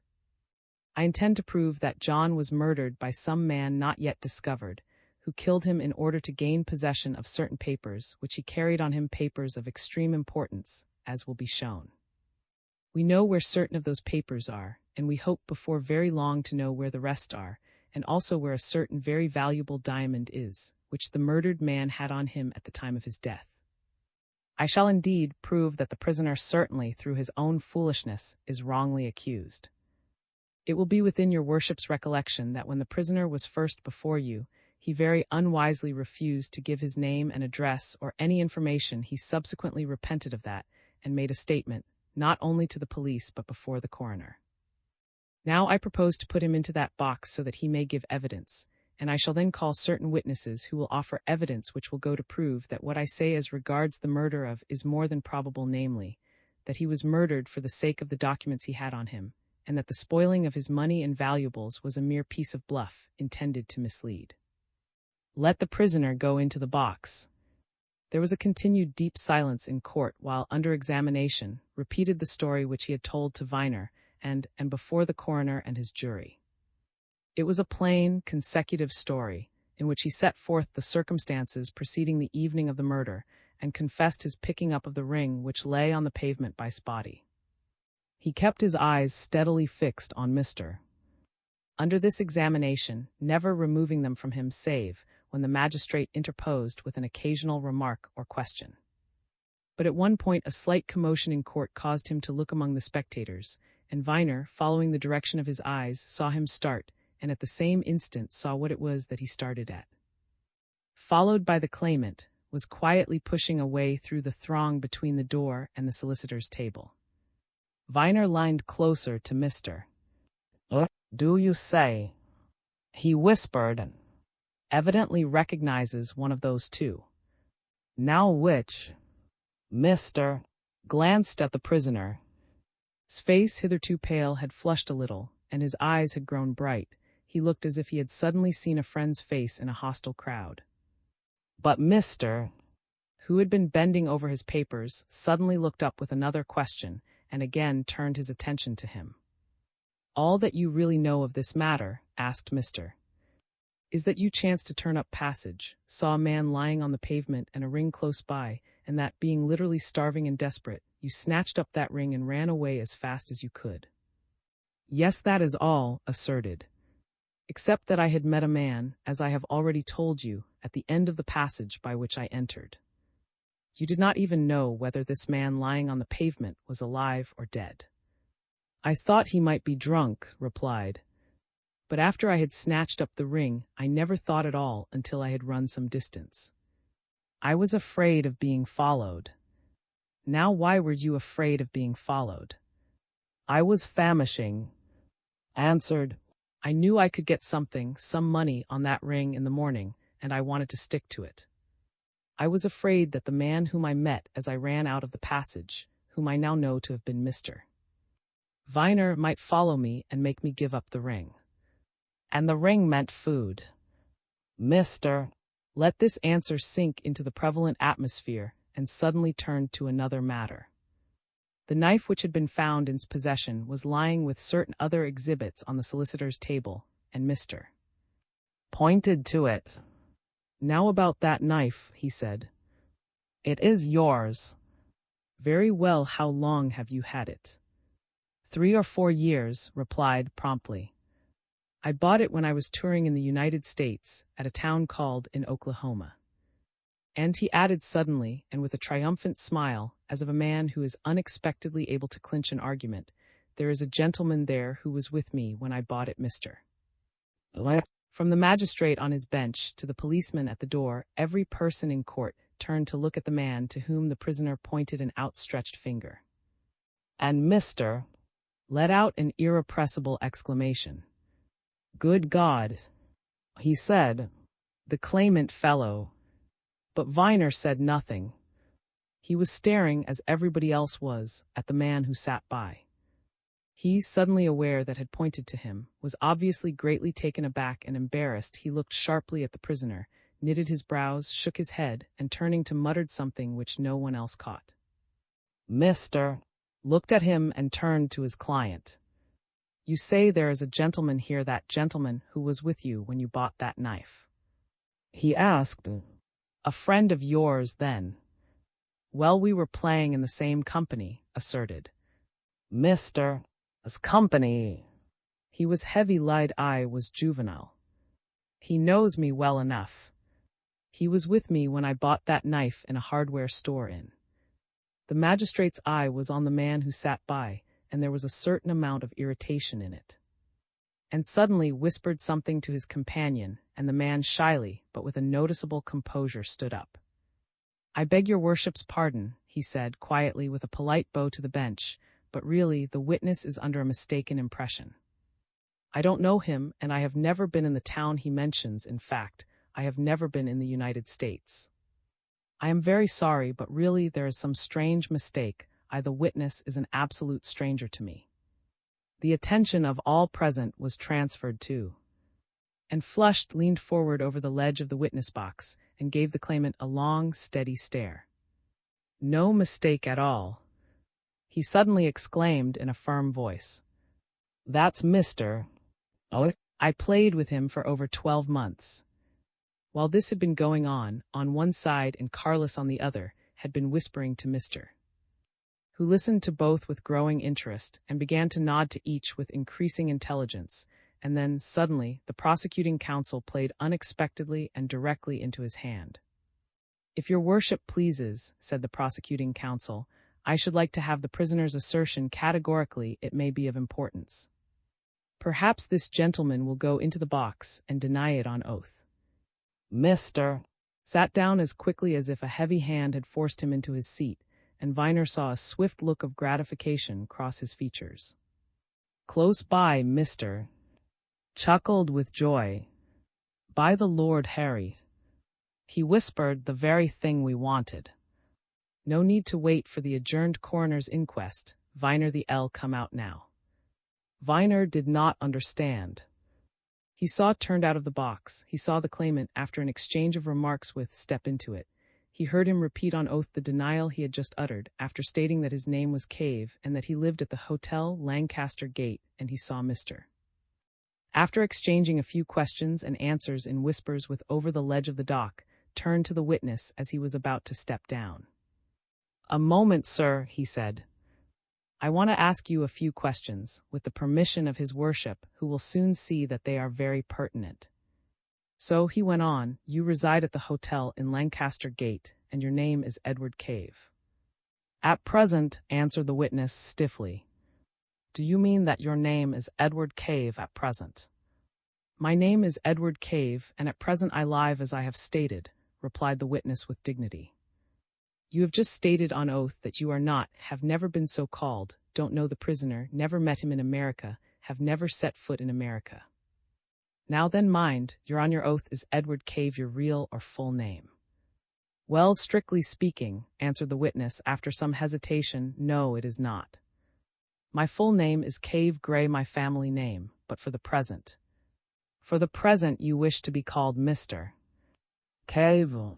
Now, sir, are you not the person who claims to be the rightful Earl of—" A murmur of excited interest ran round the court, and everybody recognized that a new stage of the case had been entered upon. Every eye, especially the observant eyes on the bench, were fixed on the witness, who now looked considerably ruffled. He glanced at but sat with averted look and made no sign. He looked at the magistrate. The magistrate, it was plain, expected the question to be answered. And the answer came, almost sullenly. "Yes, I am. That is to say, you are really, or you claim to be really, the lord who disappeared from England some 35 years ago, and you have now returned, though you are legally presumed to be dead, to assert your rights to titles and estates. You absolutely claim to be the 9th Earl of—" "Yes." "Where have you been during the last 35 years? "In Australia." "What part?" "Chiefly in Melbourne. But I was for 4 or 5 years up country." "What name did you go under there?" Mr. Carlos and the rest of the spectators who were in these secrets regarded the witness with keen attention when this question was put to him. But his answer came promptly. "At first under the name of, later under the one I now use, Cave." "Did you marry out there?" "Never." "And so, of course, you never had a daughter?" "I have never been married and have never had daughter or son." Mr. turned to Mr. Carlos at his left elbow and exchanged 2 or 3 whispered remarks with him. At last he looked round again at the witness. "Yesterday," he said, "in your character of claimant to the title and estates you showed to Carlos and driver of Lincoln's Inn Fields and to the present holder of the title, certain documents, letters, papers, which would go some way toward establishing your claim to be what you profess to be. Now I will say at once that we believe these papers to have been stolen from the body of John when he was murdered. And I will ask you a direct question on your oath. Have those papers always been in your possession since you left England 35 years ago?" The witness drew himself up and looked steadily at his questioner. "No," he answered firmly. "They were stolen from me almost as soon as I arrived in Australia. I have only just regained possession of them." "XXIII. Is this man right?" A murmur of astonishment ran through the court as the witness made his last reply, and those most closely interested in him turned and looked at each other with obvious amazement. And for a moment Mr. seemed to be at a loss. In the next he bent forward toward the witness box and fixed the man standing there with a piercing look. "Do you seriously tell us on your oath that these papers, your papers, if you are what you claim to be, were stolen from you many years ago and have only just been restored to you?" he asked. "On your oath, mind." "I do tell you so," answered the witness quietly. "I am on oaths." The magistrate glanced at Mr. "What is the of this in relation to the prisoner and the charge against him?" he inquired. "You have some point, of course." "Thee is this, your worship," replied Mr. "Our contention is that the papers referred to were until recently in the custody of John, the murdered man. I can put a witness in the box who can give absolute proof of that, a highly reputable witness, who is present, and that John was certainly murdered by some person or persons who, for purposes of their own, wished to gain possession of them. Now we know that they are in possession of the present witness, or rather of his solicitors, to whom he has handed them. I mean to prove that was murdered in the way, and for the reason I suggest, and that accordingly the prisoner is absolutely innocent of the charge brought against him. I should therefore like to ask this witness to tell us how he regained possession of these papers, for I am convinced that in what he can tell us lies the secret of murder. Now," he continued, turning again to the witness as the magistrate nodded assent, "we will assume for the time being that you are what you represent yourself to be, the lord who disappeared from England 35 years ago. You have just heard what I said to his worship about these papers, and what I put forward as regards their connection with the murder of John. Will you tell us how you lost those papers, and more particularly, how you recently regained possession of them? You see the immense, the vital importance of this to the unfortunate young fellow in the dock." "Who," answered the witness with a calm smile, "is quite and utterly mistaken in thinking that he knew me in America, for I have certainly never set foot in America, neither north nor south, in my life. I am very much surprised indeed to be forced into publicity, as I have been this morning. I came here as a merely curious spectator, and had no idea whatever that I should be called into this box. But if any evidence of mine can establish or help to establish the prisoner's innocence, I will give it only too gladly." "Much obliged to you, sir," said Mr. who, in Viner's opinion, was evidently impressed by the witness's straightforward tone and candid.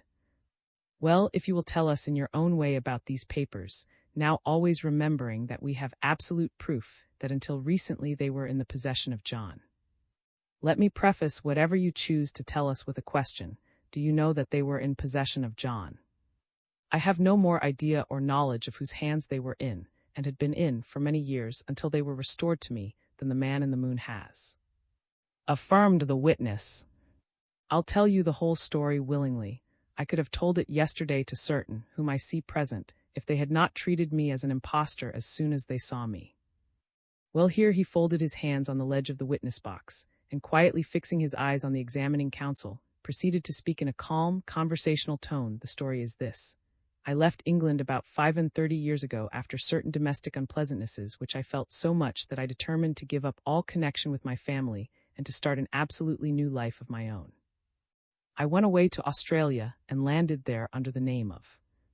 I had a certain amount of money which had come to me from my mother. I speculated with it on my arrival, somewhat foolishly, no doubt, and I lost it every penny. So then I was obliged to work for my living. I went up country, and for some time worked as a miner in the district. I had been working in this way perhaps 14 months, when an accident occurred in the mine at which I was engaged. There was a serious fall of earth and masonry. 2 or 3 of my fellow workers were killed on the spot, and I was taken up for dead. I was removed to a local hospital. There had been some serious injury to my head and spine, but I still had life in me, and I was brought round. But I remained in hospital, in a sort of semi-conscious state, for a long time, months. When I went back after my discharge, to my quarters, nothing but a rough shanty, which I had shared with many other men. All my possessions had vanished. Among them, of course, were the papers I had kept, and a packet of letters written to me by my mother when I was a schoolboy at Eton. Of course, I knew at once what had happened. Some one of my mates, believing me to be dead, had appropriated all my belongings and gone off with them. There was nothing at all to be wondered at in that. It was the usual thing in such a society. And I knew there was nothing to do but to accept my loss philosophically. "Did you make no effort to recover your possessions?" asked Mr. "No," answered the witness with a quiet smile. "I did. I knew too much of the habits of men in mining centers to waste time in that way. A great many men had left that particular camp during my illness. It would have been impossible to trace each one. No, after all, I had left England in order to lose my identity, and now, of course, it was gone. I went away into quite another part of the country, into Queensland. I began trading in Brisbane, and I did very well there and remained there many years. Then I went farther south, to Sydney, and I did very well there too. It was in Sydney, years after that, that I saw the advertisements in the newspapers, English and colonial, setting forth that my father was dead and asking for news of myself. I took no notice of them. I had not the least desire to return to England, no wish for the title, and I was quite content that my youngest brother should get that and the estates. So I did nothing. Nobody knew who I really was. "One moment," said Mr. While you were at the mining camp in the district, did you ever reveal your secret to any of your fellow miners? "Never," answered the witness. I never revealed it to a living soul until I told my solicitor there, Mr. After my recent arrival in London. But of course, whoever stole your letters and so on would discover or guess at the truth. Suggested Mr. Oh, of course, said the witness. Well, as I was saying, I did nothing except to keep an eye on the papers.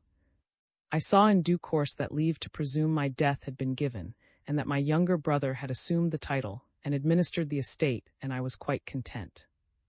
The fact was, I was at that time doing exceedingly well, and I was too much interested in my doings to care about what was going on in England. All my life, continued the witness with a slight smile, I had better call it a weakness for speculating, and when I had got a goodly sum of money together by my trading venture in Brisbane and Sydney, I began speculating again, in Melbourne chiefly. And to cut my story short, last year I had one of my periodic bad turns of fortune.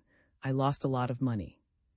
Now I am, as you see, getting on in life, over 60, and it occurred to me that if I came over to England and convinced my nephew, the present holder of the title and estates, that I am really who I am, he would not be averse. We have always been a generous family to giving me enough to settle down on in Australia for the rest of my days.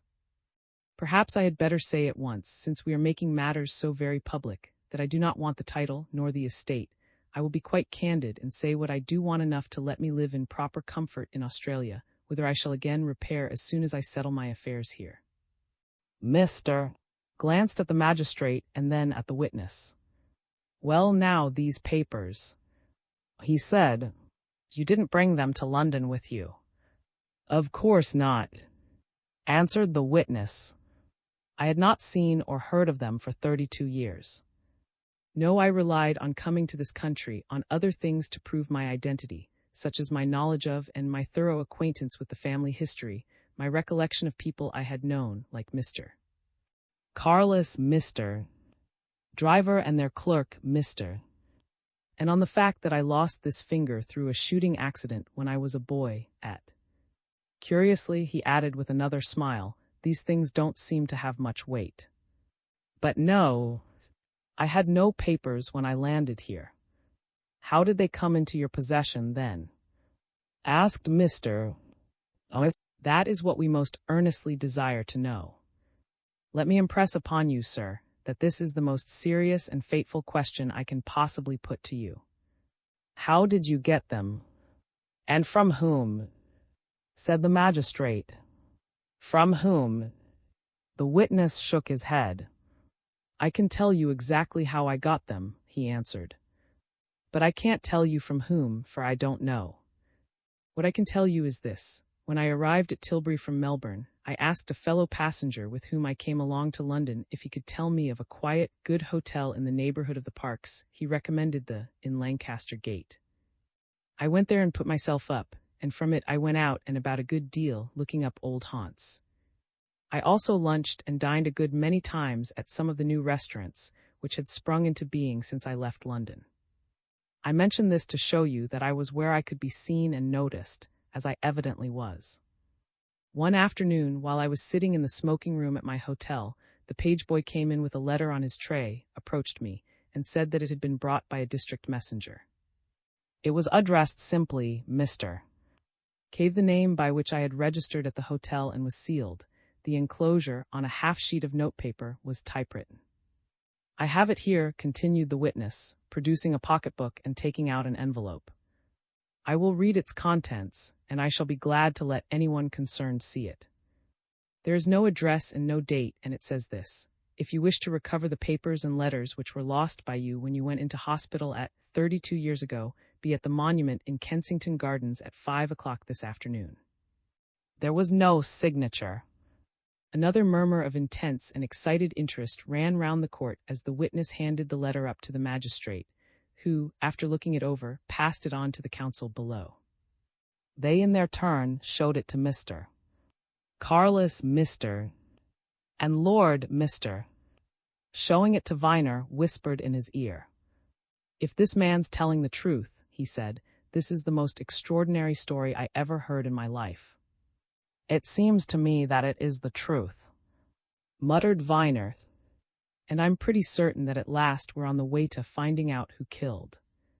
But let's hear the end." Mr. handed the letter back with a polite bow. It was very obvious to more than one observer that he had by this time quite accepted the witness as what he claimed to be. "You kept the appointment?" he asked. "I did, indeed," exclaimed the witness, as much out of greatly excited curiosity as anything. "It seemed to me a most extraordinary thing that papers stolen from me in Australia 32 years ago should be returned to me in London. Yes, I walked down to the monument. I saw no one about there but a heavily veiled woman who walked about on one side of the obelisk while I patrolled the other. Eventually she approached me and at once asked me if I had kept secret the receipt of the mysterious letter. I assured her that I had. She then told me that she was the ambassadress of the people who had my letters and papers, and who had seen and recognized me in London and tracked me to my hotel. She was empowered to negotiate with me for the handing over of the papers. There were stipulations. I was to give my solemn word of that I would not follow her or cause her to be followed. I was not to ask questions, and I was to give a post-dated check on the bank at which I had opened an account in London on receipt of the papers.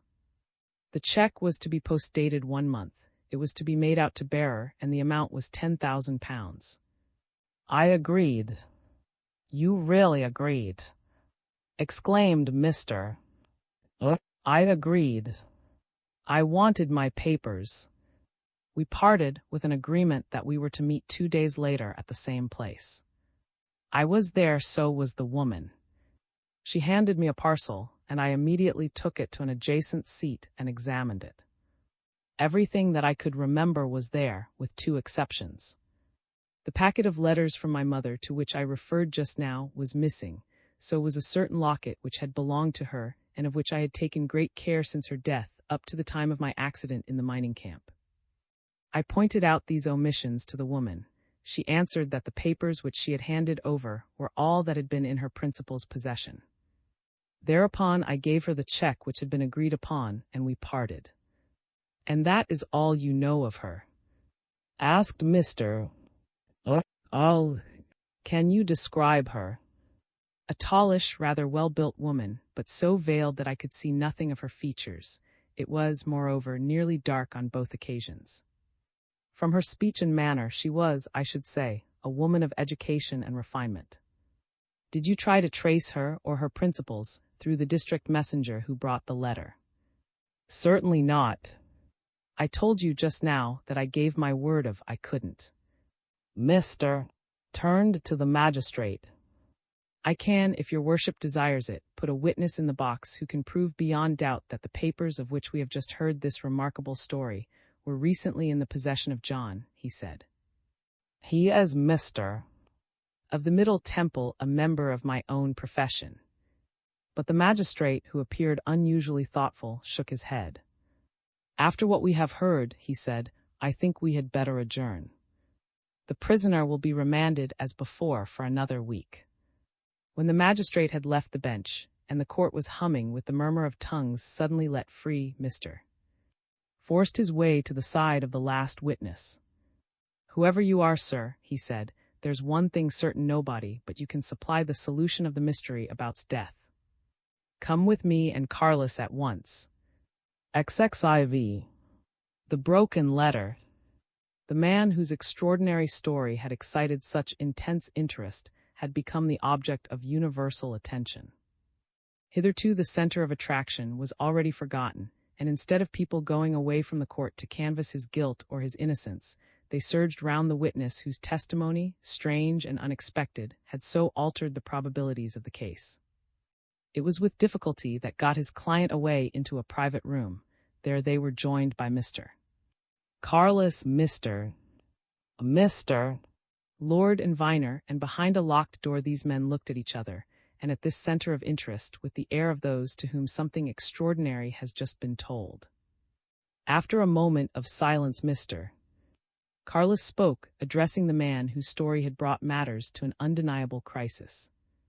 "I am sure," he said gravely, and with a side glance at Lord, "that if your story is true, sir, and after what we have just heard, I am beginning to think that my first conclusions may have been wrong. No one will welcome your reappearance more warmly than the young gentleman whom you will turn out of title and property.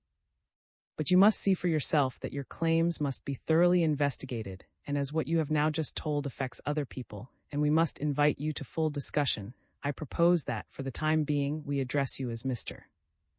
Cave." The claimant smiled and nodded genially to the young man whose uncle he alleged himself to be. "I wish to remain Mr. Cave," he said. "I don't want to turn my nephew out of title and property, so long as he will do something for his old uncle. Call me Mr. Cave by all means." "We must talk, and at once," said Mr. Carlos. "There are several points arising out of your evidence on which you must give me information. Whoever is at the back of that woman who handed you those papers is probably the murderer of John, and that is what must be got at. Now, where can we have a conference immediately? Your office is not far away, I think." "My house is nearer," said Viner. "Come, we shall be perfectly quiet in my study, and there will be nothing to interrupt us. Let us go now." A police official let them out by a side door, and Viner and Mr. led the way through some side streets to square, the others coming behind, conversing eagerly about the events of the morning. Mr.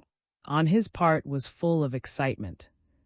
"If we can only trace that woman, Viner," he exclaimed. "That's the next thing. Get hold of her, whoever she is, and then we shall be in sight of the finishing part." "What about tracing the whole lot through the check he has given?" suggested Viner. "Wouldn't that be a good way?" "We should have to wait nearly a month," answered Mr. "And even then it would be difficult simple, though it seems at first sight. There are folk who deal in post-dated checks, remember. This may have been dealt with already, and that diamond too, and the man who has got the proceeds may already be many a mile away. Deep, cunning folk they are who have been in this, Viner. And now speed is the thing." Viner led his guests into his library, and as he placed chairs for them round a center table, an idea struck him. "I have a suggestion to make," he said with a shy smile at the legal men.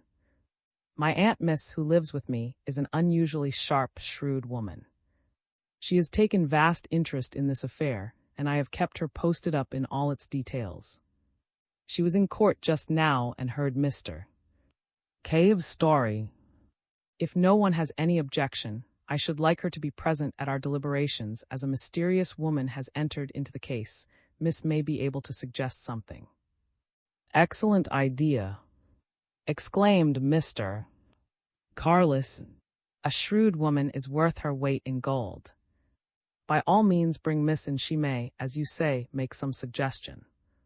Miss, fetched into the room and duly introduced, lost no time in making a suggestion of an eminently practical nature, that as all these had been cooped up in that stuffy police court for 2 or 3 hours, they would be none the worse for a glass of wine, and she immediately disappeared, jingling a bunch of keys, to reappear a few minutes later in charge of the carrying decanters and glasses.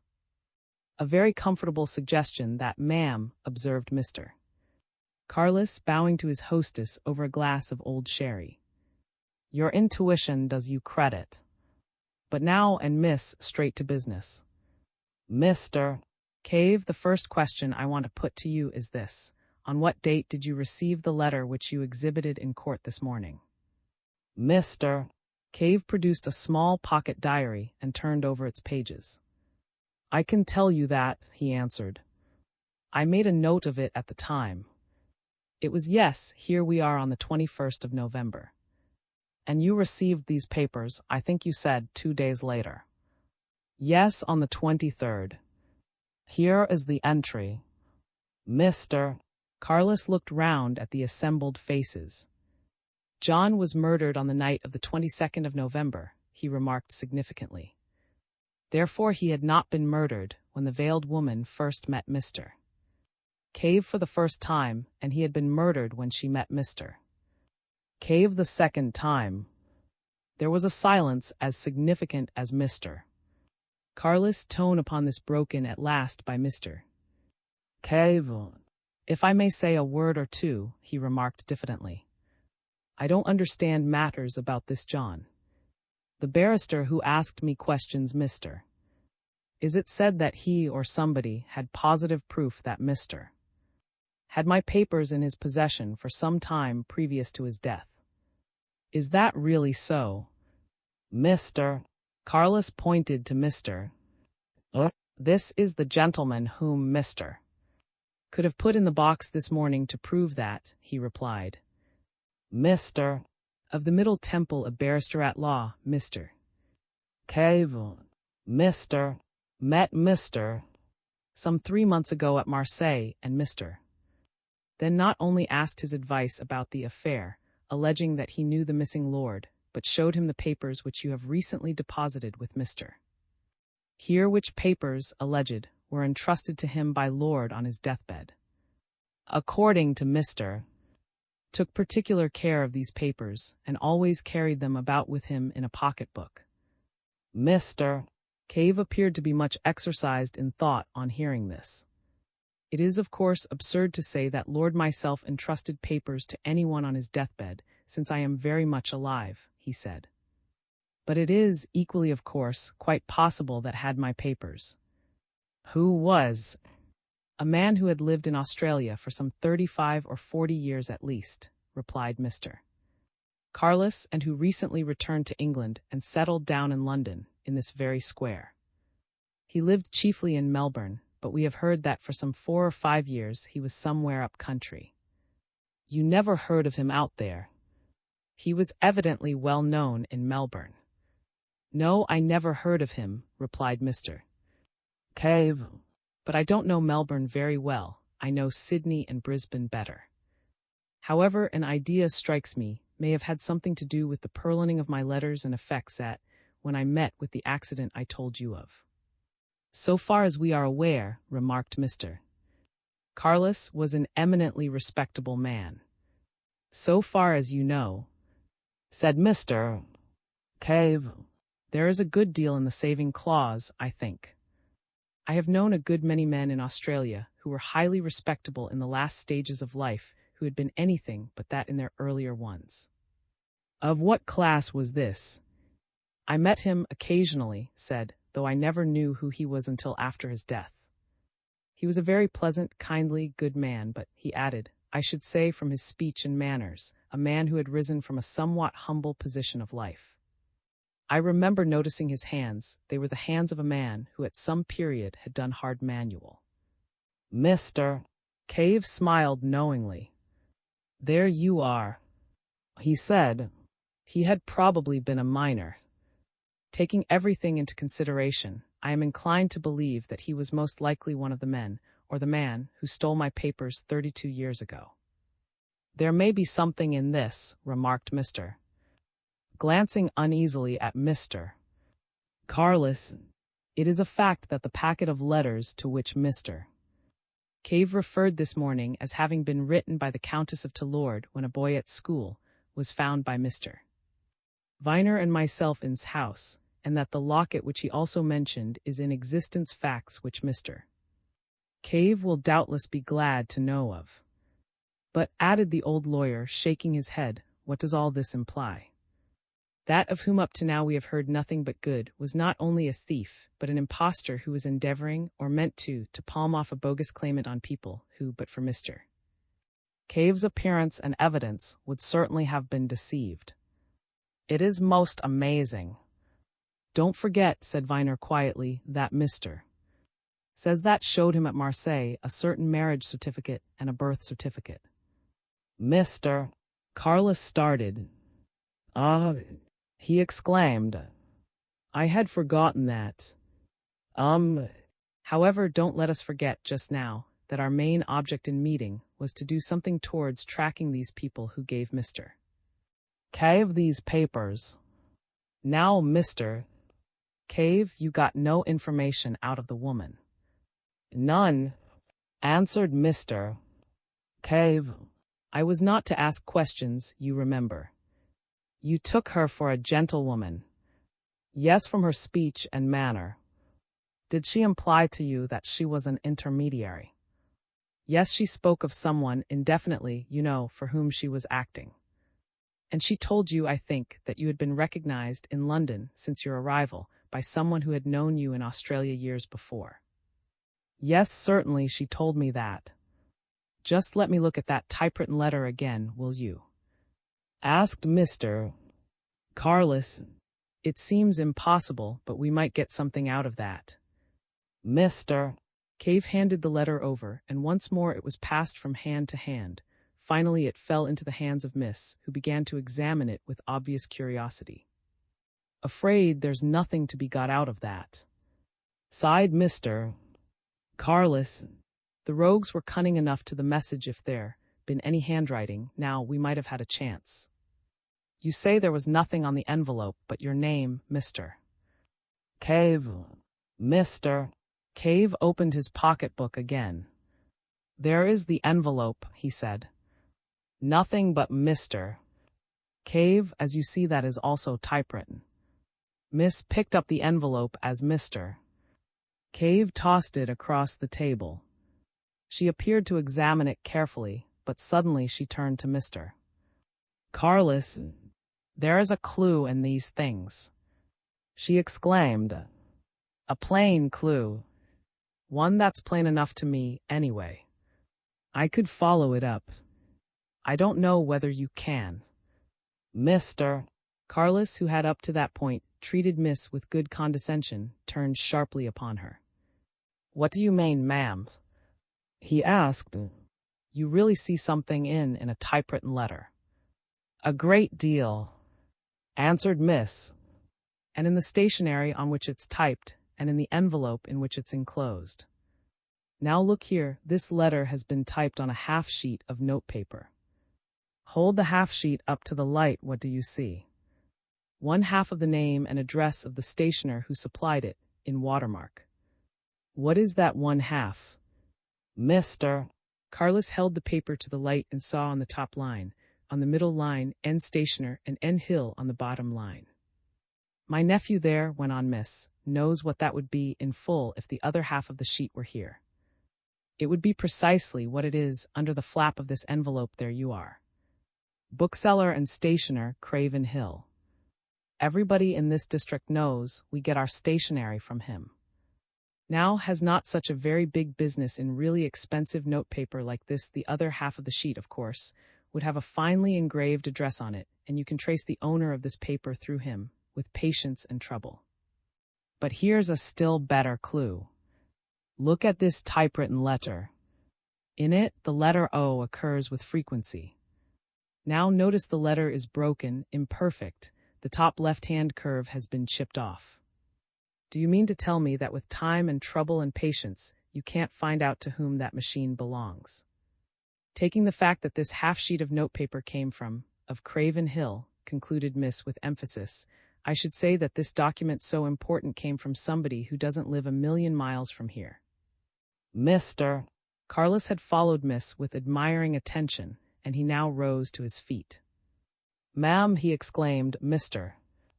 Viner's notion of having you to join our council has proved invaluable. I'll have that clue followed up instantly. We can do no more just now, let us separate. Mr. Cave, you'll continue to be heard of at the hotel. I shall be at your service any time, Mr. Carlos, responded Mr. Cave. A telephone message will bring me at once to Lincoln's Inn Fields. The assembly broke up, and Viner was left alone with Miss. That was clever of you, he said admiringly.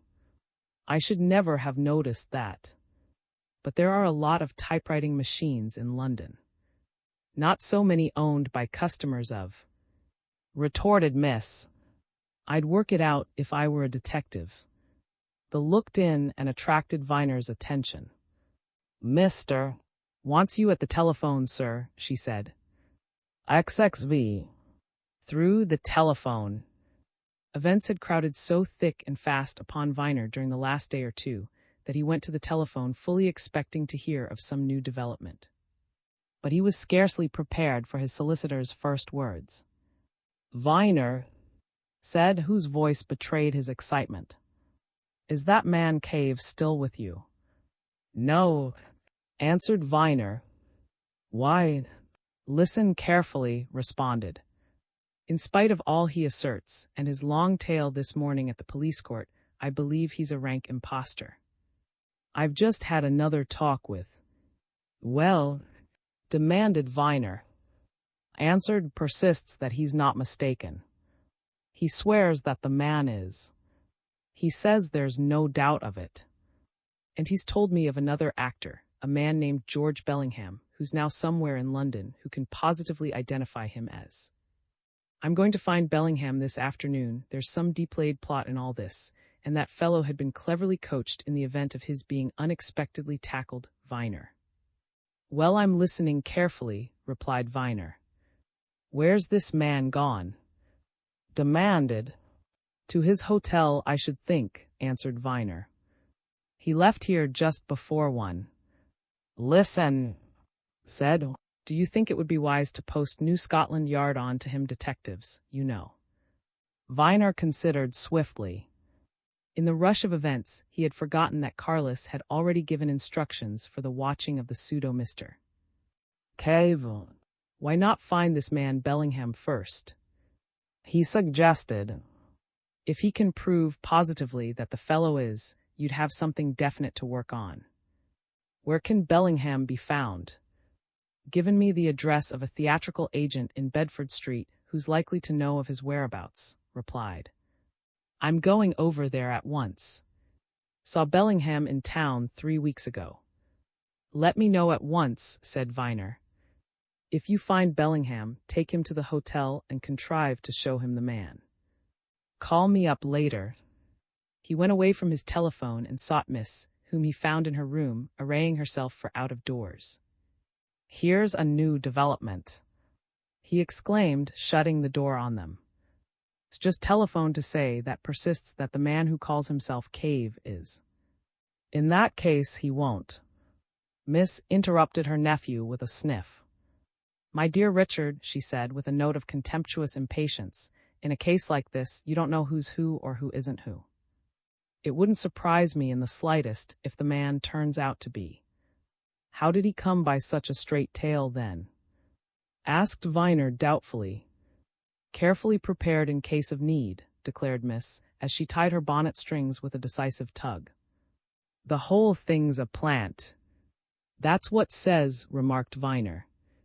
But where are you going?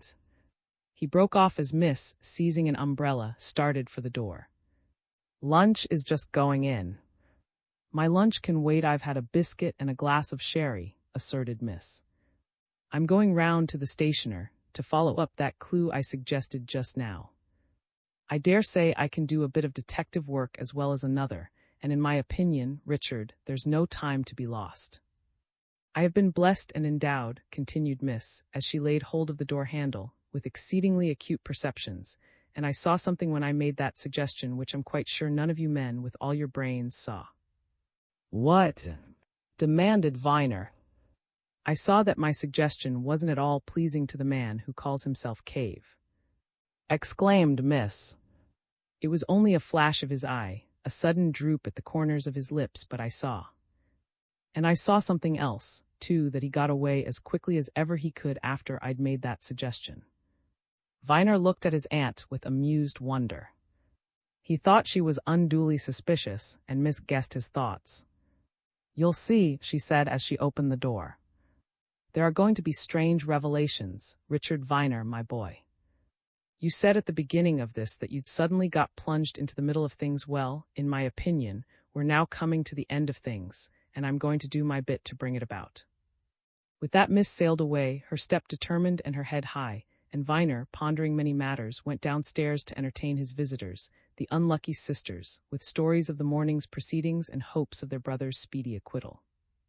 The poor ladies were of that temperament which makes its possessors clutch eagerly at any straw of hope floating on the sea of trouble, and they listened eagerly to all that their host could tell.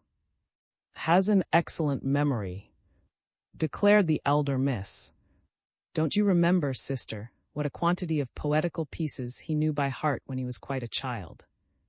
"Before he was 7 years of age," said the younger sister. "And at 10 he could recite the whole of the trial scene from the Merchant of Venice." "Oh yes, he always had a memory. If says he remembers this man in America, dear mister. Viner, I am sure, will be right, and that this is the man. But what a very dreadful person to utter such terrible falsehoods." "And on oaths," said the elder miss solemnly. "On oath, sister." "Sad," murmured the younger lady. "Most sad. We find London life very disturbing, dear mister. Viner, after our quiet country existence." "There are certainly some disturbing elements in it," admitted Viner. Just then came another interruption. For the second time since his return from the police court, he was summoned to the telephone. To his great surprise, the voice that hailed him was Mrs. "Is that Mr. Viner?" the voice demanded in its usual brisk, clear tones. "Yes," answered Viner. "Is that Mrs.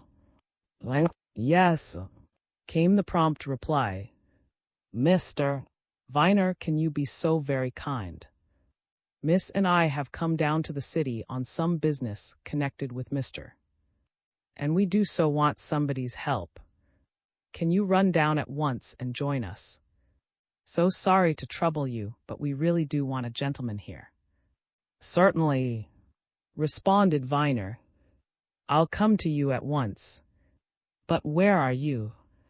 "Come to 23 Street, off road," answered Mrs. "There is someone here who knew Mr. And I should like you to see him. Can you come at once? And have you the address right?" "A moment, repeat it, please," replied Viner, pulling out a memorandum book. He noted the address and spoke again. "I'll be there in half an hour, Mrs. He said, "Sooner if it's possible." "Thank you so much," responded Mrs. A steady voice. "So good of you. Goodbye for the present, then." "Goodbye," said Viner. He hurried away into the hall, snatched up a hat, and letting himself out of the house, ran to the nearest cab stand and beckoned to a chauffeur who often took him about. "I want to get along to Street Road," he said, as he sprang into the car. "Do you know whereabouts it is?" The chauffeur knitted his brows and shook his head. "There's a sight of small streets running off-road both sides, sir," he answered. "It'll be one of them, I'll find it." "Street, right, sir." "Get there as quickly as possible," said Viner. "The quicker the better." It was not until he had gone a good half of his journey that Viner began to wonder whatever it was that had taken Miss and her down to the far boundaries of the city, or, indeed, farther. Mrs. had said the city, but Viner knew his London well enough to know that road lies without the city confines. She had said, too, that a man who knew Mr. was there with her, and Miss what man, wondered Viner, and what doing in a district like that toward which he was speeding. The chauffeur did the run to road in unusually good time. It was little more than 2 o'clock when the car passed the parish church. But the man had gone from one end of the road to the other, from the end of High Street to the beginning of Mile End Road, without success, when he stopped and looked in at his passenger. "Can't see no street of that name on either side, mister." "Viner," he said. "Have you got it right, sir?" "That's the name given me," answered Viner. He pointed to a policeman slowly patrolling the sidewalk. "Ask him," he said. "He'll know." The policeman, duly questioned, seemed surprised at first, then recollection evidently awoke in him. "A street," he said. "Oh, yes," Second to your left, third to the right, nice sort o' street for a car like yours to go into too. Viner overheard this and put his head out of the window. Why? He demanded. The policeman, quick to recognize a superior person, touched his helmet and stepped off the curb toward his questioner. Pretty low quarter down there, sir, he said, with a significant glance in the direction concerned. If you've business that way, I should advise you to look after yourself some queer places down those streets, sir. Thanks, responded Viner with a grim smile. Go on, driver, as quick as you can, and stop at the corner of the street. The car swung out of road into a long, dismal street, the shabbiness of which increased the further the main thoroughfare was left behind, and Viner, looking right and left, saw that the small streets running off that which he was traversing were still more dismal, still more shabby. Suddenly the car twisted to the right and stopped, and Viner was aware of a long, narrow street, more gloomy than the rest, wherein various doubtful-looking individuals moved about, and groups of poorly clad children played in the gutters. All right, he said as he got down from the car, and the chauffeur made a grimace at the unlovely vista. Look here, I don't want you to wait here. Go back to road and hang about the end of the street we've just come down. I'll come back there to you. Not afraid of going down here alone, then, sir? Asked the chauffeur. It's a bit as that policeman said. I'm all right, repeated Viner. You go back and wait. I may be some time. I mayn't be long. He turned away down the street, and in spite of his declaration, he felt that this was certainly the most doubtful place he had ever been in. There were evil and sinister faces on the sidewalks, evil and sinister eyes looking out of dirty windows. Here and there a silent-footed figure went by him in the gloom of the December day with the soft step of a wild animal. Here and there, men leaning against the wall, glared suspiciously at him or fixed rapacious eyes on his good clothes. There were shops in this street such as Viner had never seen the like of shops wherein coarse, dreadful-looking food was exposed for sale, and there were public houses from which came the of cheap gin and bad beer and rank tobacco. An atmosphere of fried fish and something far worse hung heavily above the dirty pavements, and at every step he took Viner asked himself the same question: what on earth could Miss and Mrs. be doing in this wretched neighborhood? Suddenly he came to the house he wanted, number 23. It was just like all the other houses, of somber brick except for the fact that it looked somewhat cleaner than the rest, was furnished with blinds and curtains, and in the front downstairs window had a lower wire blind, on which was worked in tarnished gilt letters the word surgery. On the door was a brass plate, also tarnished, across which ran 3 lines in black. Doctor. Attendance 3 to 6 p.m. Saturdays 5 to 9:30 p.m. Before Viner took the bell in hand, he glanced at the houses which flanked this East End surgery. One was a poor-looking, meanly equipped chemist's shop, the other a second-hand clothing establishment. And comforting himself with the thought that if need arose the apparently fairly respectable proprietors of these places might reasonably be called upon for assistance, he rang the bell of number 23 and awaited the opening of the door with considerable curiosity. The door was opened by Mrs. herself, and Viner's quick eye failed to notice anything in her air or manner that denoted uneasiness. She smiled and motioned him to enter, shutting the door after him as he stepped into the narrow entrance hall. So very good of you to come, Mr. Viner, and so quickly, she said. You found your way all right. Yes, but I'm a good deal surprised to find you and Miss in this neighborhood, answered Viner. This is a queer place, Mrs. I hope. Oh, we're all right, said Mrs. with a reassuring smile. It is certainly a queer neighborhood, but Doctor is an old friend of mine, and we're safe enough under his roof. He'll be here in a few minutes, and then... This man who knew Mr. interrupted Viner. Where is he? Doctor. We'll bring him in, said Mrs. Come upstairs, Mr. Viner. Viner noticed that the house through which he was led was very quiet, and larger than he should have guessed at from the street frontage. From what he could see, it was well furnished but dark and gloomy. Gloomy, too, was a back room high up the stairs into which Mrs. presently showed him. There, looking somewhat anxious, sat Miss, alone. "Here's Mr. Viner," said Mrs. "I'll tell Doctor. He's come." She motioned Viner to a chair and went out. But the next instant Viner swung quickly round. As the door closed, he had heard the unmistakable click of a patent lock. XXVI. The Dismal Street. Unknown to those who had taken part in the conference at Viner's house, unknown even to Carlos, who in the multiplicity of his engagements had forgotten the instructions which he had given on the previous afternoon too, a strict watch was being kept on the man around whom all the events of that morning had centered. After and his client had left Carlos and Driver's office, had given certain instructions to one of his fellow clerks, a man named, in whose prowess as a spy he had unlimited belief. Was a fellow of experience.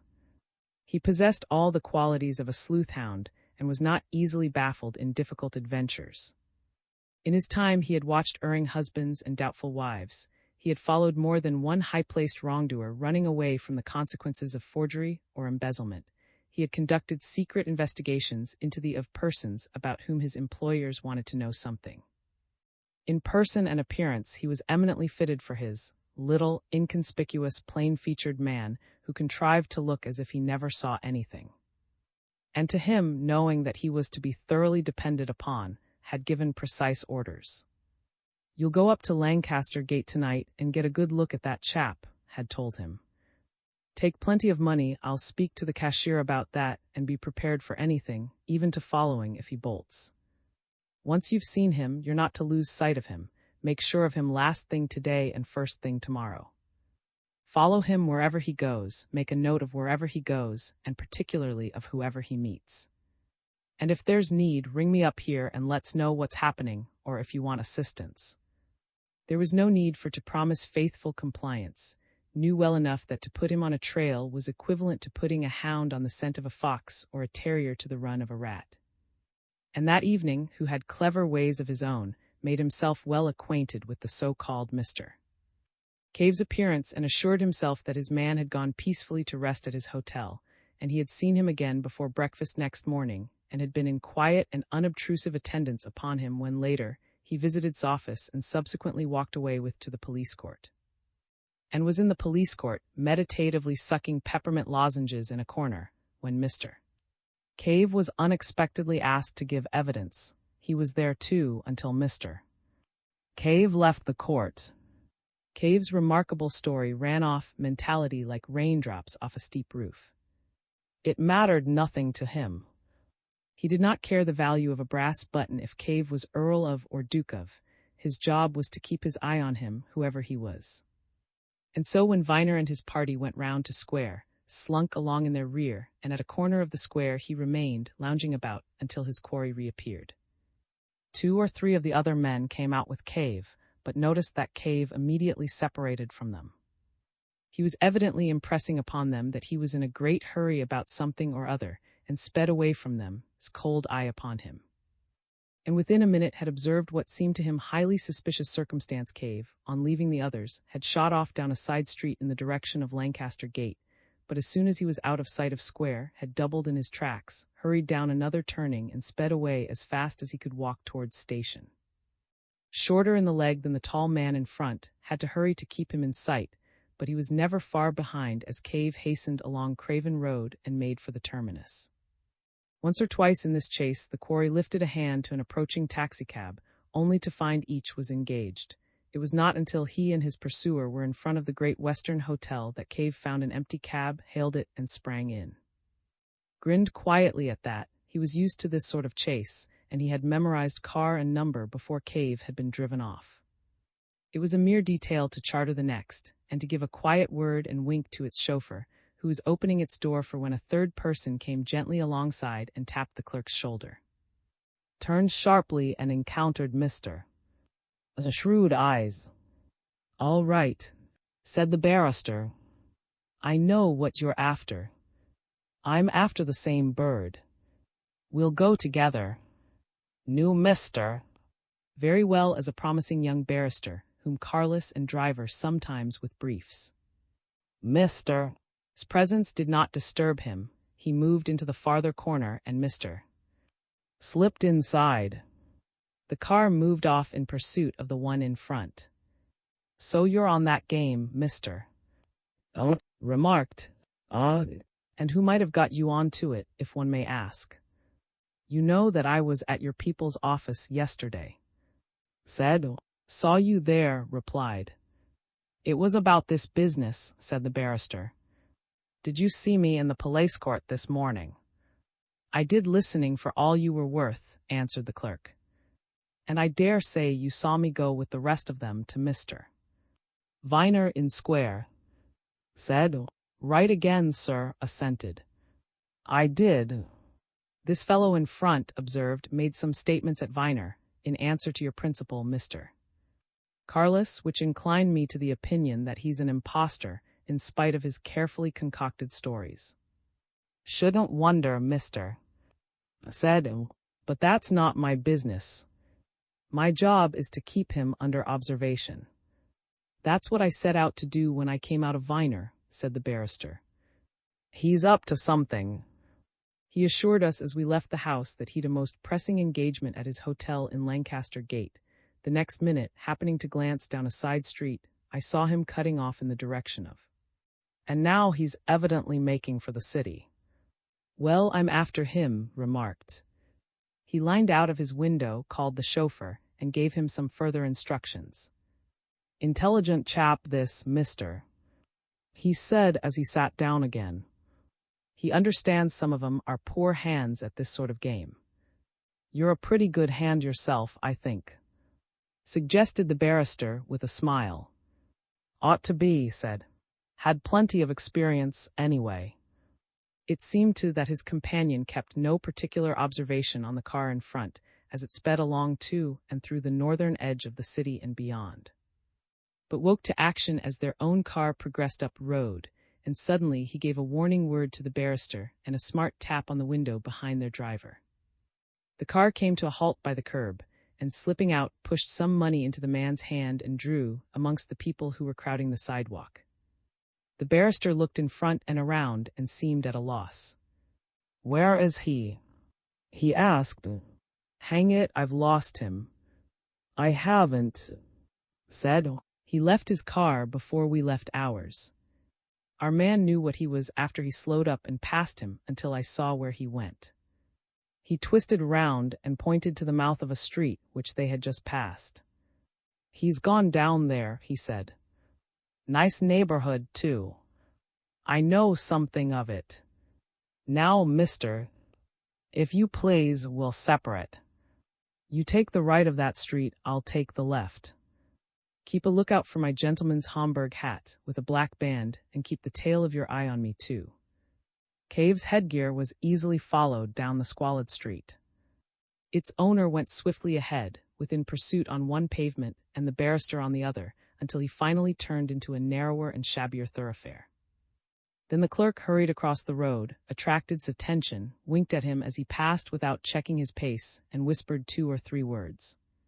"Wait by the street corner," pulled up and went down the dismal street in pursuit of the Homburg hat. This excellent indication of its owner's presence suddenly vanished from sight and presently came back. "Ran him to earth for the time being anyway," he said. "He's gone into a surgery down there, a doctor. Number 23, brass plate on door next to a drug shop. Suspicious sort of spot altogether." "Well," demanded, "what next?" "You know best." The clerk jerked a thumb down the side of the dismal street on which they were standing. "There's a public house down there," he said, "almost opposite this surgery. Fairly decent place for this neighborhood bar parlor looking out on the street. Better slip in there and look quietly out. But remember, mister, don't seem to be watching anything. We're just going in for a bottle of ale and talking business together." "Whatever you recommend," said. He followed his companion down the street to the tavern, a joyless and shabby place, the bar parlor of which, a dark and smoke-stained room, was just then empty, and looked over its torn half-blind across the way. Certainly a queer place for a man who professes to be a peer of the realm to visit. He muttered, Well now, what do you propose to do? Hang about here and watch, whispered the clerk. Look out. A face, heavy and bloated, appeared at a hatch window at the back of the room, and a gruff voice made itself heard. Any orders, gents? 2 bottles o' Bass, responded promptly, dropping into colloquial Cockney speech. He turned to and winked. Well, and what this ere bit o' business as I've come, mister? He went on, nudging his companion in free and easy style. Yer see, it's this ere us if yer can let us have that there stuff reasonable, see. He drew over to the window and began to whisper. That'll satisfy him, he said with a sharp glance at the little room behind the hatch where the landlord was drawing corks. He'll think we're doing a bit of trade, so we've nothing to do but stand in this window and keep an eye on the street. Out of this I'm not going till I see whether that fellow comes out or stops in. Some time had passed, and had been obliged to repeat his order for bottled Bass before anything took place in the street outside. Suddenly he touched his companion's elbow. Here's a taxicab coming along and slowing up for somewhere about here, he whispered. And Lord, if there aren't 2 ladies in it in a spot like this. And Hugh, he went on excitedly. Do you see, mister? Oh. The young Smith who came to our office about this affair. I don't know who the old is, but she evidently knows her way. The berry-faced landlord had now shut down the hatch, and his 2 bar parlor customers were alone and unobserved. Drew away from the window, pulling by the sleeve. Careful, he said. There's something seriously wrong here. What's Miss being brought down here for? See, they've gone into that surgery, and the car's going off. Look here, we've got to do something, and at once. But shook his head. Not my job, mister. Oh, he answered. My business is with the man cave. I've nothing to do with Miss, sir, nor with the old lady that's taken her in there. Cave's my mark. Queer that the young lady's gone there, no doubt, but no affair of mine. It's going to be an affair of mine, then, said. I'm going off to the police. Put out a detaining hand. Don't, mister. Oh, he said. To get police into a quarter like this is as bad as putting a light to dry straw. I'll tell you a better plan than that, sir. Find the nearest telephone box and call up our people. Call Mr. Carlos, tell him what you've seen and get him to come down and bring somebody with him. That'll be far better than calling the police in. Give me your telephone number then, said, and keep a strict watch while I'm away. Repeated some figures and a letter, and ran off up the street and toward the road, anxiously seeking for a telephone booth. It was not until he had got into the main thoroughfare that he found one. He then had some slight delay in getting in communication with Carlos and driver's office. 20 minutes had elapsed by the time he got back to the dismal street. At its corner he encountered, lounging about hands in pockets. Wagged his head. Here, another queer go. He said, there's been another arrival at number 23 not 5 minutes since. Another of our little lot. Who? Demanded. Viner replied, came peeping and perking along the street, took a glimpse of the premises and the adjacent purlieus, rang at number 23, and was let in by the party that came with Miss. Now whatever can he be doing there, mister? Whatever can any of them be doing there? Muttered Viner. What business can he have in this place? It seems, by George, he suddenly exclaimed, what if this is some infernal plant trap, something of that sort? Do you know, in spite of what you say, I really think we ought to get hold of the nearest police and tell them. Wait, mister. Our governor is a pretty cute and smart sort, and he's vastly interested in this miss, and he'll be on their way down here now, hot foot, and with help too, if he thinks she's in any danger. Now he can go straight to that door and demand to see her, and— Why can't we? Interrupted. I'd do it. Lord man, she may be in real peril. Not while Viner in there, said quietly. I might possibly have gone and rung the bell myself, but for that. But Viner in there waits. And waited, chafing, at the corner of the dismal street, until a quarter of an hour had passed.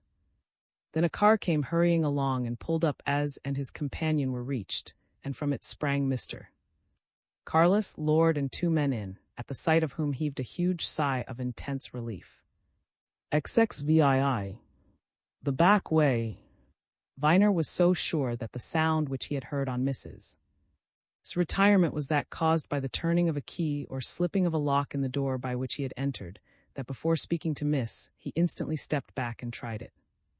To his astonishment it opened readily, but the anteroom outside was empty. Mrs. had evidently walked straight through it and disappeared. "That's odd," he said, turning to Miss. "I distinctly thought I heard something like the snap of a lock, or a bolt or something." "Didn't you?" "I certainly heard a sound of that sort," admitted Miss. "But the door's open, isn't it?" "Yes, that is so," answered Viner, who was distinctly puzzled.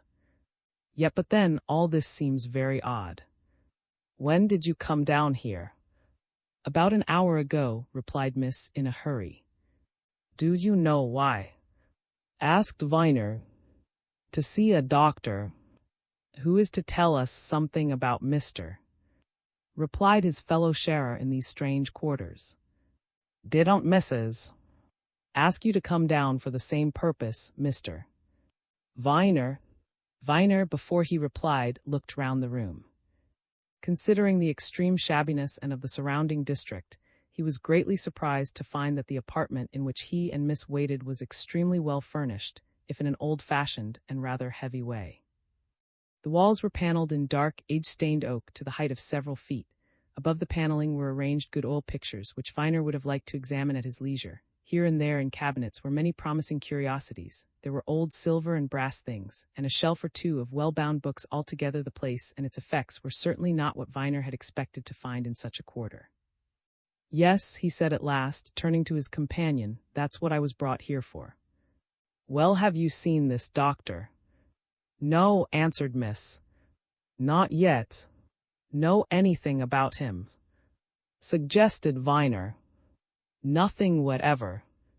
"I have heard of him," said Miss with a glance of surprise. "I suppose he somehow got into touch with Mrs. Queer," remarked Viner. "And why doesn't he come in?" Then, resolved to know more, he walked into the anteroom, and after a look round it, tried the door by which Mrs. had admitted him after coming up the stairs from the street. A second later he went back to Miss and shook his head. "It's just as I supposed," he remarked quietly. "We're trapped. Anyway, the door of that anteroom is locked, and it's a strong lock. There's something wrong." The girl started and paled a little, but Viner saw at once that she was not likely to be seriously frightened, and presently she laughed. "How very queer," she said. "But perhaps Mrs. turned the key in the outer lock so that no patients or other callers perhaps should come in." "Sorry, but that doesn't strike me as a good suggestion," replied Viner. "I'm going to have a look at that window." The one window of the room, a long, low one, was set high in the wall, above the paneling. Viner had to climb on a bookcase to get at it. And when he had reached it, he found it to be securely fastened, and to have in front of it, at a distance of no more than a yard, a blank whitewashed wall which evidently rose from a passage between that and the next house. "I don't like the look of this at all," he said as he got down from the bookcase. "It seems to me that we might be kept here for a long time." Miss showed more astonishment than fear. "But why should anyone want to keep us here for any time?" she asked. "What's it mean?" "I wish I knew," exclaimed Viner. He pulled out his watch and made a mental note of the time. "We're being kept much longer than we should be in any ordinary case," he remarked. "Of course," admitted Miss. "Well past 3 o'clock, isn't it? If we're delayed much longer, Mrs. we'll be too late for the bank." "What bank?" asked Viner. "My bank. I always give Mrs. a check for the weekly bills every Friday, and as we were coming through the city to get here, she said, just before we left home, that I might as well give her the check and she could call and cash it as we drove back." And concluded Miss, the bank closes at 4. Viner began to be suspicious. Look here, he said suddenly. Don't think me inquisitive, but what was the amount of the check you gave her? There was no amount stated, replied Miss. I always give her a blank check signed, of course, and she fills in the amount herself. It varies according to what she wants. Without expressing any opinion on the wisdom of handing checks to other people on this plan, Viner turned to Miss with a further question. Do you know anything about Mrs.'s movements this morning? He asked. Did she go out anywhere? Yes, replied Miss. She went to the police court to hear the proceedings against Mr. She wanted me to go, but I dislike that sort of thing. She was there all the morning. So was I, said Viner. I didn't see her, but the place was crowded. And she was veiled, remarked Miss. Naturally, she didn't want people to see her in a place like that. Do you know whether she went to the previous sitting? I mean when was brought up the first time? Inquired Viner. I remember there were some veiled ladies there, and at the coroner's inquest, too. She was at the coroner's inquest, I know, replied Miss. I don't know about the other time. Viner made no remark, and Miss suddenly lowered her voice and bent nearer to him. Why, she asked, are you suspecting Mrs. of anything, Mr. Viner? Viner gave her a quick glance. Are you? He said in low tones. Miss waved a hand towards the anteroom. Well, she whispered. What's it look like? She brings me down here in a hurry, on a message which I myself never heard nor saw delivered in any way. After I get here, you are fetched, and here we are. And where is she? And possibly a much more pertinent question, said Viner, where is this doctor? Oh. Look here, this is a well-furnished room. Those pictures are good. There are many valuable things here. Yet the man who here is only in attendance for an hour or two in an afternoon, and once a week for rather longer in the evening. He can't earn much here. Certainly an East End doctor could not afford to buy things like this or that. Do you know what I think? I think this man is some West End man, who for purposes of his own has this place down here, a man who probably lives a double life, and may possibly be mixed up in some nefarious practices. And so I propose, as we've waited long enough, to get out of it, and I'm going to smash that window and yell as loud as I can, somebody will hear it. Miss pointed to a door in the oak paneling, a door set in a corner of the room, across which hung a heavy curtain of red plush only. There's a door there, she remarked, but I suppose it's only a cupboard. Sure to be, said Viner. However, we'll see. He went across, drew the curtain aside, tried the door, looked within, and uttered an exclamation. I say, he called back. Stairs. Miss came across and looked past his shoulder. There was certainly the head of a staircase before him, and a few stairs to be seen before darkness swallowed up the rest, but the darkness was deep, and the atmosphere that came up from below decidedly musty. Are you going down there? She asked. I don't like it. It seems our only chance, answered Viner. He looked back into the room, and seeing some wax candles standing on a writing table, seized one and lighted it.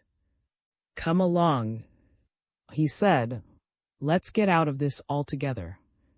Miss gathered up her skirts and followed down the stairs, Viner going cautiously in front, with the light held before him in such a fashion that he could see every step.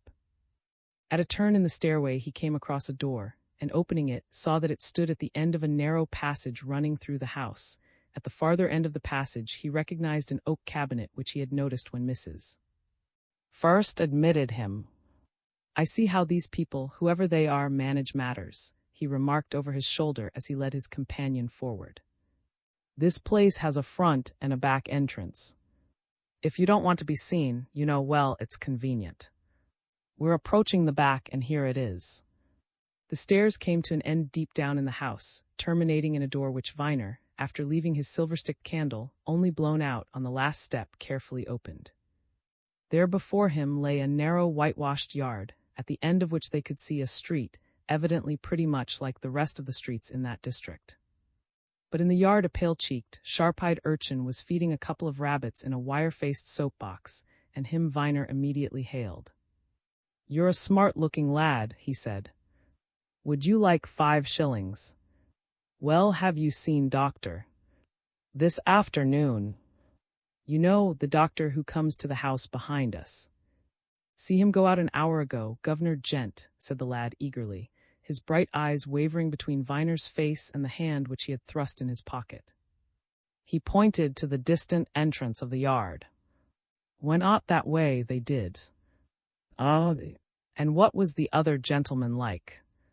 asked Viner. "Swell," answered the informant. "Proper swell he was. And Doctor?" Viner continued.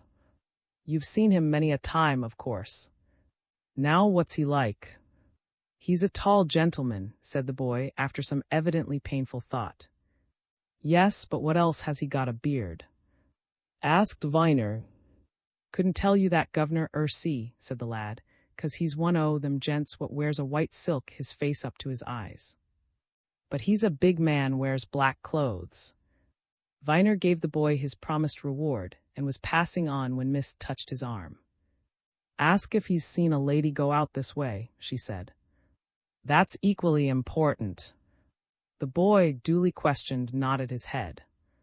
"I see Mrs. Go out not so long since," he answered.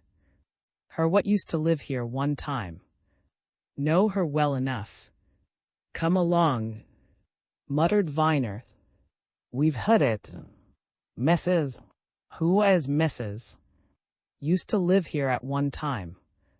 Good, which means very bad, considering that without doubt the doctor who wears a white silk handkerchief about his face is the muffled man of passage. "Miss, something has alarmed these birds and they've flown." "But why were we brought here?" asked Miss. "I've an idea as to why you were," said Viner, "and I propose to find out at once if I'm right. Let's get away, find a taxicab, and go to your but good heavens." He went on, breaking off as 2 men came into the yard. "Here's one of Carl's clerks, and the barrister. What are you doing here?" he demanded as and hurried up. "Are you after anybody along there in that house, the one at the end?" "We're after a good many things and people and Doctor." "This place, mister," Viner answered. "Mister, and I traced Mister. Cave here early in the afternoon. He went in, but he's never come out. We saw you enter, here you are." "We saw Miss and Mrs. There's Miss, but where's the other lady?" "And where?" Viner stopped the clerk's questions with a glance, and he laughed a little as he gave him his answer. "My dear fellow," he said, "you should have posted somebody at the back here. Why, we don't quite know yet, but Miss and myself were trapped in there. As for Cave, he must be the man who went away with. As for Mrs., she too has gone. That boy down there saw all 3 go some time ago while we were locked up." "But what made you watch these people?" "We followed Cave," said, "because had been ordered to do so, and because I considered his conduct mysterious. Then, when we saw what was going on here, your arrival following on that of Miss and Mrs., we telephoned for Mr. Carlos and more help. Carlos and Lord and a couple of detectives are at the front now. And I heard from a denizen of these unlovely parts that there was a back entrance. We tried in vain for admittance at the front. But they've got in now, Mister. Exclaimed suddenly. "See, there's Mister. Carlos at a back window, waving to us to come in. I suppose we can get in by the back, Mister." Viner. "Yes, if you like to take the risk of entering people's houses without permission," said Viner sardonically. "I don't think you'll find anybody or anything there. As for Miss and myself, we've an engagement elsewhere." He hurried his companion away, through the street on which they emerged from the whitewashed yard and out into the road. He hurried her, too, into the first taxicab which came along empty. "Now," he said as they stepped in, "tell this man the name of your bank and let him go there quick." XXVIII. The truth. 4 o'clock had struck, and the doors of the bank were closed when Miss and Viner hurried up to it, but there was a private entrance at the side, and the man who answered their summons made no difficulty about admitting them when Miss said who she was. And within a few minutes they were closeted with a manager, who, surprised when they entered, was astonished before many words had been exchanged. For during their dash from the streets Viner had coached his companion as to the questions he wished her to put on arrival at the bank, and she went straight to the point. I wanted to know if my companion, Mrs. had called here this afternoon. Begun, miss. She has, answered the manager. I happened to see her, and I attended to her myself. Did she present a check from me? Inquired Miss. Certainly, and I cashed it, said the manager. He gave his customer and her companion a look of interrogation which had a good deal of surprise in it. Why, he continued, glancing at Miss, wasn't it in order? That, replied Miss, depends upon the amount. The amount, he exclaimed. You know, if the drawer. It was for £10,000. Then Mrs. has done me or you out of that, said Miss. The check I gave her was to have been filled up for the amount of the usual weekly bills, £20 or so. 10,000. Ridiculous. But it all seemed in order, exclaimed the concerned manager. She was as plausible and all that, and really, you know, Miss, we know her very well, and in addition to that, you have a very large balance lying here. Mrs.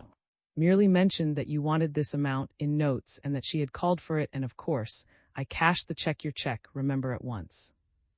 I hadn't filled in the amount, remarked Miss. Mrs. had often presented checks bearing your signature in which you hadn't filled in the amount, said the manager. There was nothing unusual, I assure you, in any detail of the affair. The most important detail now, observed Viner dryly, is to find Mrs. The manager, who was obviously filled with amazement at Mrs. audacity, looked from one to the other of his visitors, as if he could scarcely credit their suggestion. You really mean me to believe that Mrs. has got £10,000 out of Miss by a trick? He asked, fixing his gaze at last on Viner. What I really mean you to believe, said Viner, rising, is that a rapid series of events this afternoon has proved to me that Mrs. is one of a gang who are responsible for the murder of John, who stole his diamond and certain papers, and who have very cleverly to foist one of their number, a scoundrelly clever actor, on the public as a peer of the realm who had been missing. Mrs. who has another name, probably got wind of possible detection about noon today, and took advantage of Miss' habit of giving her a weekly check to provide herself with ample funds. That's really about the truth, and I think Miss and I had better be seeing the police. The very best thing you can do, responded the manager with alacrity. And take my advice and go straight to headquarters, go to New Scotland Yard. Just think what this woman and her accomplices could do. If she or they had 1 hour's start of you, they can have already put a good distance between themselves and London. They can be halfway to Dover or Southampton. And therefore all the more reason why we should set somebody on their trail, interrupted Viner, and hurried Miss out of the manager's room and away to the taxicab which he had purposely kept in waiting. I don't think Mrs. or whatever her name is, will have hurried away as quickly as all that, he remarked as they sped along toward Whitehall. My own idea is that, having got hold of your money, she'll probably have made for the headquarters of this precious gang. She and they are sure to have one, for I should say the place was only an outpost, and they'll be better able to arrange an escape from there than she would to make an immediate flight. But what are you thinking? That I seem to be involved, somehow, in a very strange and curious combination of things, answered Miss. Just so, agreed Viner. So do I, and I was literally pitchforked into the very midst of it all by sheer accident. If I hadn't happened to go out for a late stroll on the night on which it began, I should never have, but here we are. The official of the Criminal Investigation Department, with whom they were shortly closeted, listened carefully and silently to Viner's account of all that had happened. He was one of those never-to-be-sufficiently praised individuals who never interrupt and always understand, and at the close of Viner's story, he said exactly what the narrator was thinking. "The real truth of all this, Mr. Viner," he said, "is that this is probably one of the last chapters in the history of the Passage murder. For if you find this woman and the men who are undoubtedly her accomplices, you will most likely have found, in one or other of them, the murderer of John." "Precisely," agreed Viner. "Precisely." The official rose from his seat and turned to the door. "Of your nearest police station had this case in charge," he remarked. "I'll just call him on the telephone." He left the room and was away for several minutes. When he returned, there was something like a smile on his face. "If you and Miss will drive along and see, Mr. Viner," he said, "I think you'll find he's some news for you." "Has he told it to you?" demanded Viner. "Well, just a little," answered the official with another smile. "But I won't rob him of the pleasure of telling you himself." "You ought to be disappointed." "However, I'll just tell you enough to whet your appetite for more. Is confident that he's just arrested the real man." No more," he added with a laugh. "You'll run up there in 20 minutes." Cool and confident as ever, was alone in his office when Viner and his companion were shown in. He looked at Miss with considerable curiosity as he handed her a chair, and Viner noticed that the bow he made her was unusually respectful. But he immediately plunged into the pertinent subject and turned to Viner with a laugh of self-deprecation. "Well, Mr. Viner," he said, "you were right and I was wrong. It wasn't that young fellow who killed Mr. And now that I know who did, I don't mind saying that I'm jolly glad that his innocence will be established." "But do you know who did?" asked Viner eagerly. "I do," answered. "Who then?" exclaimed Viner. "He's in the cells at the back now," said, "and I only hope he's not one of those chaps who are so clever that they can secrete poison to the very last moment and then cheat the gallows, for now that I know as much as I do, I should say he's as pretty a specimen of the accomplished scoundrel as ever put on fine clothes." "Doctor, of your square." This sudden and surprising revelation, made in ordinary matter-of-fact tones, produced different effects on the two people to whom it was made. Viner, after a start and a smothered exclamation, stared silently as if he scarcely comprehended his meaning. But Miss, with a quick flush which evidently denoted suddenly awakened recollection, broke into words. "Doctor," she exclaimed, I remember now. "Mr. once told me in quite a casual way as we were passing through the square that he had known Dr. in Australia years and years ago." Glanced at Viner and smiled. "I wish you'd remembered that little matter before, Miss," he said. "It might have saved a lot of trouble. Well's the man. And it all came about quite suddenly this afternoon." "Through your aunt, Mr. Viner, Miss. Smart lady, sir." "My aunt," exclaimed Viner. "Why, how on earth's? Some of you had a conference with that fellow Cave at your house after you left court this morning," said. "Miss was present." Cave told more of his cock-and-bull story, and produced a certain letter which he said had been handed to him at the hotel he'd put up at. All that and all the stuff he told at the police court was bluff carefully concocted by himself, and in case Cave was ever put in a tight corner. Now, according to what she tells me, Miss immediately spotted something about that letter which none of you were clever enough to see. "I know," interrupted Viner. "She saw that the envelope and paper had been supplied of Craven Gardens, and that a certain letter in the typewriter which had been used was defective. Just so laughed, and so being, as I say, a smart woman, she went round to, got him to herself, and made some inquiries." "And it's very queer, Mr. Viner, how some of these apparently intricate cases are easily solved by one chance discovery. She hadn't been talking to 10 minutes before she was on the right track. When he'd got to know the main features of the case, was willing enough to help, and your aunt immediately brought him round here to see me. And I knew at once that we'd got right there." "Yes, but how exactly?" asked Viner. Told me that he'd supplied stationery to Doctor for some time, and he'd no doubt that the paper and envelope described by Miss was some which he'd specially secured for the doctor. But he told something far more important. 6 months ago went to and asked him if he could get him a good second-hand typewriter. Now had a very good one for which he'd no use, and he at once sold it to. Didn't mention the matter to his customer, for the machine was perfect in all other respects, but one of the letters was defective broken. That was the same letter, Mr. Viner, which was defective in the document which Cave showed to you and spoke of previously in court. "Extraordinary," muttered Viner. "What a piece of luck."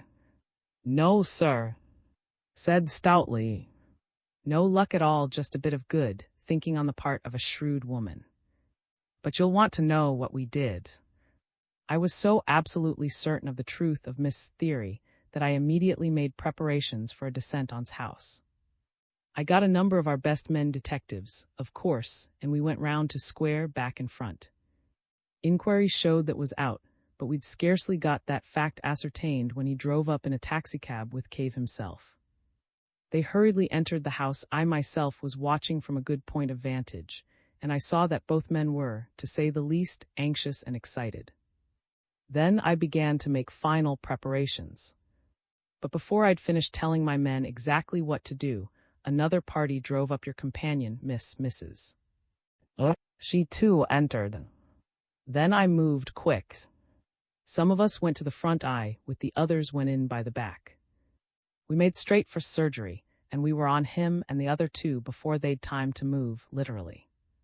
The 2 men certainly tried to draw revolvers, but we were too many for 'em, and as they'd tried that game, I had 'em handcuffed there and then. It was all an affair of a moment, and of course, they saw it was all up. Now, equally of course, Mr.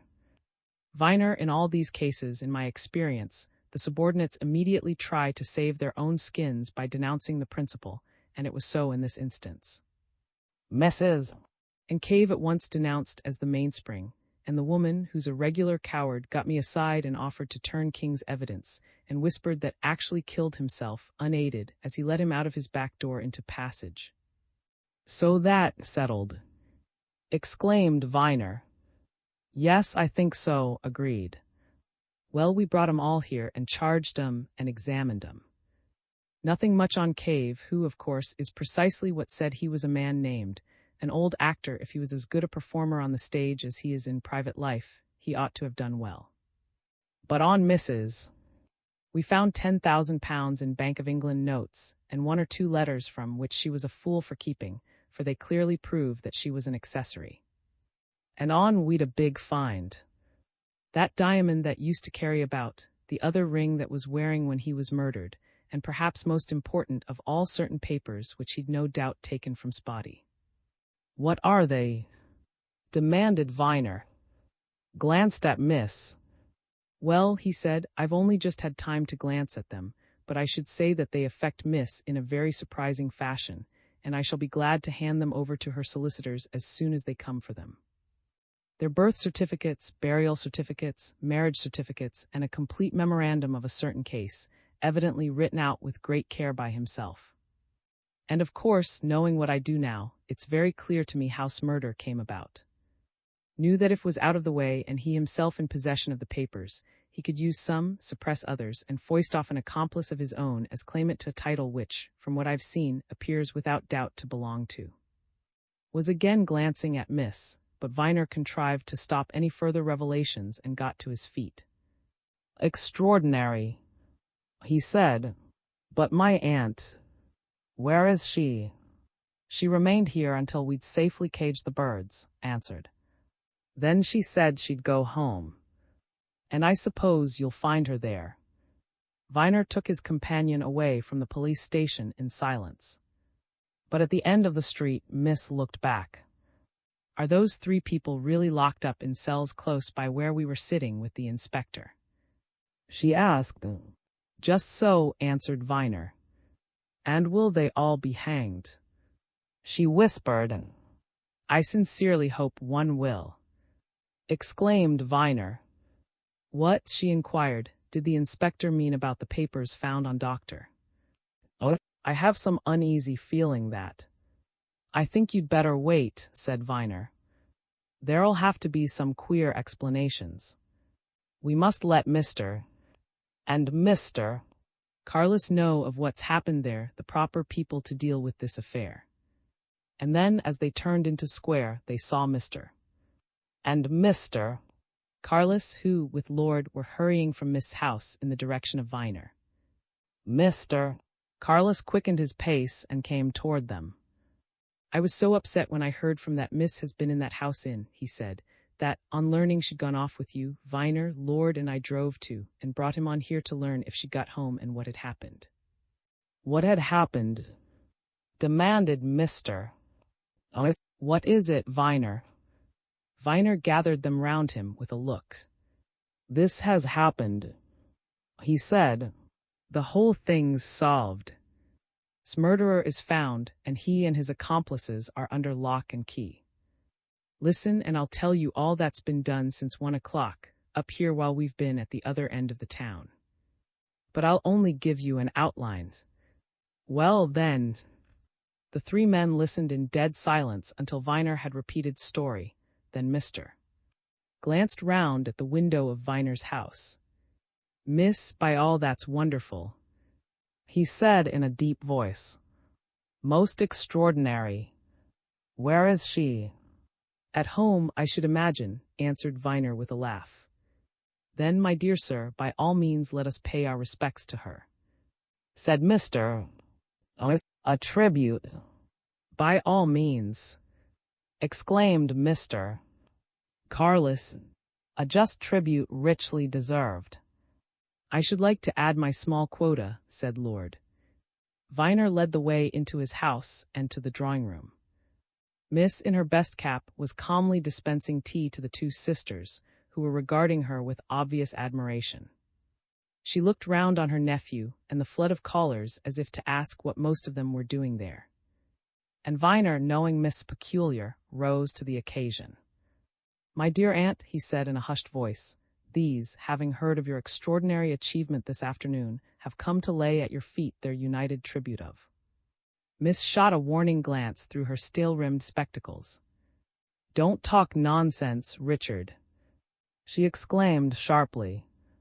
Ring the bell for more cups and saucers. XXIX. Who is to tell her? But Viner, instead of ordering the teacups, whispered a word or two to Miss, and then beckoned Lord and the two solicitors to follow him out of the room. He silently led them to his study and closed the door. Miss will be all right for a while under my aunt's care, he said, with a smile that had a certain meaning in it which was not lost on Mr. or on Mr. Carlos, but there are matters connected with her which ought not to wait, even for 10 minutes hanging round Miss tea table. Now I have been thrown headlong into this case, and like all the rest of you, I am pretty well acquainted with it. And I take it that now that the murder of has been solved, the real question is what is the truth about the young lady who was certainly his ward. That is right, exclaimed Mr. Carlos and Lord, I am sure, agree with me. Absolutely as far as I'm concerned, asserted Mr. Carlos. His lordship will speak for himself. Lord answered Viner's smile with one equally frank. I don't know whether I'm lord or not, he said. I have had considerable doubt on that point ever since our conference the other day. But I will say this, I had some conversation with Miss the other day, after we left your office, Mr. Carlos, when she was kind enough to allow me to escort her home, and well, to be frank, whether she is my cousin or not, I to me an old-fashioned phrase desire her better acquaintance. And if she is my cousin, why, then the title is not mine but hers. The two lawyers exchanged significant glances. Admirably spoken, my lord, said Mr. Oh, excellent. It is just what I would have expected of his lordship, remarked Mr. Carlos. I have known his lordship since he was first breeched. But I believe Mr. Viner has something to say. Yes, this, answered Viner. Found on the papers which are missing from those which had evidently kept together, with a view to proving his ward's right to the title and estates. He is a sharp fellow, and he told me just now that he had glanced over those papers since his arrest, and I only just stopped him from letting out to Miss who, if the papers and the deduction to be drawn from them are correct, she really is. I am right in supposing, he continued, suddenly interrupting himself, that the title runs in the female as in the male line. Quite right, Mr. Viner, said Mr. Carless. Quite right. It does. I believe I mentioned the other day that there has already been one countess of, in her own right. The male line came to an end at one period. The daughter of the last male holder succeeded, and the man whom she married took the family name of Cave Gray, and their eldest son, of course, succeeded on the death of his mother. Quite right, sir. Then, suggested Viner, don't you think it would be advisable, rather than that lord should be kept in suspense, that we should go round to the police station and inspect the documents? I don't know whether we'll give them up until his prisoners have been brought before the magistrate, but he said he would give them to the proper persons eventually, and in any case he will show them to you three. Good, said Mr. Let us go at once, it is only a few minutes' walk. And in the meantime, suggested Mr. Carless, Miss might be asked to remain here under the wing of the excellent Miss. Viner laughingly remarked that he had no doubt whatever that Miss would willingly assume this position of trust, and leading his callers into the hall, left them for a moment while he returned to the drawing-room. He was smiling when he returned. I think Miss will be safe for some time, he said, horrified as she is at the conduct of the wicked Misses. She is sufficiently feminine to be taking a vast interest in my aunt's account of how she brought off her wonderful stroke of genius this afternoon. So shall we go round? Found alone in his office, showed no surprise when Viner brought in and introduced his companions. He already knew the two lawyers and exchanged comprehending words with them, but he looked at Lord with the same interest which Viner had seen in him when Miss was present. Of course you may see the whole lot, he said as he unlocked the drawer. I don't want you to take these things away now, though, because we'd like to produce them when these people are brought up tomorrow morning. But after they've been shown, I'll hand them over, and in the meantime, you can rely on it that they'll be taken care of rather. Well now, here, the missing ring. You know, admitted to picking up one, this is the other, without doubt. And there's the £50,000 diamond. Of course, robbed after he'd killed him as a piece of bluff. What he wanted was these papers. He evidently gave Cave, or his accomplice, certain of the papers to play the game with, but the really important ones he kept in his own pocket where I found him. There you are. He handed over a stout linen-lined foolscap envelope to Mr. Carless, and that gentleman, whose fingers trembled a little in spite of his determined attempt to preserve his professional coolness, drew certain papers from it, and laying them on a desk close by, beckoned the other men to his elbows and began to examine them. For several minutes the 4 pairs of eyes ran over the various documents, Mr. Carless' finger pointing to one particular passage or another during their hasty perusal, and he and Mr. nodding assent as they exchanged glances and muttered remarks. Not a doubt of it, exclaimed Mr. Carless suddenly. Not one doubt. Observe the extraordinary care which the missing lord took to safeguard his own interests and those of his daughter, in case he ever wished to revive his claims. Here, for instance, is his marriage certificate. You see, he took good care to be married in his own real, proper, legal name. Here again is the birth certificate of his daughter. You see how she is described, Cave Gray, daughter of. And here is his death certificate, that too is all in order. You see, all these are duly attested copies. We could, of course, insist on having them over there, but I've no doubt about their genuineness. What do you say? I should say there's no doubt whatever, answered Mr. Readily. But now this memorandum, evidently written by himself in London, soon after he got here. Mr. Carless ran his eye over the document which Mr. indicated. He said, A most important, most valuable piece of evidence. You see that's name is mentioned in it. What's he say, the only man besides myself who is in full possession of the facts? Gad el hang this scoundrel. Yes, here it is, the full history of the case, very lucidly summarized. He must have been a very good businessman, this unfortunate poor fellow. But what's this he's put at the end, as a sort of note? Since arriving in England and making inquiries in London and about, and as to the character and abilities of the young man who is the present holder of the title and estates which are by right my ward's, I have had considerable doubt as to whether or not I should exercise the discretion extended to me by her father. Having nobody of my own, I have left her all my fortune, which is a handsome one, and she will be a rich woman. The young man seems to be an estimable and promising young fellow, and I am much exercised in mind as to whether it might not be best if, and I kept the secret to ourselves until our deaths. Mr. Carlos read this passage aloud, and then smote the desk heavily with his hand. There's the secret of the murder, he exclaimed. You see, one holder of the secret was honest, the other was a rogue. Wanted nothing for himself, wanted to profit. Saw that by killing he alone would have the secret. He evidently got 2 accomplices who were necessary to him, and he meant, by suppressing certain facts and enlarging on others, to palm off an impostor who, mark this, could be squared by £100,000. Oh, a bad fellow. Keep him tight, Mr. Inspector, keep him tight. You needn't bother yourself, Mr. Carlos answered laconically. We'll see to that. Mr. Carlos again cast an eye on the passage he had just read, and then, touching Lord's arm, drew his attention to it again, whispering something in his ear at which the young man's cheek reddened. Then he gathered up the papers, carefully replaced them in their linen-lined envelope, and handed them to. Much obliged to you, he said. Now, at what time are these miscreants to be put in the dock tomorrow? 10 sharp. Then, he declared with a shrewd glance, I shall be there, and in all my experience I shall never have set eyes on a worse scoundrel than the chief one of 'em. Now shall we go? Outside, Mr. Carlos took Lord's arm. You know what this really means to you, he said. Lord laughed.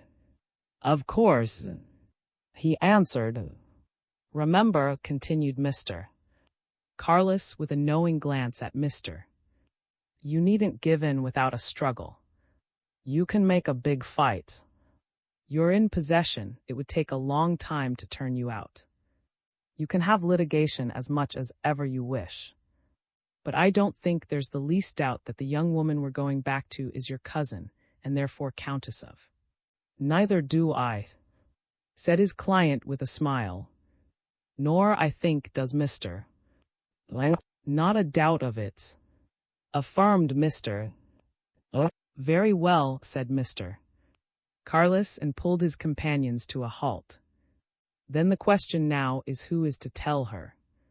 The 2 lawyers and Viner looked from one another to Lord, but Lord was already eager and responsive. He said quickly, I claim that right. If I am to abdicate in of another, let me have at any rate the privilege of first greeting the new sovereign. Besides, as I have already said to you, Mr. Carlos interrupted him by pointing toward Viner's house, of which they were now in sight. I dare say our friend Viner, who has, as he says, been strangely mixed up in this strange affair, can manage matters, he said dryly. And as things are, nothing could be better. Viner took his companions back into his library, and opening a door, showed Lord a small study which lay beyond. I'll bring Miss to you at once, he said. Then, with a glance at the 2 lawyers, which went round again to Lord, he added quietly, when you have told her, you'll let us know what she says. Aye, muttered Mr. Good, we must know that. Viner went away to the drawing-room, and presently brought Miss back with him. She looked from one solicitor to the other, with something of a smile. More mystery, she asked. Mr. Carlos, with a courtly bow, took the girl's hand. My dear young lady, he said, there is this time a mystery to be explained. And allow me to hand you into this room. There is a young gentleman in here who will explain it, all of it, 1,000 times better than we old possibly could. He closed the door on her and turned to Mr. I'll trouble you for a pinch of that old snuff of yours, he said. Dear me. What extraordinary moments we do pass through. Viner, my dear fellow, you're a book collector, I know. To pass the time, show me some of your treasures. 10 minutes, 20 minutes, 30 minutes went by, while Viner showed some of his most treasured possessions in the way of print and binding to the two old lawyers. They were both past masters in the art of make-believe, and they contrived to show great interest in what was exhibited to them, but Viner knew very well that when Mr. was expatiating on the merits of an Elzevir or Mr.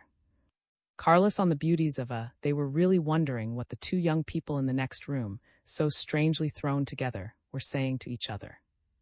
And then, as he was about to unlock a cabinet and bring out a collection of autograph letters, the door of the inner room was opened, and the two appeared on the threshold, one looking extremely confident and the other full of blushes and surprise. And they were holding each other's hands. Our very good friends, said Lord, it is only right that we should take you into our confidence at once. There will be no litigation, Mr. Carlos, no difficulties, Mr. I absolutely insist on resigning what is not mine to my cousin, the Countess of. And not in any return, she has promised to give me something which I shall prize far more than any title or any estate, you understand. And now, if Mr. Viner will excuse me, there are just a few more things we have to say to each other, and then. He drew the girl back into the room and closed the door, and the three men, once more left to themselves, solemnly shook hands with each other, heaving sighs of infinite delight and gratification. Aye, aye. Number 7 in the square. Before the splutter of the match had died out, Viner had recognized the man who lay dead at his feet. He was a man about whom he had recently felt some curiosity, a man who, a few weeks before, had come to live in a house close to his own, in company with an elderly lady and a pretty girl. Viner and Miss had often seen all three in and about Square, and had wondered who they were. The man looked as if he had seen things in life, a big, burly, bearded man of apparently 60 years of age, hard, bronzed. Something about him suggested sun and wind as they are met with in the far-off places. Usually he was seen in loose, comfortable, semi-nautical suits of blue serge. There was a roll in his walk that suggested the sea. But here, as he lay before Viner, he was in evening dress with a light overcoat thrown over it. The overcoat was unbuttoned and the exposed. And on it that sickening crimson stain widened and widened as Viner watched. Here, without doubt, was murder, and Viner's thoughts immediately turned to two things: one, the hurrying young man, whose face he thought he had remembered in some vague fashion; the other, the fact that a policeman was slowly pacing up the terrace close by. He turned and ran swiftly up the still deserted passage. And there was the policeman, 20 yards away, coming along with the leisureliness of one who knows that he has a certain area to patrol. He pulled himself to an attitude of watchful attention as Viner ran up to him, then suddenly recognizing Viner as a well-known inhabitant of the square, touched the rim of his helmet. "I say," said Viner in the hushed voice of one who imparts strange and confidential tidings. "There's a man lying dead in the passage round here. And without doubt murdered. There's blood all over his." The policeman stood stock still for the fraction of a second. Then he pulled out his whistle and blew loudly and insistently. Before the shrill call had died away, he was striding towards the passage, with Viner at his side. "Did you find him, Mr. Viner?" he asked. "I found him," asserted Viner. "Just now halfway down the passage."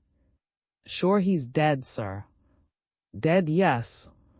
And murdered, too."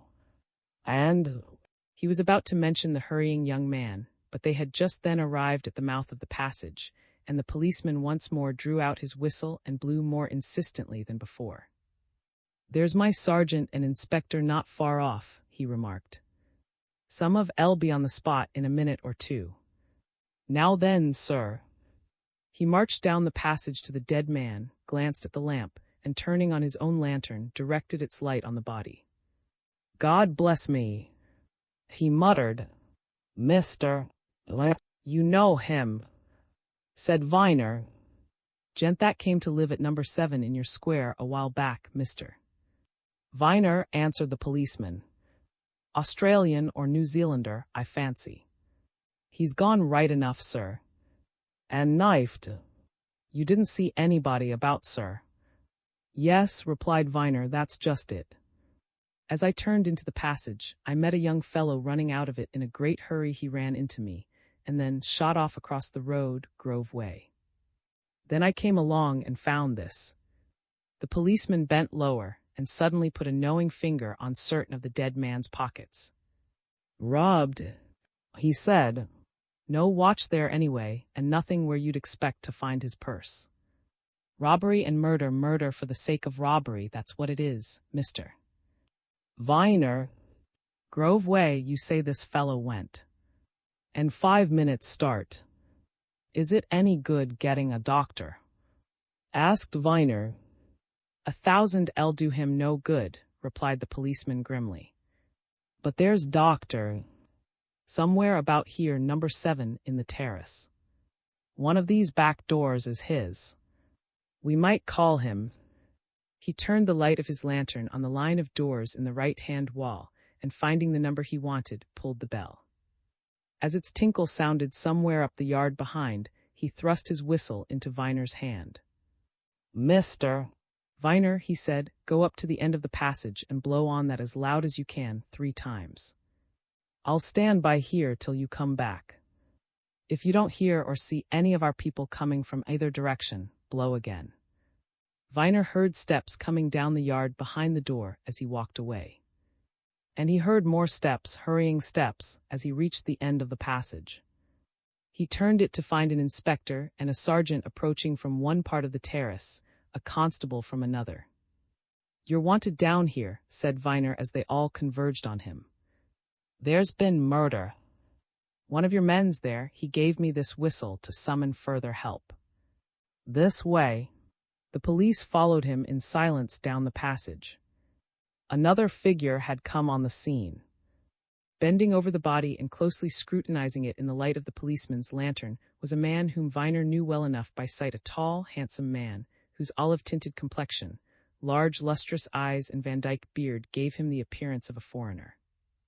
Yet though he had often seen him, Viner did not know his name. The police inspector, however, evidently knew it well enough. What is it, doctor? He asked as he pushed himself to the front. Is the man dead? Doctor drew himself up from his stooping position to his full height, a striking figure in his dress jacket and immaculate linen. He glanced round at the expectant faces. The man been murdered, he said in calm, professional accents. He's been stabbed clean through the heart. Dead? Yes, for several minutes. Who found him here? Demanded the inspector. I found him, answered Viner. He gave a hurried account of the whole circumstances as he knew them, the police watching him keenly. I should know the man again if I saw him, he concluded. I saw his face clearly enough as he passed me. The inspector bent down and hastily felt the dead man's pockets. Nothing at all here, he said as he straightened himself. No watch or chain or purse or anything. Looks like robbery as well as murder. Does anybody know him? I know who this is, sir, answered the policeman to whom Viner had first gone. He's a mister who came to live not so long since at number 7 in Square, close by Mr. Viner there. I've heard that he came from the colonies. Do you know him? Asked the inspector, turning to Viner. Only by sight, answered Viner. I've seen him often, but I didn't know his name. I believe he has a wife and daughter. No, sir, interrupted the policeman. He was a single gentleman. The young lady at number 7 is his ward, and the older lady looked after her sort of a companion. The inspector looked round. Other policemen, attracted by the whistle, were coming into the passage at each end, and he turned to his sergeant. Put a man at the top and another at the bottom of this passage, he said. Keep everybody out. Send for the divisional surgeon. Doctor, will you see him when he comes along? I want him to see the body before its removal. Now then, about these ladies, they'll have to be told. He turns to Viner. I understand you live close by them. He asked, perhaps you'll go there with me. Viner nodded, and the inspector, after giving a few more words of instruction to the sergeant, motioned him to follow. Together they went down the passage into square. Been resident here long, mister? Viner asked the inspector as they emerged. I noticed that some of my men knew you. I've only recently come into this part myself. 15 years, answered Viner. Do you know anything of this dead man? Nothing, not so much as your constable knows. Policemen pick things up. These ladies now. It's a most unpleasant thing to have to go and break news like this. You know nothing about them, sir. Not even as much as your man knew. I've seen them often with him, the dead man. There's an elderly lady and a younger one, a mere girl. I took them for his wife and daughter. But you heard what your man said. Well, whatever they are, they've got to be told. I'd be obliged if you'd come with me. And then that fellow you saw running away. You'll have to give us as near a description of him as you can. What number did my man say it was? 7. Viner suddenly laid a hand on his companion's sleeve. A smart car of the sort let out on hire from the more pretentious automobile establishments had just come round the corner and was being pulled up at the door of a house in whose porticoed front hung a brilliant lamp. That's number 7, said Viner. And those are the 2 ladies. The inspector stopped and watched. The door of the house opened, letting a further flood of light on the broad step beneath the portico and on the pavement beyond. The door of the car opened too, and a girl stepped out, and for a second or two stood in the full glare of the lamps. She was a slender, lissom young creature, gowned in white, and muffled to the throat in an opera cloak out of which a fresh, girlish face, bright in, sparkling of eye, crowned by a mass of hair of the tint of dead gold, showed clearly ere she rapidly crossed to the open door. After her came an elderly, well-preserved woman in an elaborate evening toilette, the personification of the precise and conventional. The door closed, the car drove away. The inspector turned to Viner with a shake of his head. Just home from he said, and to hear this. Well, it's got to be done, mister. Viner, anyhow. Viner, who had often observed the girl whom they had just seen with an interest for which he had never troubled to account, found himself wishing that Miss was there in his place. He did not know what part he was to play, what he was to do or say. Worse than that, he did not know if the girl in whose presence he would certainly find himself within a minute or two was very fond of the man whom he had just found done to death. In that case, but here his musings were cut short by the fact that the inspector had touched the bell in the portico of number 7, and that the door had opened to reveal a smart and wondering, who glanced with surprise at the inspector's uniform. Hush, this is Mr. said the inspector. Yes, well now, what is the name of the elderly lady I saw come in just now? Keep quiet, there's a good girl. The fact is, Mr. has had an accident, and I want to see that lady. Mrs. answered and the young lady, her name? Asked the inspector. Miss. The inspector walked inside the house. Just ask Mrs. And Miss if they'll be good enough to see Inspector for a few minutes, he said. Then, as the girl closed the door and turned away up the inner hall, he whispered to Viner. Better see both and be done with it. It's no use keeping bad news too long, they may as well know both. They reappeared at the door of a room along the hall, and the 2 men, advancing in answer to her summons, entered what was evidently the dining room of the house. The 2 ladies had thrown off their wraps. The younger one sat near a big, cheery fire, holding her slender fingers to the blaze. The elder stood facing the door in evident expectancy. The room itself was luxuriously furnished in a somewhat old-fashioned, heavy style. Everything about it betokened wealth and comfort. And that its owner was expected home every minute was made evident to the 2 men by the fact that a spirit case was set on the center table, with glasses and mineral waters and cigars. Viner remembered, as his eyes encountered these things, that a half-burned cigar lay close to the dead man's hand in that dark passage so close by. Mrs. Miss, Began, looking sharply from one to the other. Sorry to break in on you like this, ladies, but the fact is, there has been an accident to Mr. And I'm obliged to come and tell you about it. Viner, who had remained a little in the background, was watching the faces of the two to whom this initial breaking of news was made. And he saw at once that there was going to be no scene. The girl by the fire looked for an instant at the inspector with an expression of surprise, but it was not the surprise of great personal concern. As for the elder woman, after one quick glance from to Viner, whom she evidently recognized, she showed absolute self-possession. A bad accident? She asked. Again looked from the elder to the younger lady. You'll excuse me if I ask what relation you ladies are to Mr. He said with a significant glance at Mrs. None, replied Mrs. Miss is Mr. Sward. I am Miss and companion. Well, ma'am, said, then I may tell you that my news is just about as serious as it possibly could be, you understand.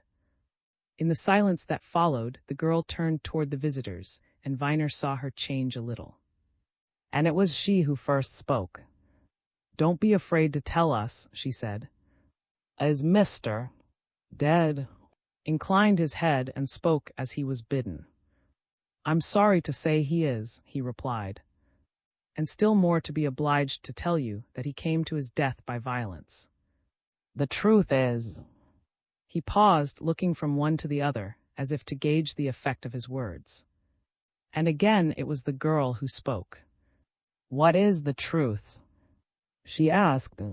Murder, said. Just that. Mrs. who had remained standing until then, suddenly sat down with a murmur of horror. But the girl was watching the inspector steadily. When was this? And how and where? She inquired. A little time ago, near here, answered.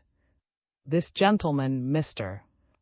Viner, a neighbor of yours, found him dead. There's no doubt from what we can see that he was murdered for the sake of robbery. And I want some information about him, about his habits, and... Miss got up from her chair and looked meaningly at Mrs. The fact is, she said, turning to, strange as it may seem, neither Mrs. nor myself know very much about Mr. Who was Mr.? For the first time since they had entered the room, turned and glanced at Viner. His look indicated the idea which Miss' last words had set up in his mind. Here was a mystery. The police instinct was aroused by it. You don't know very much about Mr. He said, turning back to the two ladies. Yet you're under his roof. This is his house, isn't it? Just so, assented Miss. But when I say we don't know much, I mean what I say. Mrs. has only known Mr. A few weeks, and until 2 months ago I had not seen Mr. For 12 years. Therefore, neither of us can know much about him. Would you mind telling me what you do know? Ask. We've got to know something, who he is, and so on. All that I know is this, replied Miss. My father died in Australia when I was about 6 years old. My mother was already dead, and my father left me in charge of Mr. He sent me very soon after my father's death to school in England, and there I remained for 12 years. About 2 months ago, Mr. came to England, took this house, fetched me from school, and got Mrs. to look after me. Here we've all been ever since, and beyond that I know scarcely anything. Looked at the elder lady. I know practically no more than Miss has told you, said Mrs. Mr. And I got in touch with each other through his advertisement in the Morning Post. We exchanged references, and I came here. Said. And what might his references be now? To his bankers, the London and Orient in Street, answered Mrs. Promptly. and to his solicitors and of Bedford Bow. Very satisfactory they were, no doubt, ma'am. Suggested, Mrs. Let her eye run round the appointments of the room. Eminently so, she said dryly. Mr. was a very wealthy man. Pulled out a pocketbook and entered the names which Mrs. had just mentioned. The solicitors will be able to tell something, he murmured as he put the book back. We'll communicate with them first thing in the morning. But just 2 questions before I go.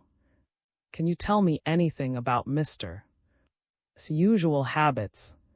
Had he any business? What did he do with his time? He was out a great deal, said Mrs. He used to go down to the city. He was often out of an evening. Once, since I came here, he was away for a week in the country, he didn't say where. He was an active man, always in and out. But he never said much as to where he went. The other question, said, is this: did he carry much on him in the way of valuables or money? I mean as a rule. He wore a very fine gold watch and chain, answered Mrs. And as for money, well, he always seemed to have a lot in his purse. And he wore 2 diamond rings, very fine stones. Just so, murmured, set upon for the sake of those things, no doubt. Well, ladies, I shall telephone to first thing in the morning, and they'll send somebody along at once, of course. I'm sorry to have brought you such bad news, but... He turned toward the door. Miss stopped him. Will Mr.'s body be brought here tonight? She asked. No, replied. It will be taken to the mortuary. If you'll leave everything to me, I'll see that you are spared as much as possible. Of course, there'll have to be an inquest, but you'll hear all about that tomorrow. Leave things to us and to Mr. Solicitors.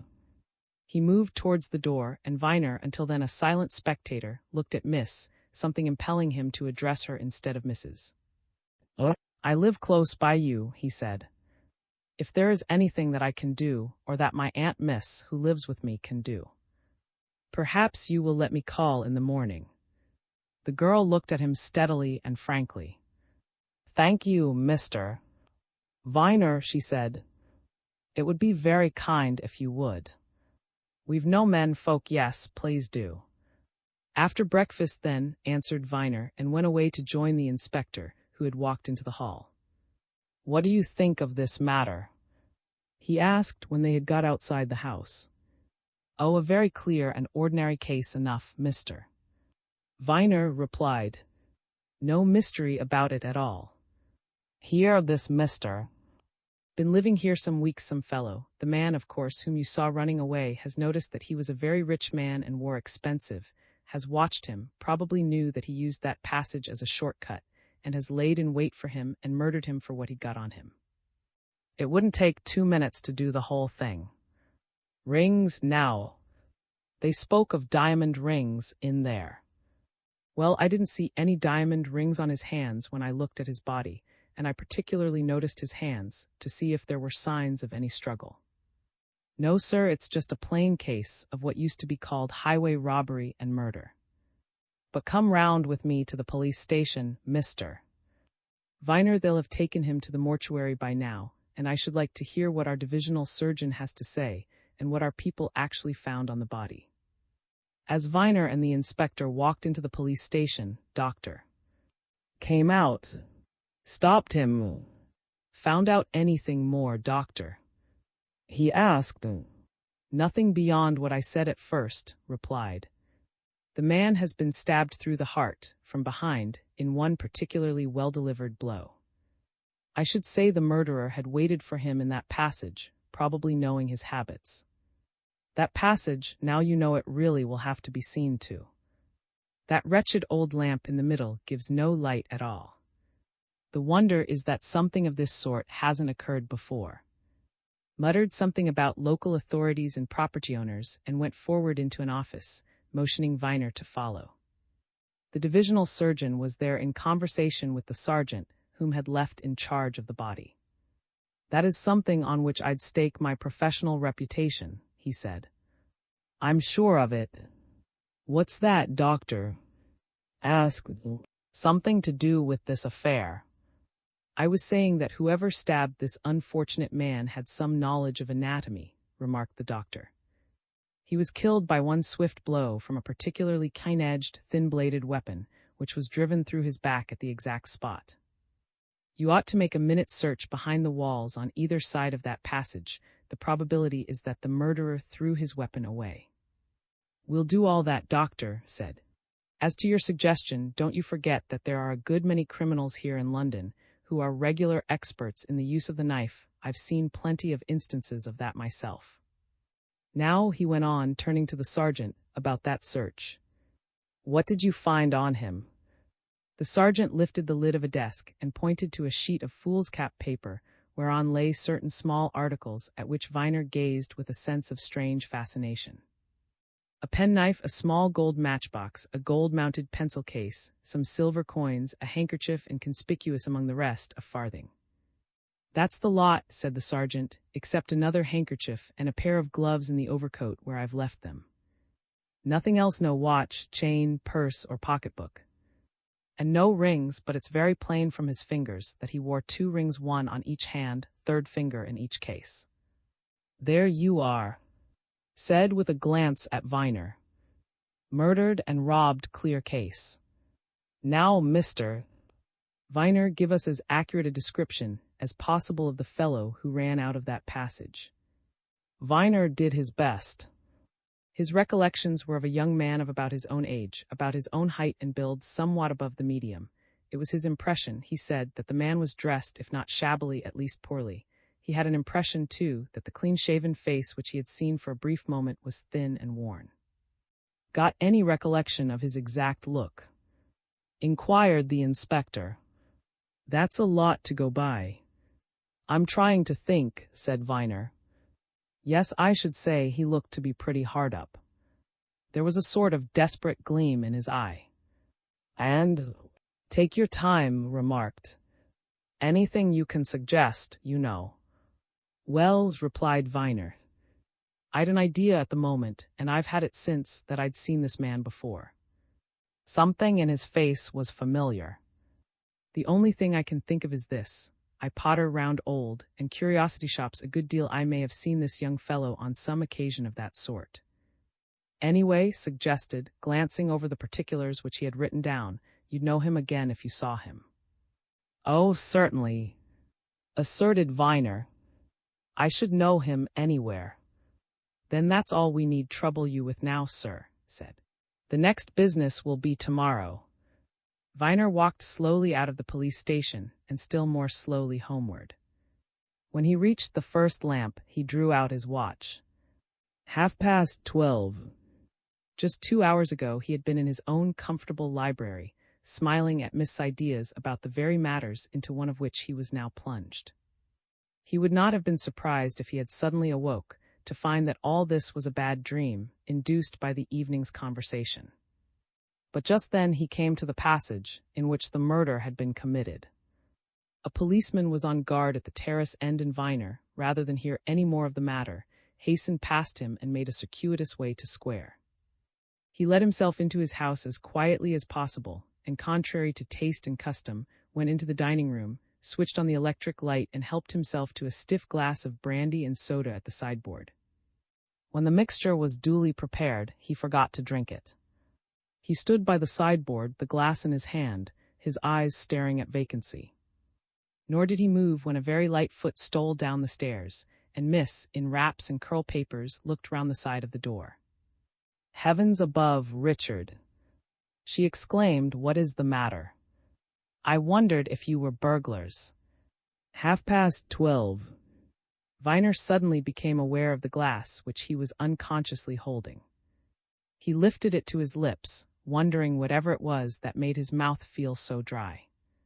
And when he had taken a big gulp and then spoke, his voice to himself sounded just as queer as his tongue had been feeling. You were right, he said suddenly.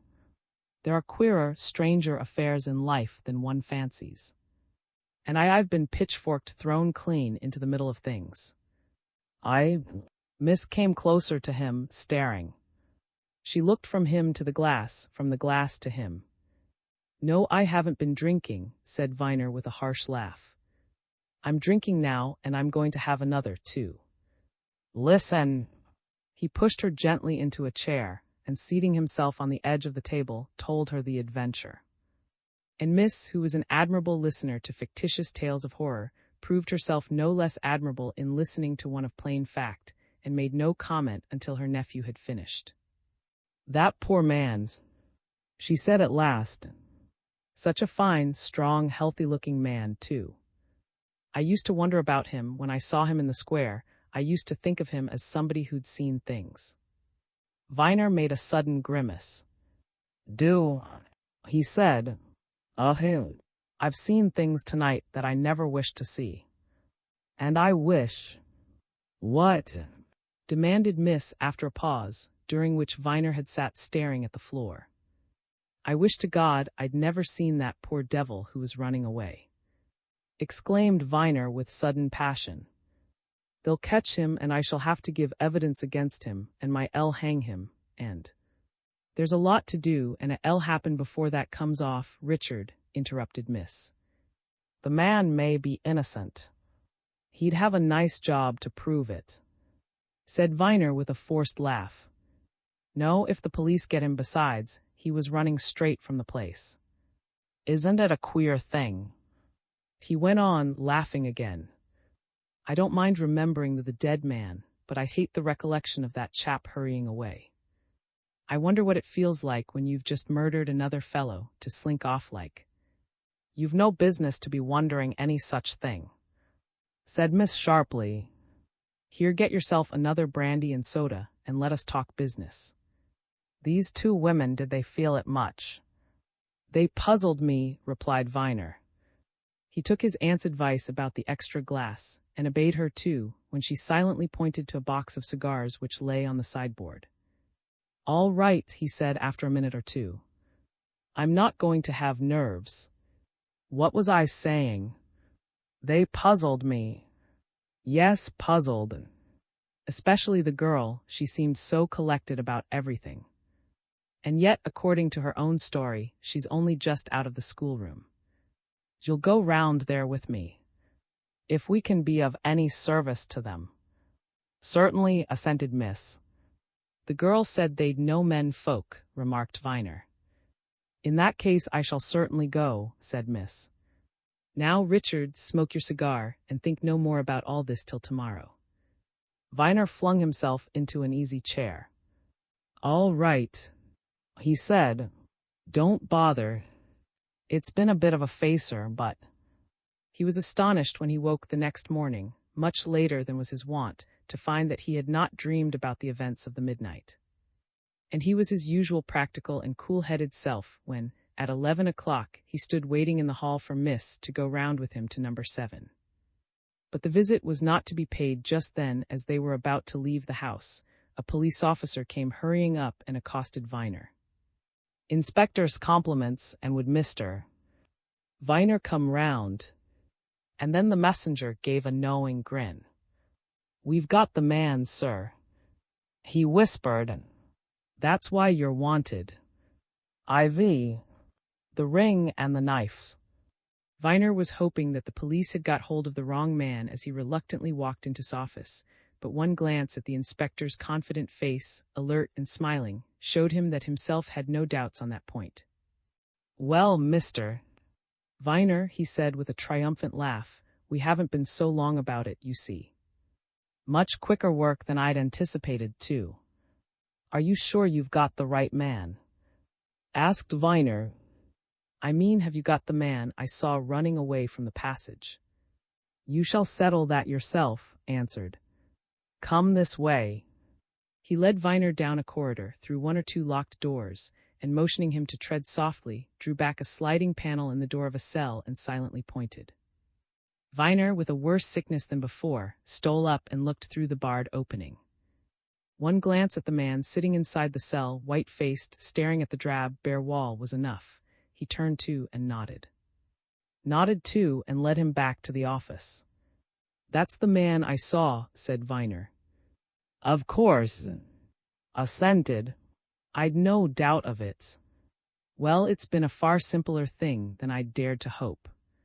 I'll tell you how we got him. This morning about 10 o'clock, this chap who won't give his name went into the pawnbroker's shop in Road and asked for a loan on a diamond ring which he produced. Now, who happened to attend to him himself, is a good deal of an expert in diamonds, he's as well as a pawnbroker, and he saw at once that the diamond in this ring was well worth all of £1,000 a gem of the first water. He was therefore considerably astonished when his customer asked for a loan of £10 on it, still more so when the fellow suggested that should buy it outright for 25. Asked him some questions as to his property in the ring, he made some excuses about its having been in his family for some time, and that he would be glad to realize on it. Under of examining it, took the ring to another part of his shop and quietly sent for a policeman. And the end was, this officer brought the man here, and with him and the ring. Here it is. He opened a safe and produced a diamond ring, at which Viner stared with feelings for which he could scarcely account. How do you know that's one of Mr. Rings? He asked. Oh, I soon solved that. Laughed. I hurried round to square with it at once. Both the ladies recognized it, Mr. Had often shown it to them and told them its value, and there's a private mark of his inside it. And so we arrested him, and there he is. Clear case. What did he say? Asked Viner. He's a curious customer, replied. I should say that whatever he is now, he has been a gentleman. He was extremely nervous and so on while we were questioning him about the ring, but when it came to the crucial point and I charged him and warned him, he turned strangely cool. I'll tell you what he said in his exact words. I'm absolutely innocent of that. He said, but I can see that I've placed myself in a very strange position. And after that he would say no more. He hasn't even asked to see a solicitor.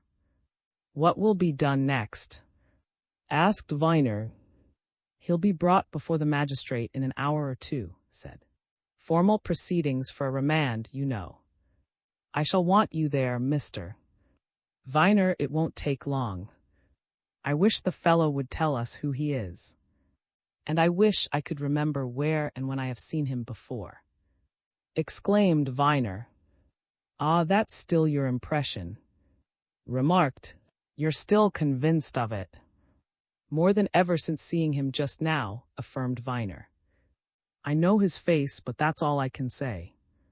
I suppose, he continued, looking diffidently at the inspector, as if he half expected to be laughed at for the suggestion he was about to make, I suppose you don't believe that this unfortunate fellow may have some explanation of his possession of Mr. Ring, who had been replacing the ring in a safe, locked the door upon it with a snap, and turned on his questioner with a look which became more and more businesslike and official with each succeeding word. Now, Mr. Viner, he said, you look at it from our point of view. An elderly gentleman is murdered and robbed. A certain man is seen by you, as it happens, running away as fast as he can from the scene of the murder. Next morning, that very man is found trying to get rid of a ring which, without doubt, was taken from the murdered man's finger. What do you think? Or another question, what could we, police officials, do? Nothing but what you're doing, I suppose, said Viner. Still, there may be a good deal, that's what shall I say, behind all this. It's for him to speak, observed, nodding in the direction of the cells. He's got a bell within reach of his fingers. He's only got to ring it and to ask for me or any solicitor he likes to name. But we shall say. Nothing had been seen or heard in the way hinted at by, when an hour later Viner, waiting in the neighboring police court, was aware that the humdrum, sordid routine was about to be interrupted by something unusual. The news of an arrest in connection with the Passage murder had somehow leaked out, and the court was packed to the doors. Viner himself had gradually been forced into a corner near the witness box, in which he was to make an unwilling appearance. And from that corner he looked with renewed interest at the man who was presently placed in the dock, and for the 100th time asked himself what it was in his face that woke some chord of memory in him. There was nothing of the criminal in the accused man's appearance. Apparently about 30 years of age, spare of figure, clean-shaven, of a decidedly intellectual type of countenance, he looked like an actor. His much-worn suit of tweed was well cut and had evidently been carefully kept, in spite of its undoubtedly threadbare condition. It and the worn and haggard look of the man's face denoted poverty, if not recent actual privation, and the thought was present in more than one mind there in possession of certain facts. If this man had really owned the ring which he had offered to the pawnbroker, why had he delayed so long in placing himself in funds through its means? For if his face expressed anything, it was hunger. Viner, who was now witnessing police court proceedings for the first time in his life, felt an almost morbid curiosity in hearing the tale unfolded against the prisoner. For some reason best known to themselves, the police brought forward more evidence than was usual on first proceedings before a magistrate. Viner himself proved the finding of the body. The divisional surgeon spoke as to the cause of death, the dead man's solicitor to his identity and swore positively as to the ring. The pawnbroker gave evidence as to the prisoner's attempt to pawn or sell the ring that morning. Finally, the police proved that on searching the prisoner after his arrest, a knife was found in his hip pocket which, in the opinion of the divisional surgeon, would have caused the wound found in the dead man's body. From a superficial aspect, no case could have seemed clearer. But in Viner's reckoning of things there was mystery. 2 episodes occurred during the comparatively brief proceedings, which made him certain that all was not being brought out. The first was when he himself went into the witness box to prove his discovery of the body, and to swear that the prisoner was the man he had seen running away from the passage. The accused glanced at him with evident curiosity as he came forward. On hearing Viner's name, he looked at him in a strange manner, changed and turned his head away. But when a certain question was put to Viner, he looked round again, evidently anxious to hear the answer. "I believe you thought, on first seeing him, that the prisoner's face was familiar to you, Mr. Viner?" "Yes, I certainly think that I have seen him before, somewhere." "You can't recollect more? You don't know when or where you saw him?" "I don't, but that I have seen him, perhaps met him, somewhere, I am certain." This induced the magistrate to urge the accused man, who had steadfastly refused to give name or address, to reveal his identity. But the prisoner only shook his head. "I would rather not give my name at present," he answered. "I am absolutely innocent of this charge of murder, but I quite realize that the police are fully justified in bringing it against me. I had nothing whatever to do with Mr. 's death, nothing. Perhaps the police will find out the truth, and meanwhile I had rather not give my name." "You will be well advised to reconsider that," said the magistrate. "If you are innocent, as you say, it will be far better for you to say who you are and to see a solicitor. As things are, you are in a very dangerous position." But the prisoner shook his head. "Not yet, at any rate," he answered. "I want to hear more." When the proceedings were over and the accused, formally remanded for a week, had been removed to the cells previous to being taken away, Viner went round to his office. "Look here," he said abruptly, finding the inspector alone. "I dare say you think I'm very foolish, but I don't believe that chap murdered. I don't believe it for 1 second." Who was filling up some papers, smiled. "No," he said. "Now why, Mr. Viner?" "You can call it intuition if you like," answered Viner. "But I do, and I shall be surprised if I'm not right. There are certain things that I should think would strike you." "What, for instance?" "Ask me." "Do you think it likely that a man who must have known that a regular hue and cry would be raised about that murder would be such a fool as to go and offer one of the murdered man's rings within a mile of the spot where the murder took place?" Asked Viner, turned and looked steadily at his questioner. "Well, but that's precisely what he did, Mr. Viner," he exclaimed. "There's no doubt whatever that the ring in question was. There's also no doubt that this man did offer it to this morning. Either the fellow is a fool or singularly ignorant to do such a mad thing. But he did it, and I know why." "Why then?" demanded Viner. "Because he was just starving," answered When he was brought in here straight from, he hadn't a halfpenny on him, and in the very thick of my questionings and just think how important they were, he stopped me. May I say a word that's just now much more important to me than all this? He said, I'm starving. I haven't touched food or drink for nearly 3 days. Give me something if it's only a crust of bread. That's fact, Mr. Viner. What did you do? Inquired Viner. Got the poor chap some breakfast at once, answered, and let him alone till he'd finished. Have you ever seen a starved dog eat? No, well, I have, and he ate like that. He was ravenous. And when a man at that stage, do you think he's going to stop at anything? Not he. This fellow, you may be sure, after killing and robbing, had but one thought: how soon he could convert some of the property into cash, so that he could eat. If had made him that advance, or bought the ring, he'd have made a beeline for the nearest coffee shop. I tell you, he was mad for food. Another thing, said Viner. Where is the rest of Mr. His property? His watch chain, the other ring, his purse, and wasn't there a pocketbook? How is it this man wasn't found in possession of them? Easy enough for him to hide all those things, Mr. Viner said with an indulgent smile. What easier? You don't know as much of these things as I do. He could quite easily plant all those articles safely during the night. He just stuck to the article which he could most easily convert into money. Well, I don't believe he's guilty, repeated Viner. And I want to do something for him. You may think me quixotic, but I'd like to help him. Is there anything to prevent you from going to him, telling him that I'm convinced of his innocence, and that I should like to get him legal help? There's nothing to prevent it, to be sure, answered. But Mr. Viner, you can't get over the fact that this fellow had's diamond ring in his possession. How do you know how he came into possession of it? Demanded Viner. And then that knife. Exclaimed. Look here. I've got it. What sort of thing is that for an innocent, harmless man to carry about him? It's an American Bowie knife. He opened a drawer and exhibited a weapon which, lying on a pile of paper, looked singularly suggestive and fearsome. I don't care, said Viner with a certain amount of stubbornness. I'm convinced that the man didn't kill. And I want to help him. I'm a man of considerable means, and in this case, well, that's how I feel about it. Made no answer.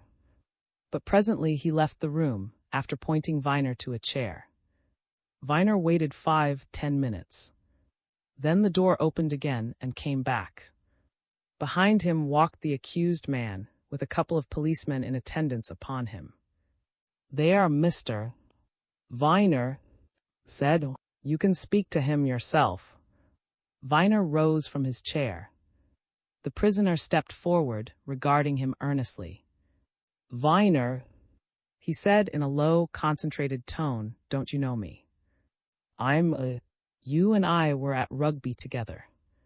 And we meet again here. Look for that man. At these words Viner drew back with an exclamation of astonishment, but in the next instant he stepped forward again, holding out his hand. Oh, he said. Then that's what I remembered. Of course I know you. But good heavens, man, what does all this mean? What's brought you to this, to be here, in this place? The prisoner looked round at his captors and back at Viner, and smiled as a man smiles who is beginning to realize hopelessness to the full.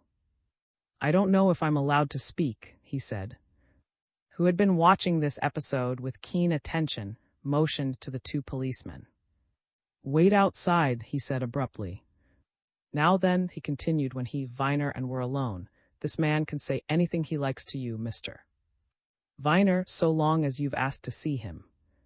This is all irregular, but I've no wish to stop him from telling you whatever he pleases. But remember, he went on, glancing at the prisoner, you're saying it before me, and in my opinion, you'd a deal better have said something when you were in court just now. I didn't know what to say, replied doubtfully. I'm pretty much on the rocks, as you can guess, but I have relatives. And if it's possible, I don't want them to know about this. looked at Viner and shook his head, as if to signify his contempt of his attitude. Considering the position you're in, he said, turning again to, you must see that it's impossible that your relations should be kept from knowing. You'll have to give particulars about yourself, sooner or later. And charges of murder like this can't be kept out of the newspapers. Tell me, exclaimed Viner. Look here now, to begin with, you didn't kill this man. Shook his head in a puzzled fashion. Something was evidently causing him surprise. I didn't know the man was killed or dead until they brought me here from that pawnbroker's this morning, he said. Then he laughed almost contemptuously and with some slight show of spirit. Do you think I'd have been such a fool as to try to pawn or sell a ring that belonged to a man who'd just been murdered? He demanded. I'm not quite such an ass as that. Viner looked round at. There, he said quietly. What did I tell you? Isn't that what I said? You're on the wrong track, Inspector. But sternly official in manner, shook his head. How did he come by the ring, then? He asked, pointing at his prisoner. Let him say. Oh, said Viner. Tell. I've been certain for an hour that you didn't kill this man, and I want to help you. But tell us the truth. What do you know about it? How did you get that ring? I shall make use of anything he tells, remarked warningly. He's going to tell everything, said Viner. Come now, the truth. Suddenly dropped into a chair by which he was standing, and pressed his hand over his face with a gesture which seemed to indicate a certain amount of bewilderment. Let me sit down, he said. I'm weak, tired too. Until this morning I hadn't had a mouthful of food for a long time, and I'd been walking about, night as well as day. I was walking about all yesterday and a lot of last night. I'm pretty nearly done, if you want to know. Take your time, said. Here, wait a bit, he went on after a sudden glance at his prisoner. Keep quiet a minute. He turned to a cupboard in the corner of the room and presently came back with something in a glass. Drink that, he said not unkindly. Drop of weak brandy and water, he muttered to Viner. Do him no harm, I see how it is with him, he's been starving. Caught the last word and laughed feebly as he handed the glass back. Starving, he said. Yes, that's it. I hope neither of you'll know what it means. 3 days without. Now, interrupted Viner. Never mind that you won't starve again. Come, tell us all about this, tell everything. Bent forward in his chair, but after a look at the two men, his eyes sought the floor and moved from one plank to another, as if he found it difficult to find a fixed point. I don't know where to begin, Viner, he said at last. You see, you've never met me since we left school. I went in for medicine. I was at Bart for a time, but well, I was no good somehow. And then I went in for the stage. I've had some fairly decent engagements, both here and in the States, now and then. But you know what a precarious business that is. And some time ago I struck a real bad patch, and I've been out of a job for months. And lately it's gone from bad to worse, you know, or rather I suppose you do know, because you've never been in that fix pawning everything, and so on until, well, I haven't had a penny in my pockets for days now. Your relations? Questioned Viner. Didn't want them to know, answered. The fact is, I haven't been on good terms with them for a long time, and I've got some pride left, or I had, until yesterday. But here, the truth, I had to clear out of my lodgings, which was nothing but an attic, 3 days since, and I've been wandering about, literally hungry and homeless since that. If it hadn't been for that, I should never have been in this hole. And that's due to circumstances that beat me, for I tell you again, I don't know anything about this man's murder, at least, not about it actually. What do you know? Asked Viner. Tell us plainly. I'm going to, responded. I was hanging about the park and around Kensington Gardens most of yesterday. Then at night I got wandering about this part, didn't seem to matter much where I went. You don't know, either of you, what it means to wander round starving. You get into a sort of comatose state, you just go on and on. Well, last night I was walking in that way, in and out about these squares. I got into square. As I was going along the top side of it, I noticed a passage and turned into it as I've said. When a man, in the state I was in, it doesn't matter where he slouches anywhere. I turned into that passage, I tell you just aimlessly, as a man came walking out. Viner, look for that man. Find him. He's the fellow these police want. If there's been murder. Keep calm, said Viner. Go on quietly. This man passed me and went on into the square, continued. I went up the passage. It was very dark except in the middle, where there's an old-fashioned lamp. And then I saw another man who was lying across the flags. I don't know that I'd any impression about him, I was too sick and weary. I believe I thought he was drunk or ill or something. But you see, at the same instant that I saw him, I saw something else which drove him clean out of my mind. In fact, as soon as I'd seen it, I never thought about him any more, nor looked at him again. What was it? Demanded Viner, certain of what the answer would be. A diamond ring, replied. It was lying on the flags close by the man. The light from the lamp fell full on it. And I snatched it up, thrust it into my pocket, and ran up the passage. I ran into somebody at the far end, it turns out to have been you. Well, you saw me hurry off. I got as far away as I could, lest you or somebody else should follow. I wandered round Grove and then up into the Harrow Road, and in a sort of back street there I sneaked into a shanty in a yard and stopped in it the rest of the night. And this morning I tried to pawn the ring. Having no idea of its value, suggested Viner with a glance at, who was listening to everything with an immovable countenance. I thought it might be worth 30 or 40 pounds, answered. Of course, I'd no idea that it was worth what's been said. You see, I'm fairly presentable, and I thought I could tell a satisfactory story if I was asked anything at the pawnshop. I didn't anticipate any difficulty. About pawning the ring, I don't think there'd have been any if it hadn't been for its value. 1,000 pounds. Of course, I'd no idea of that. And that's the whole truth. Asked Viner. It's the whole truth as far as I'm concerned, answered. I certainly picked up that ring in that passage, close by this man who was lying there. But I didn't know he was dead. I didn't know he'd been murdered. All I know is that I was absolutely famishing, desperate, in no condition to think clearly about anything. I guess I should do the same thing again, under the circumstances. I only wish. He paused and began muttering to himself, and the two listeners glanced at each other. You only wish what? Asked Viner. I wish it had been a half-crown instead of that ring. Said with a queer flashing glance at his audience. I could have got a bed for, and have lived for 3 days on the rest. And now, Viner made no remark, and who was leaning against his desk, watching his prisoner closely, tapped on the shoulder. Can you describe the man who came out of the passage as you entered it? He asked. Be accurate now. His face brightened a little, and his eyes became more intelligent. Yes, he answered. You know or you don't know how your mental faculties get sharpened by hunger. I was dull enough in one way, but alert enough in another. I can describe the man as much as I saw of him. A tall man, neither broad nor slender half and half. Dressed in black from top to toe. A silk hat, patent leather boots, and muffled to the eyes in a white silk handkerchief. Could you say his face? Asked. Was he clean-shaved or bearded or what? I tell you he was muffled to the very eyes, answered. One of those big silk handkerchiefs, you know he had it drawn up over his chin and nose right up.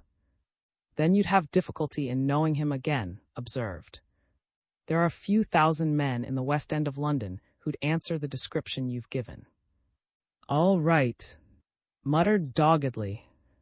But I know what I saw. And if you want to help me, Viner, find that man because he must have come straight away from the body. Turned to Viner, glancing at the same time at the clock.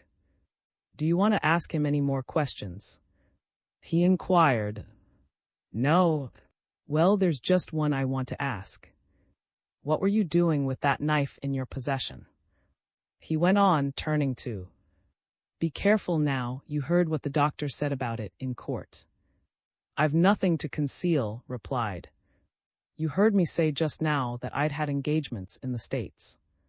I bought that knife when I was out west more as a curiosity than anything, and I've carried it in my pocket ever since. Looked again at Viner. He'll have to go now, he said. If you're going to employ legal help for him, the solicitor will know where and when he can see him. He paused on his way to the door and looked a little doubtfully at his prisoner. I'll give you a bit of advice, he said, not as an official but as an individual. If you want to clear yourself, you'd better give all the information you can. I'll send my own solicitor to you at once, said Viner.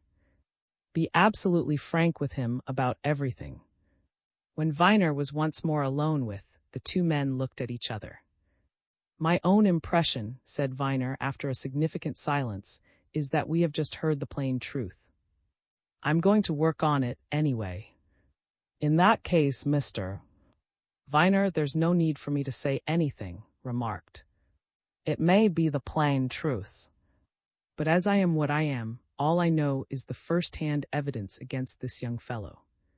So he really was a schoolmate of yours? Certainly, said Viner. His people live or did live in the north. I shall have to get into communication with them. But now what about the information he gave you? This man he saw shook his head. Mr. Viner, he answered, you don't understand police methods. We've got very strong evidence against. We know nothing about a tall man in a white muffler. If you want to clear, you'd better do what he suggested, find that man. I wish you may if he ever existed. You don't believe? Asked Viner. I'm not required to believe anything, sir, unless I've good proof of it, said with a significant smile.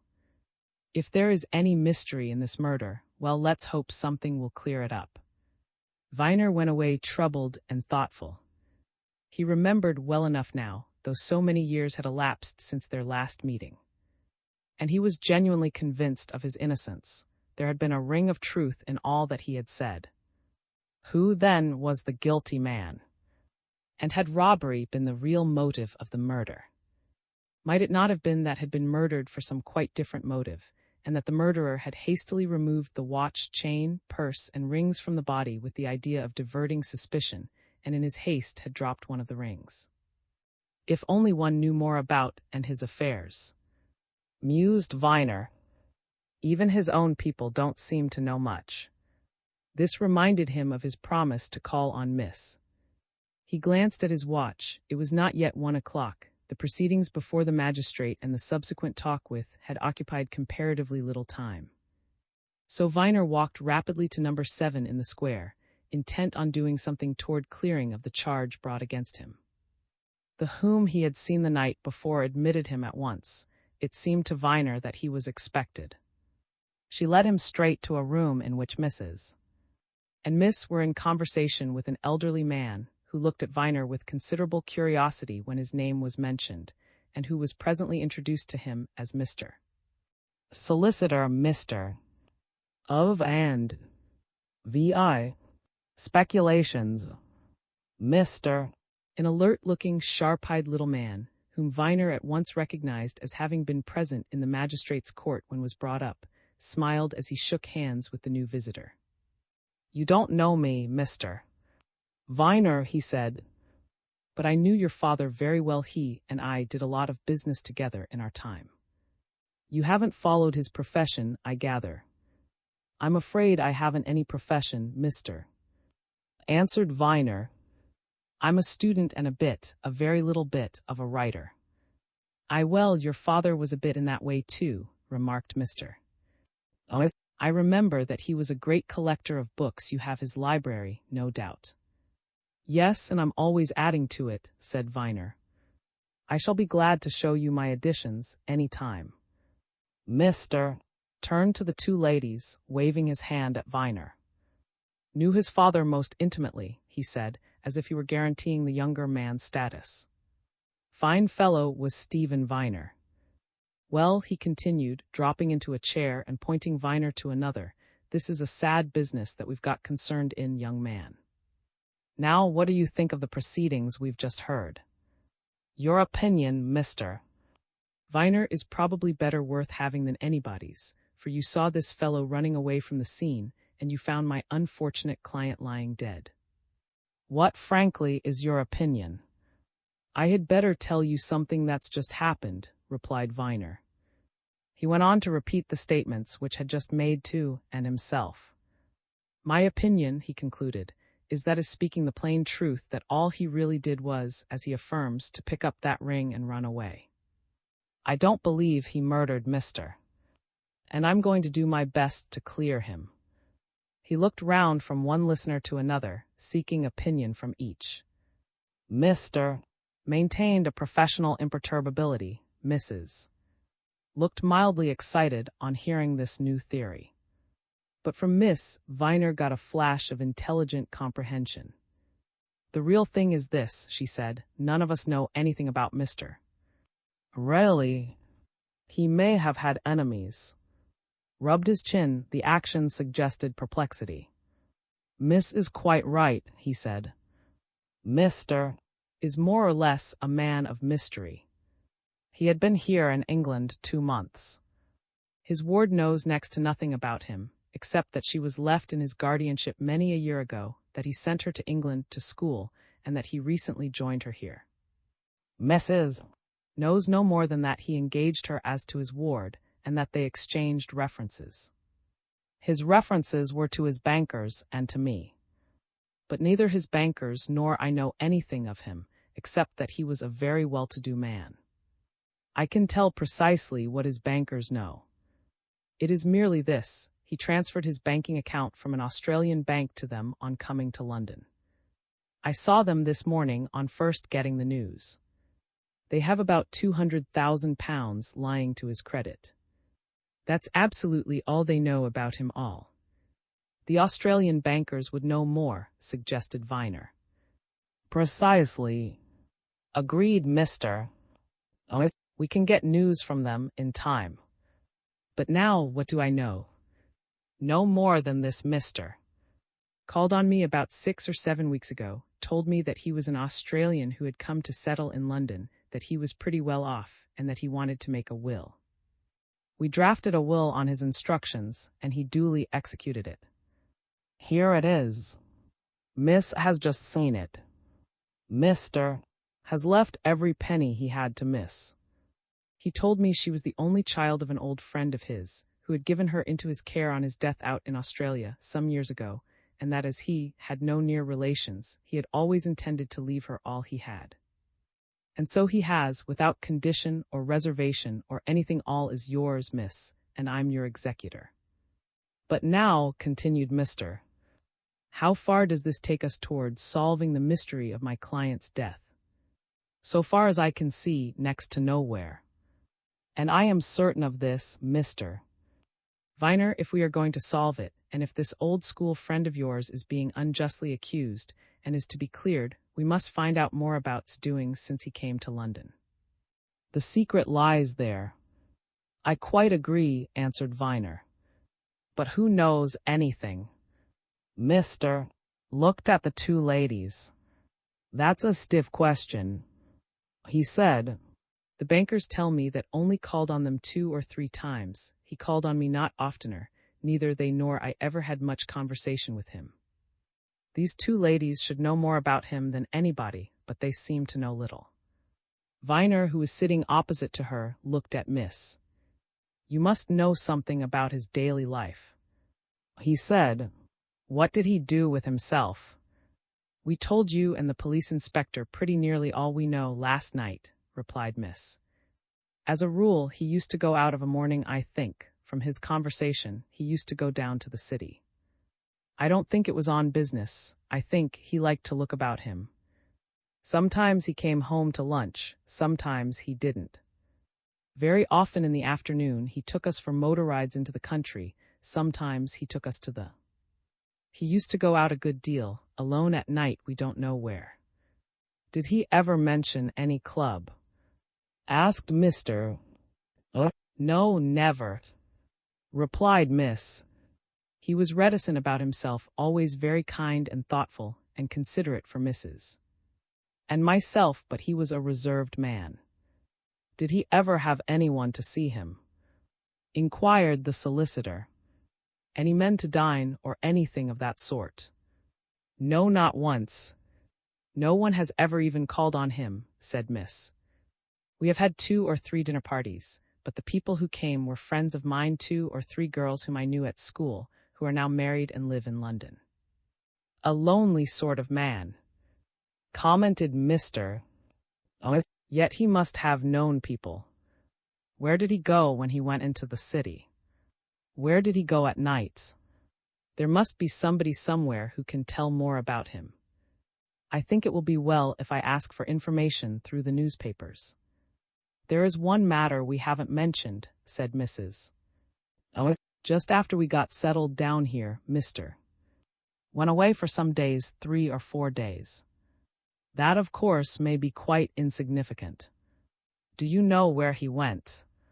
Asked Mr. No, we don't know, answered Mrs. He went away one Monday morning, saying that now everything was in order we could spare him for a few days. He returned on the following Thursday or Friday, I forget which, but he didn't tell us where he had been. You don't think any of the servants would know? Asked Mr. Oh, dear me, no, replied Mrs. He was the sort of man who rarely speaks to his servants except when he wanted something. Mr. looked at his watch and rose. Well, he said, we shall have to find out more about my late client's habits and whom he knew in London. There may have been a motive for this murder of which we know nothing. Are you coming, Mr. Viner? I should like a word with you. Viner, too, had risen. He looked at Miss. I hope my aunt called on you this morning, he asked. I was coming with her, but I had to go round to the police station.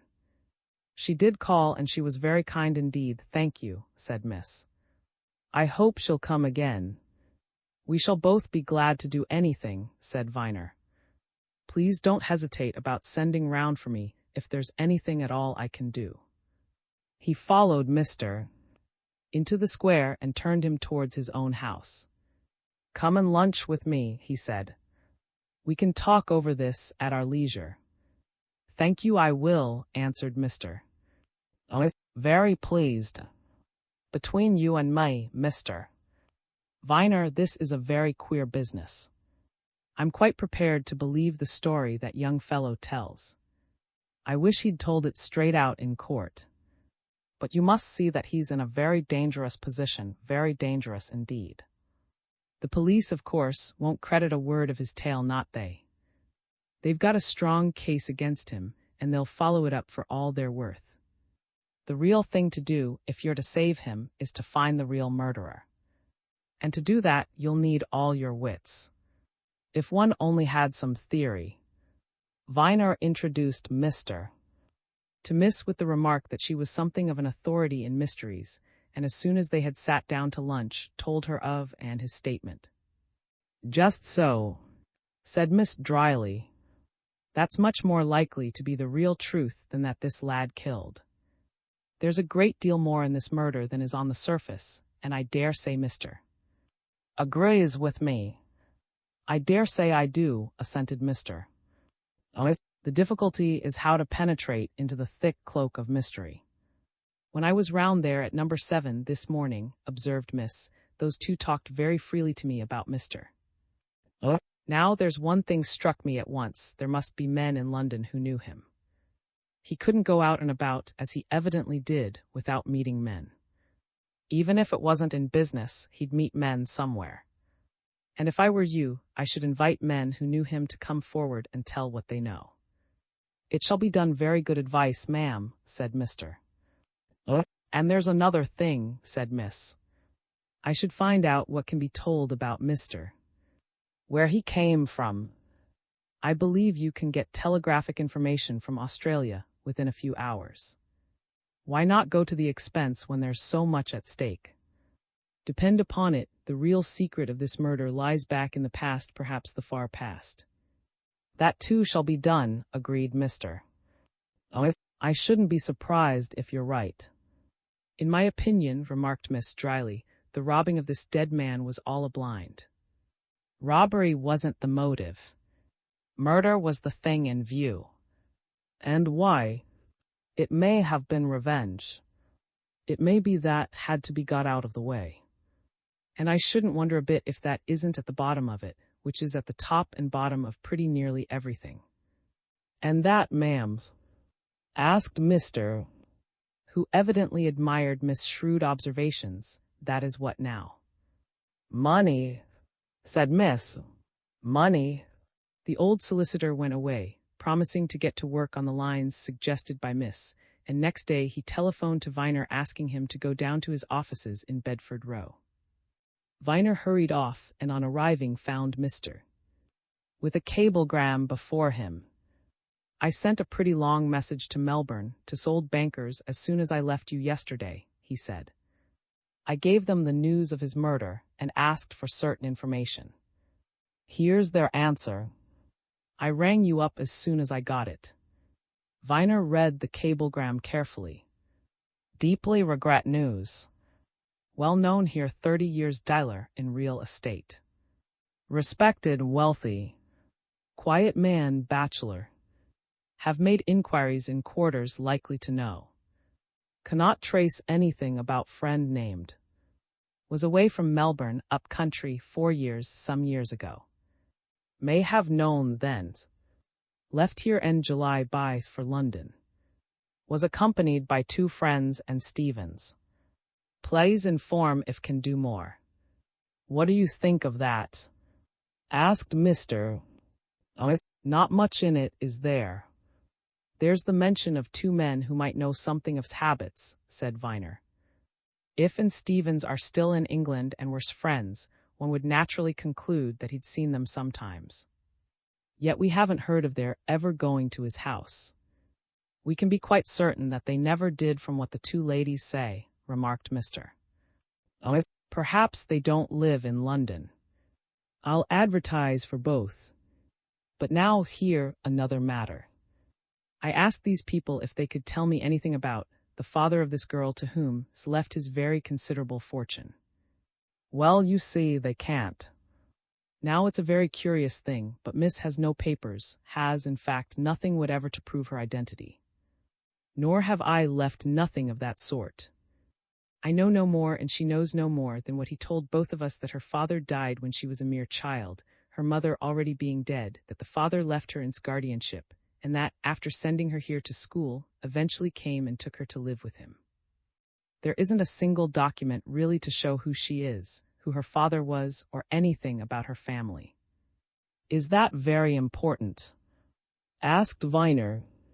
It's decidedly odd, said Mr. This affair seems to be getting more mysterious than ever. What's to be done next? Inquired Viner. Well, the newspapers are always very good about that, answered the solicitor. I'm getting them to insert paragraphs asking the 2 men, and Stevens, to come forward and tell us if they've seen anything of since he came to England. I'm also asking if anybody can tell us where was when he went away from home on that visit that Mrs. spoke of. Just then a clerk came into Mr.'s room and, bending down to him, whispered a few words which evidently occasioned him great surprise. At once, he said, bring them straight in, Parkinson. God bless me, he exclaimed, turning to Viner. Here are the 2 men in question and Stevens. Saw our name in the paper as solicitors and want to see me urgently. VII. What was the secret?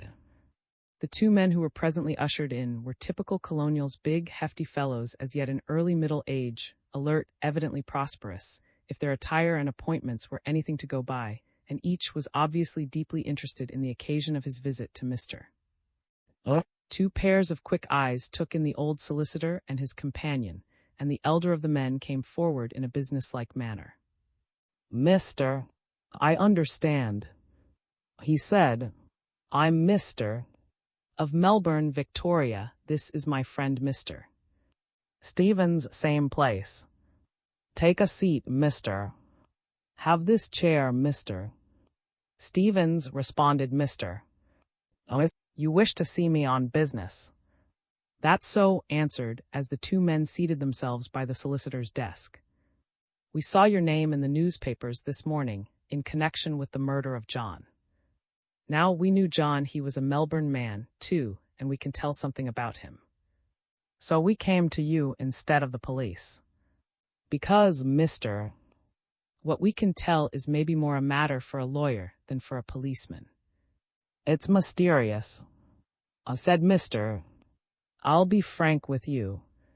I recognized your names as soon as my clerk announced them.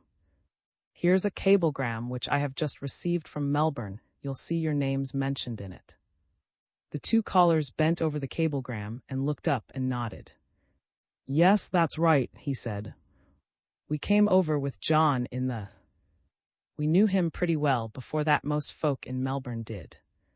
But of course, we were thrown into his company on board ship rather more than we'd ever been before.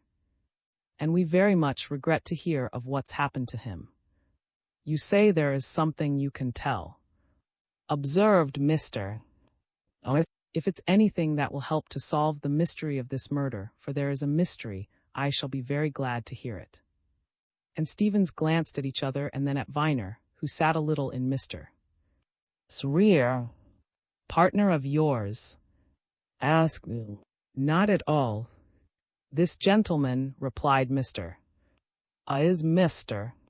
Viner. It was he who found's dead body. They were neighbors." "Wells, you found the body of a very worthy man, sir," remarked gravely. "And we'd like to do something toward finding the man who killed him. For we don't think it was this young fellow who's charged with it, nor that robbery was the motive. We think John was removed, put out of the way." "Why now?" asked Mr. "I'll tell you," replied. "My friend Stevens here is a man of few words. He credits me with more talkativeness than he'll lay claim to. So I'm to tell the tale. There mayn't be much in it, and there may be a lot. We think there's a big lot. But this is what it comes to: was a close man, a reserved man. However, one night, when the three of us were having a quiet cigar in a corner of the smoking saloon he opened out to us a bit. We'd been talking about getting over to England. We'd all three emigrated, you'll understand, when we were very young, and the talk ran on what we'd do. And Stevens, e.c., we're only on a visit which is just coming to an end, mister. We sail home in a day or two, but was turning home for good. And he said to us, in a sort of burst of confidence, that he'd have plenty to do when he landed. He said that he was in sole possession of a most extraordinary secret, the revelation of which would affect one of the first families in England, and he was going to bring it out as soon as he got settled down in London. Well, you may be surprised, but that's all.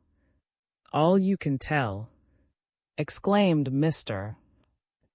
All, but we can see plenty in it, said. Our notion is that was murdered by somebody who didn't want that secret to come out. Now you see if events don't prove we're right.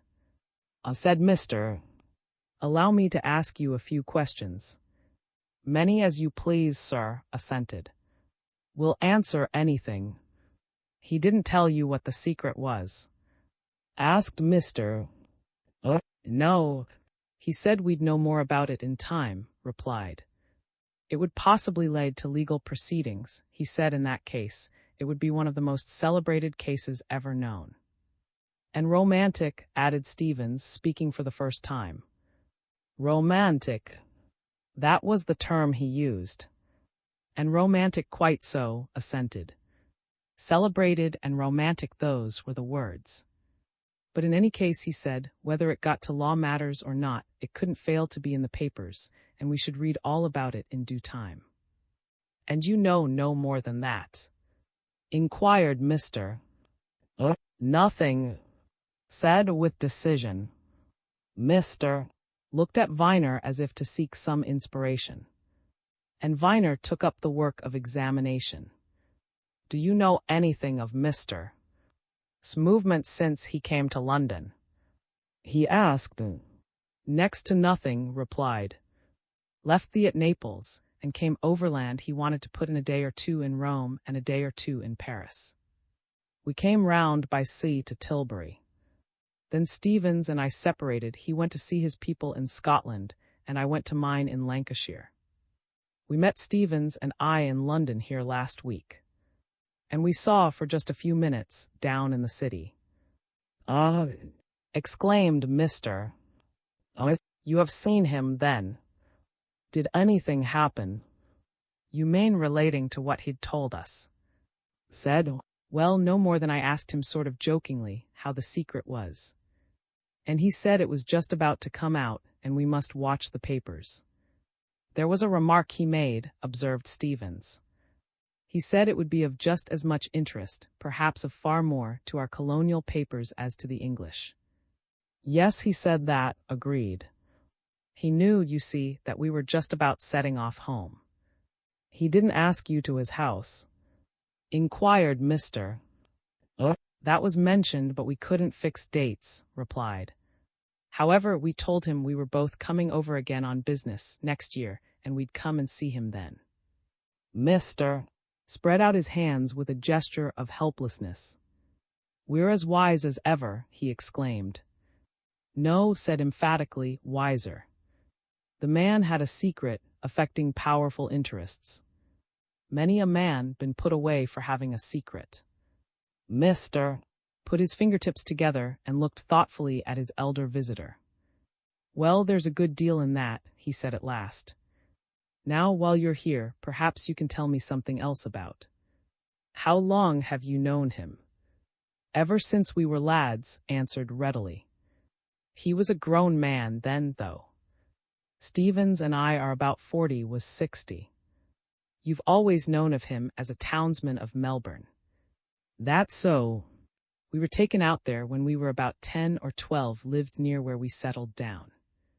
He was a speculator in property, made his money in buying and selling lots.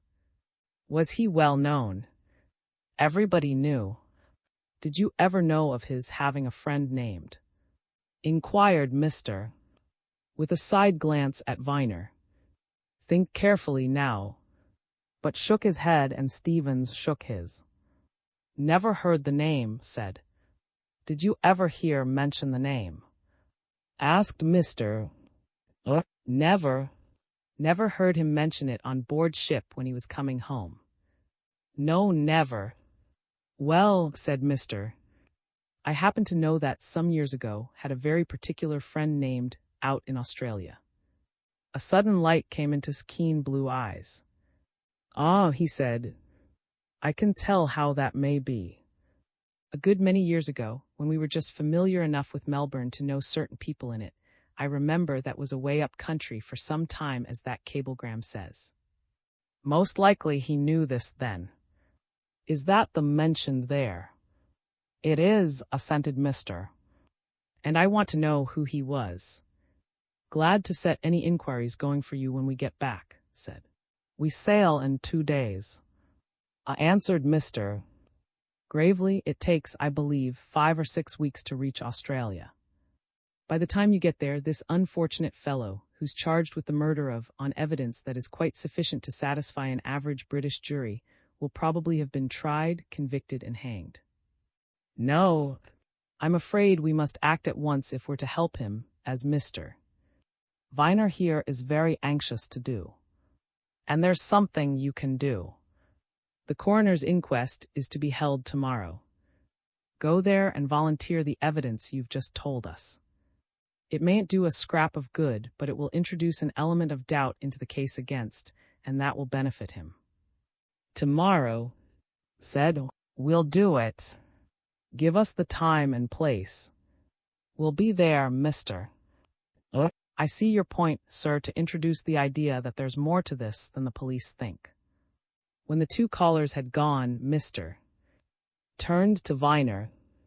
Now, my friend, he said, You've already sent your own solicitor too, haven't you? Who is he, by the by? Of Chancery Lane, replied Viner. Excellent man. Now, said Mr. You go to and tell him what these two Australians have just told us, and say that in my opinion it will be well worthwhile, in his client's interest, to develop their evidence for all it's worth. That theory of S may have a great deal in it. And another thing must insist on being present at the inquest tomorrow and giving evidence. That, I say, must be done. Must make his story public as soon as possible. He must be brought to the inquest. He'll be warned by the coroner, of course, that he's not bound to give any evidence at all, but he must go into the box and tell on oath all that he told you, and now be off to and insist on all this being done. Viner went away to Chancery Lane more puzzled than ever. What was this secret affecting one of the first families in England, of which had told his two Melbourne friends? How was it, if legal proceedings were likely to arise out of it, that had not told about it? Was it possible that he had gone to some other solicitor? If so, why didn't he come forward? And what, too, was this mystery about Miss and her father? Why, as had remarked, were there no papers or documents concerning her to be found anywhere? Had she anything to do with the secret? It seemed to him that the confusion was becoming more confounded. But the first thing to do was to save. And he was relieved to see that jumped at suggestion. Good, said. Of course, I'll have brought up at the inquest, and he shall tell his story.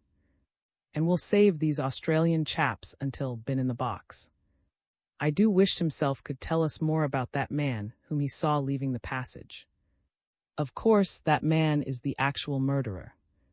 You think that? Asked Viner. Don't doubt it for one moment, and a cool, calculating hand, too. Declared. A man who knew what he was doing. How long do you suppose it would take to strike the life out of a man and to snatch a few valuables from his clothing? Pooh. To a hand such as this evidently was, a minute. Then he walks calmly away. And who is he? But we're not doing badly. That, too, was Viner's impression when he walked out of the coroner's court next day. After having endured its close and sordid atmosphere for 4 long hours, he felt, more from intuition than from anything tangible, that things had gone well for. One fact was plain: nothing more could be brought out against, either there, when the inquest was resumed a week later, or before the magistrate, or before a judge and jury. Every scrap of evidence against him was produced before the coroner. It was obvious that the police could rake up no more, unless indeed they could prove him to have hidden remaining valuables somewhere, which was ostensibly an impossibility. And the evidence of himself had impressed the court. 2 days' rest and refreshment, even in a prison and on prison fare, had pulled him together, and he had given his evidence clearly and confidently. Viner had seen that people were impressed by it. They had been impressed, too, by the evidence volunteered by the 2 Australians.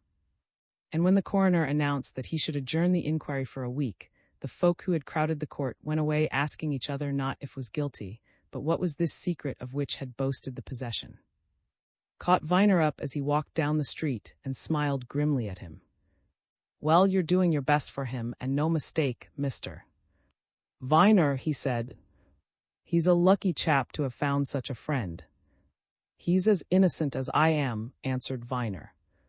Look here, if you police want to do justice, why don't you try to track the man whom has told of? What clue have we? Exclaimed almost contemptuously.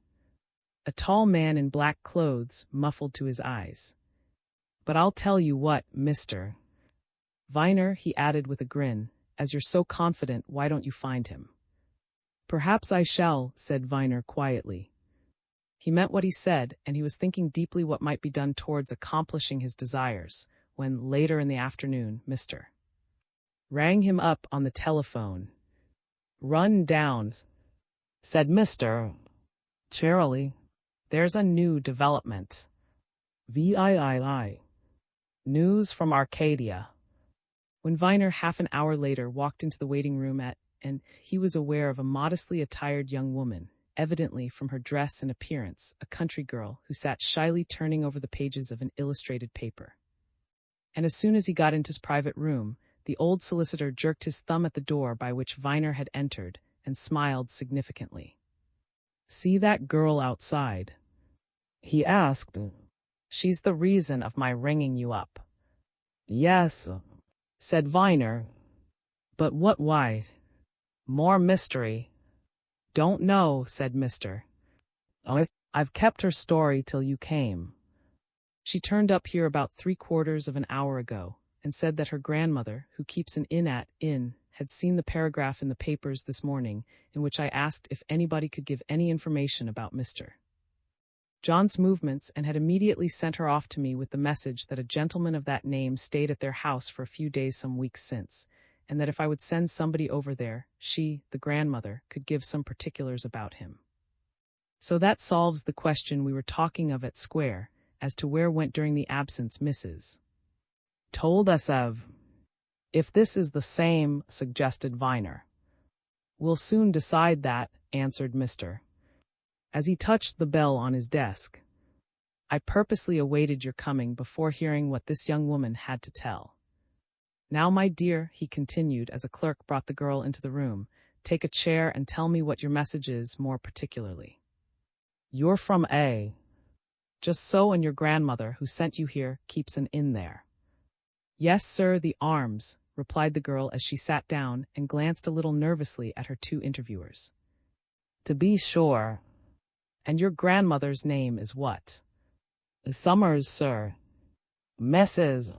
Summers." "Grandfather living?" "No, sir." "Very." "Summers, landlady at the Arms Inn." "Now then, but what's your name, my dear?"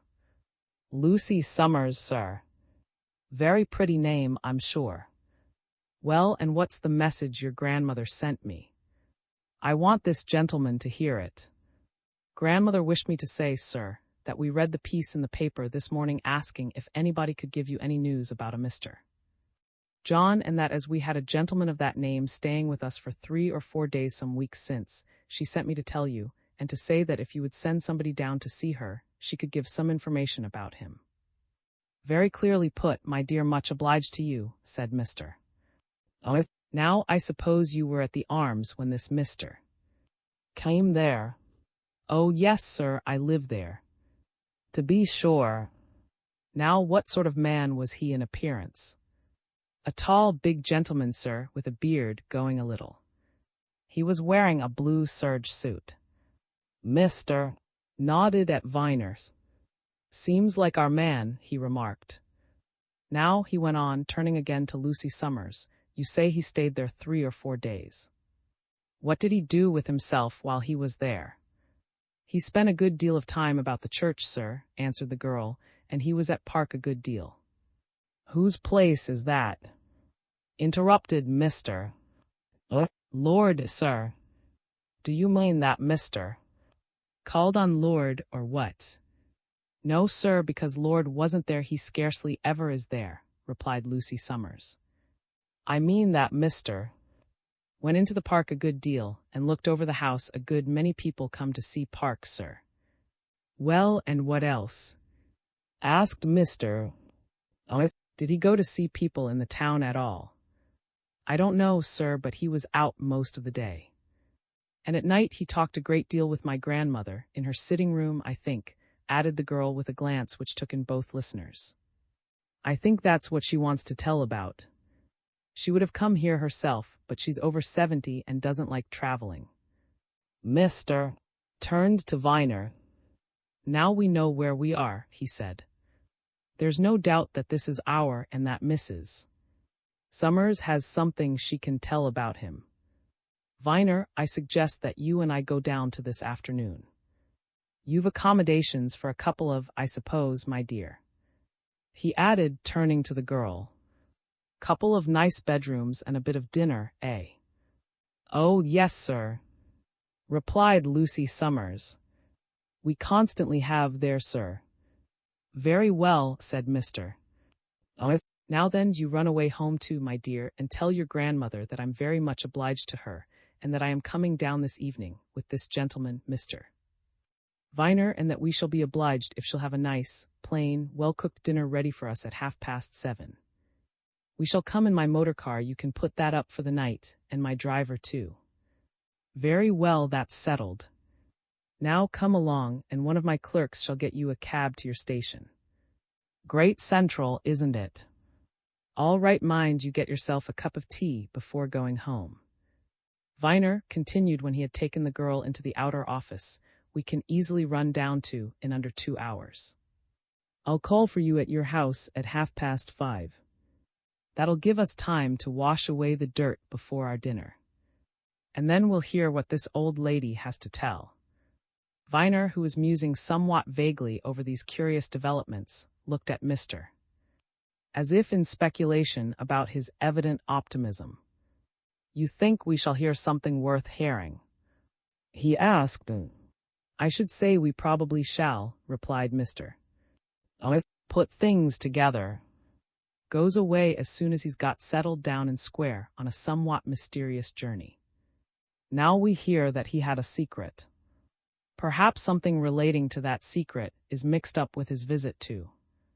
Depend upon it, an old woman of over 70, especially a landlady of a country town inn, whose wits are presumably pretty sharp, wouldn't send for me unless she'd something to tell. Before midnight, my dear sir, we may have learnt a good deal. Viner picked up his hat. I'll be ready for you at 5:30, he said.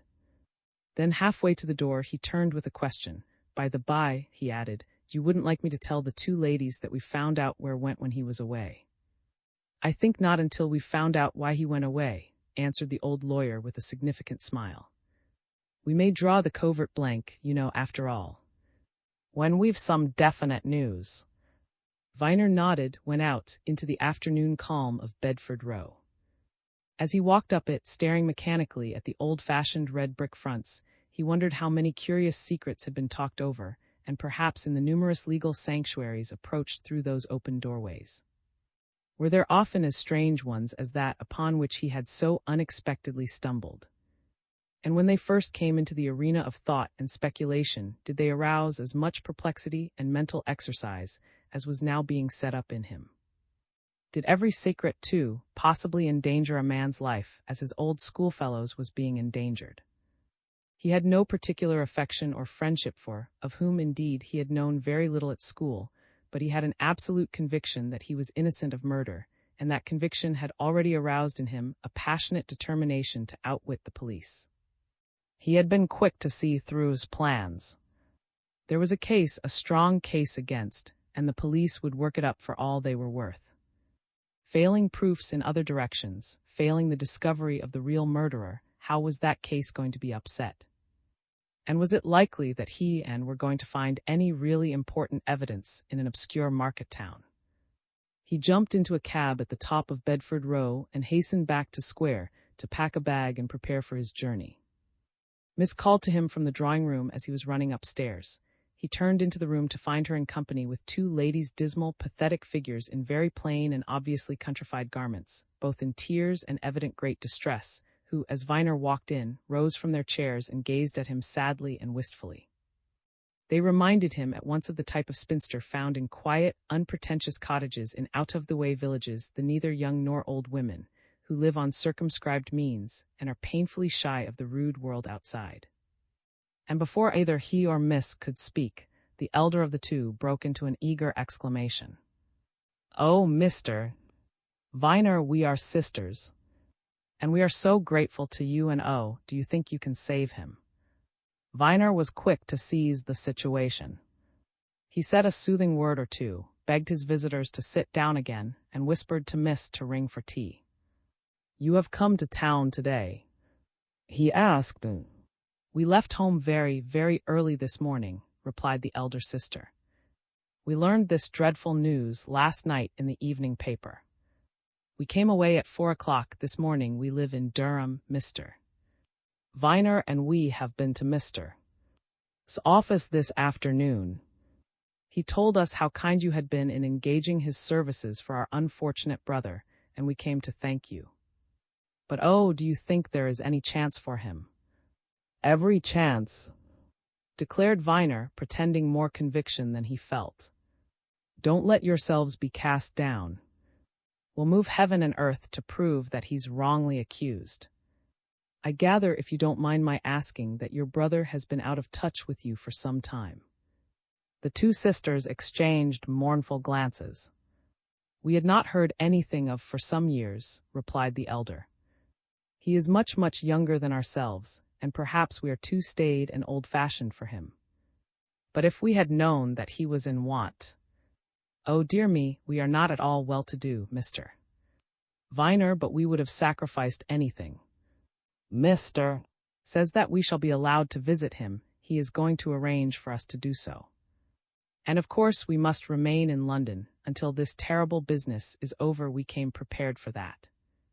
Prepared for that, repeated the other sister, who seemed to be a fainter replica of the elder. Yes, prepared, of course, Mr. Viner. Now that we have found, though in such painful circumstances, said the first speaker, we must stand by him. We must find some quiet lodging and settle down to help. We cannot let all the burden fall on you, Mr. Viner. Viner glanced at Miss. They were quick to understand each other, these two, and he knew at once that Miss saw what was in his mind. You must stay with us, he said, turning to the two mournful figures. We have any amount of room in this house, and we shall be only too glad. Oh, but that is too, began both ladies. I insist, said Viner with a smile. We both insist, echoed Miss. We are both given to having our own way, too, so say no more about it.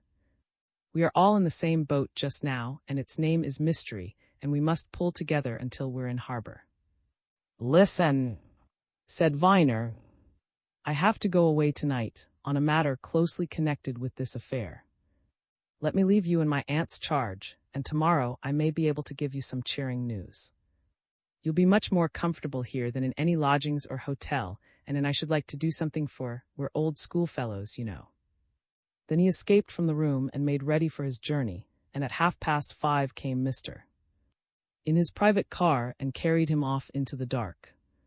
An hour and a half later, the car rolled smoothly into the main street of a quiet, wholly Arcadian little town, and pulled up before an old-fashioned, many-gabled house, over the door of which was set up one of those ancient signs which, in such places, display the coat of arms of the lord of the manor. Viner had just time to glance around him, and in a clear, starlit evening, to see the high tower of a church, the timbered fronts of old houses, and many a tall, venerable tree, before following Mr.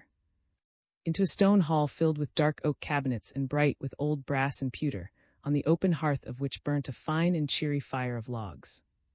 Excellent, muttered the old lawyer as he began to take off his multitudinous wraps. A real bit of the real old England. Viner, if the dinner is as good as this promises, I shall be glad we've come, whatever the occasion. Here's the landlady, I suppose, said Viner as a door opened.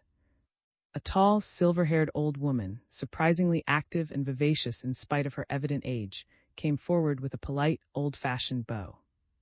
She wore a silk gown and a silk apron and a smart cap, and her still bright eyes took in the two visitors at a glance. Your servant, she said. Your rooms are ready, and dinner will be ready, too, when you are. This way, if you please. A very fine old house this, ma'am, observed Mr.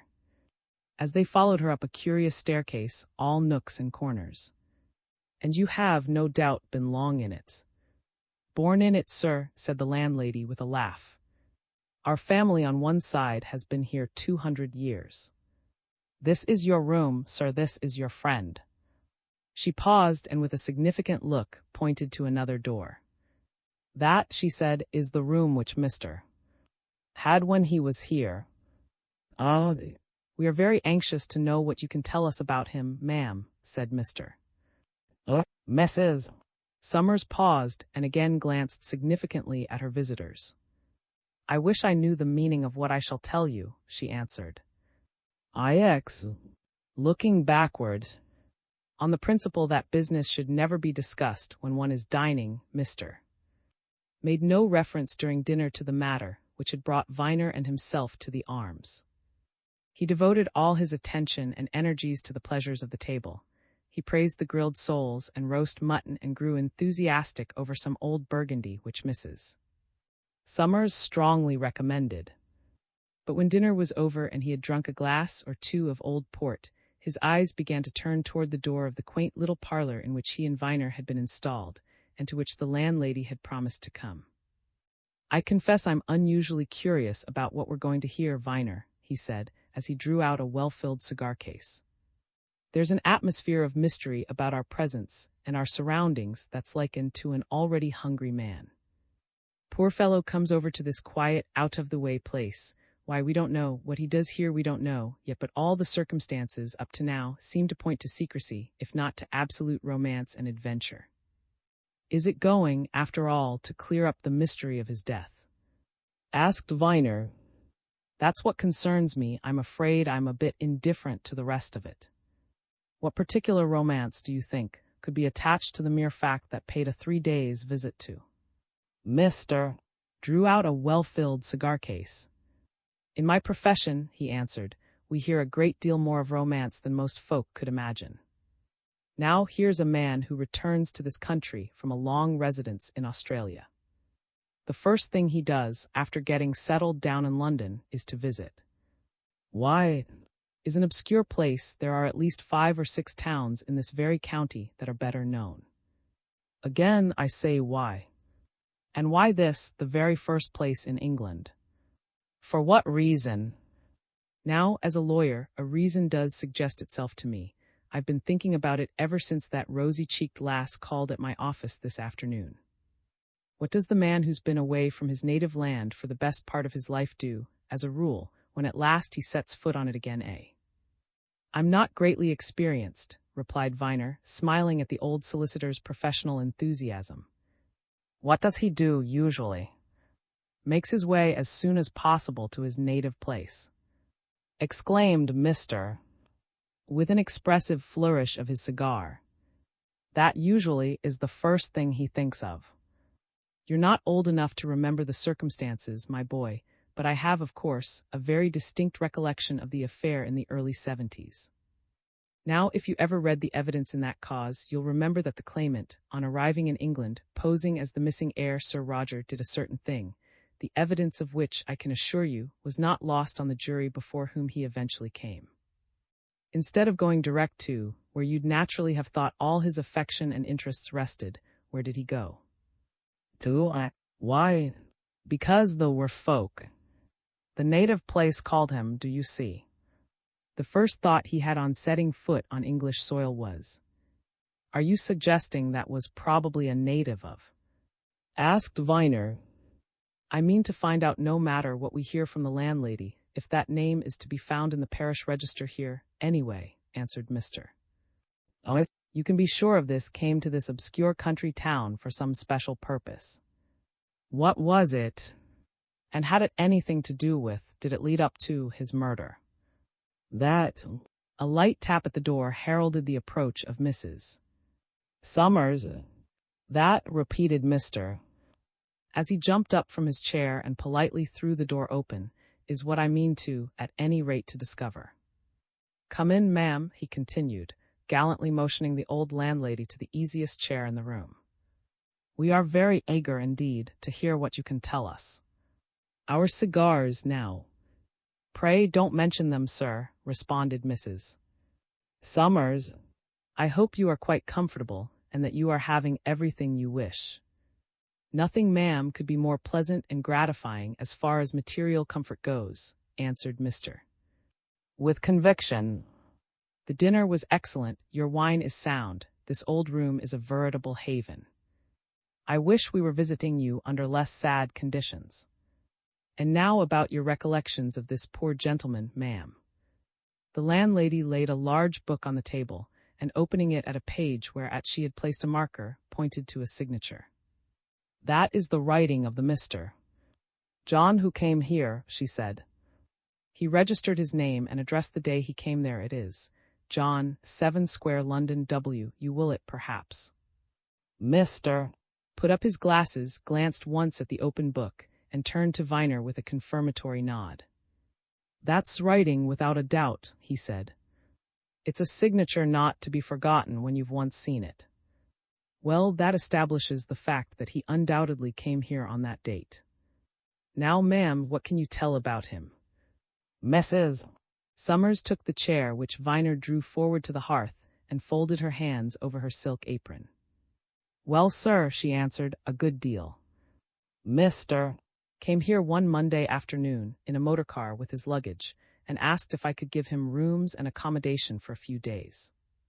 Of course I could. He had this room and the room I pointed out upstairs, and he stayed here until the Thursday. When he left soon after lunch, the same car came for him. And he hadn't been in the house an hour before I wondered if he hadn't been here before. Interesting, very, said Mr. Now why, ma'am, did you wonder that? Well, sir, replied Mrs. Summers, because after he'd looked round the house and seen his room upstairs, he went out to the front door, and then I followed him to ask if he had any particular wishes about his dinner that evening. Our front door, as you will see in the morning, fronts the market square, and from it you can see about all there is to see of the town. He was standing at the door under the porch, looking all round him, and I overheard him talking to himself as I went up behind him. He was saying as he looked this way and that, there's the old church and the old moot hall and the old marketplace and the old gabled and thatched houses and even the old town pump. They haven't changed a bit, I reckon, in all these years. Then he caught sight of me and he smiled. Not many changes in this old place, landlady, in your time, he said pleasantly. No, sir, I answered. We don't change much in even 100 years in. No, he said and shook his head. No, the change is in men, in men. And then he suddenly set straight off across the square to the churchyard. You've known before, I said to myself. You didn't ask him that, inquired Mr. eagerly. I didn't, sir, replied Mrs. Summers. I never asked him a question all the time he was here. I thought that if I was correct in what I should hear him say something. But he never did say anything of that sort. All the same, I felt more and more certain that he did know the place. And during the time he was here, he went about in it in a fashion that convinced me that my ideas were right. He was in and around the church a great deal. The vicar and the parish clerk can tell you more about his visits there than I can, and he was at the old moot hall several times, looking over certain old things they keep there, and he visited Park twice and was shown over the house. And before he'd been here 2 days, I came to a certain conclusion about him, and I've had it ever since, though he never said one word or did one thing that could positively confirm me in it. Yes, exclaimed Mr. And that, ma'am, was that he was somebody who disappeared from 35 years ago, answered the landlady, disappeared completely, and has never been heard of from that day to this. Mr. turned slowly and looked at Viner. He nodded his head several times, then turned to Mrs. Summers and regarded her fixedly. And that somebody, he asked in hushed accents. Who was he? The landlady smoothed her silk apron and shook her head. It's a long story, sir, she answered. I think you must have heard something of it, though to be sure, it was not talked of much at the time, and didn't become public until legal proceedings became necessary some years ago. You're aware, of course, that just outside the town here is Park, the seat of the Earl of. Well, what I have to tell you has to do with them, and I shall have to go back a good way. 35 years ago, the head of the family was the 7th Earl, who was then getting on in life. He was a very overbearing, harsh old gentleman, not at all like the people herein. Nearly all of them, his tenants, used to be perpetually at variance with him about something or other. He was the sort of man who wanted to have his own way about everything. And he had trouble at home, at any rate with his elder son. He only had 2 sons and no daughter, and about the time I'm talking of it came to a head.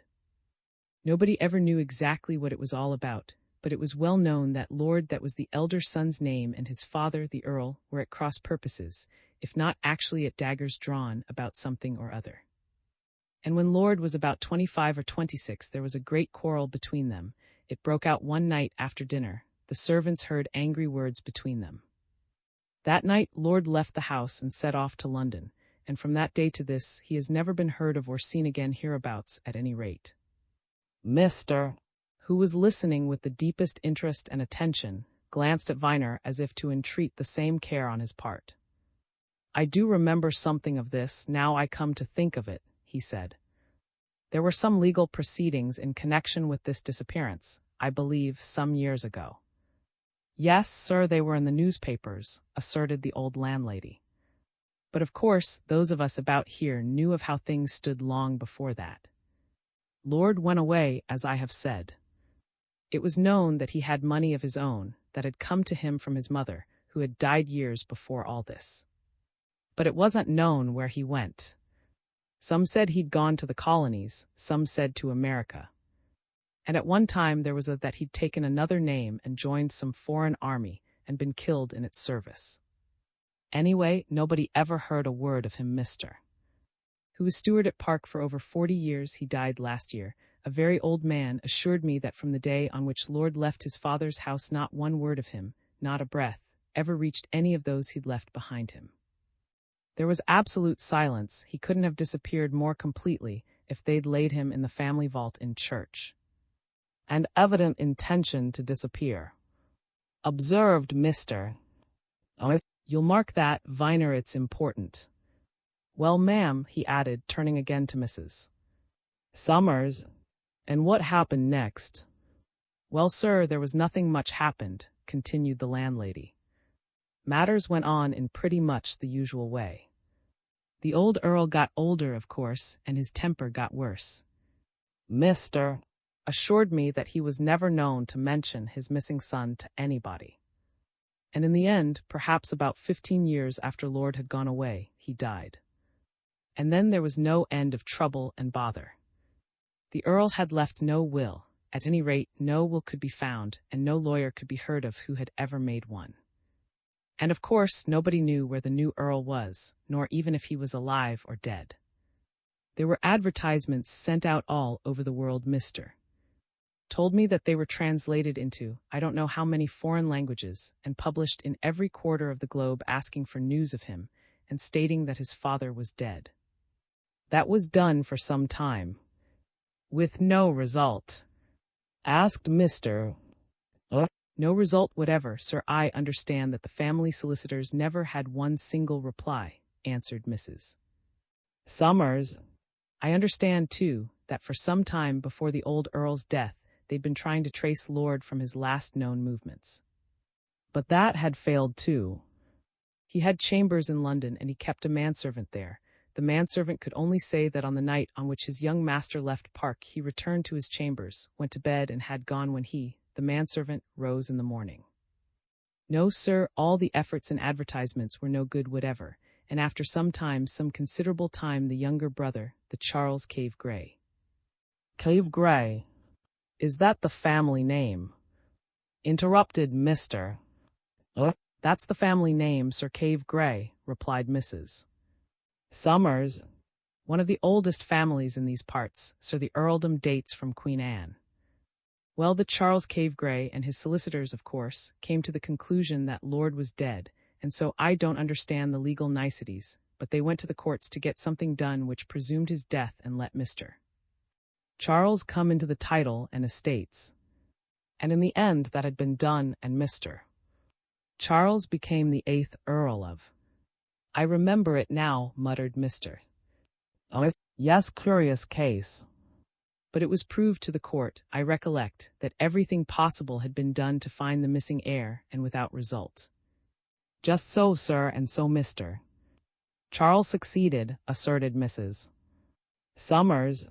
He was a very nice, pleasant man, not a bit like his father, a very good and considerate landlord, and much respected. But he's gone now, died 3 years ago, and his son, a young man of 22 or 3, succeeded him. That's the present Earl. And of him we see very little. He scarcely ever stayed at Park, except for a bit of shooting since he came to the title. And now, she concluded, with a shrewd glance at the old lawyer, I wonder if you see, sir, what it was that came into my mind when this Mr. John came here a few weeks ago, especially after I heard him say what he did, and after I saw how he was spending his time here. "I've no inkling, ma'am, I've no inkling," said Mr. "You wondered." "I wondered," murmured Mrs. Summers, bending closer to her listeners, if the man who called himself John wasn't in reality the long-lost lord.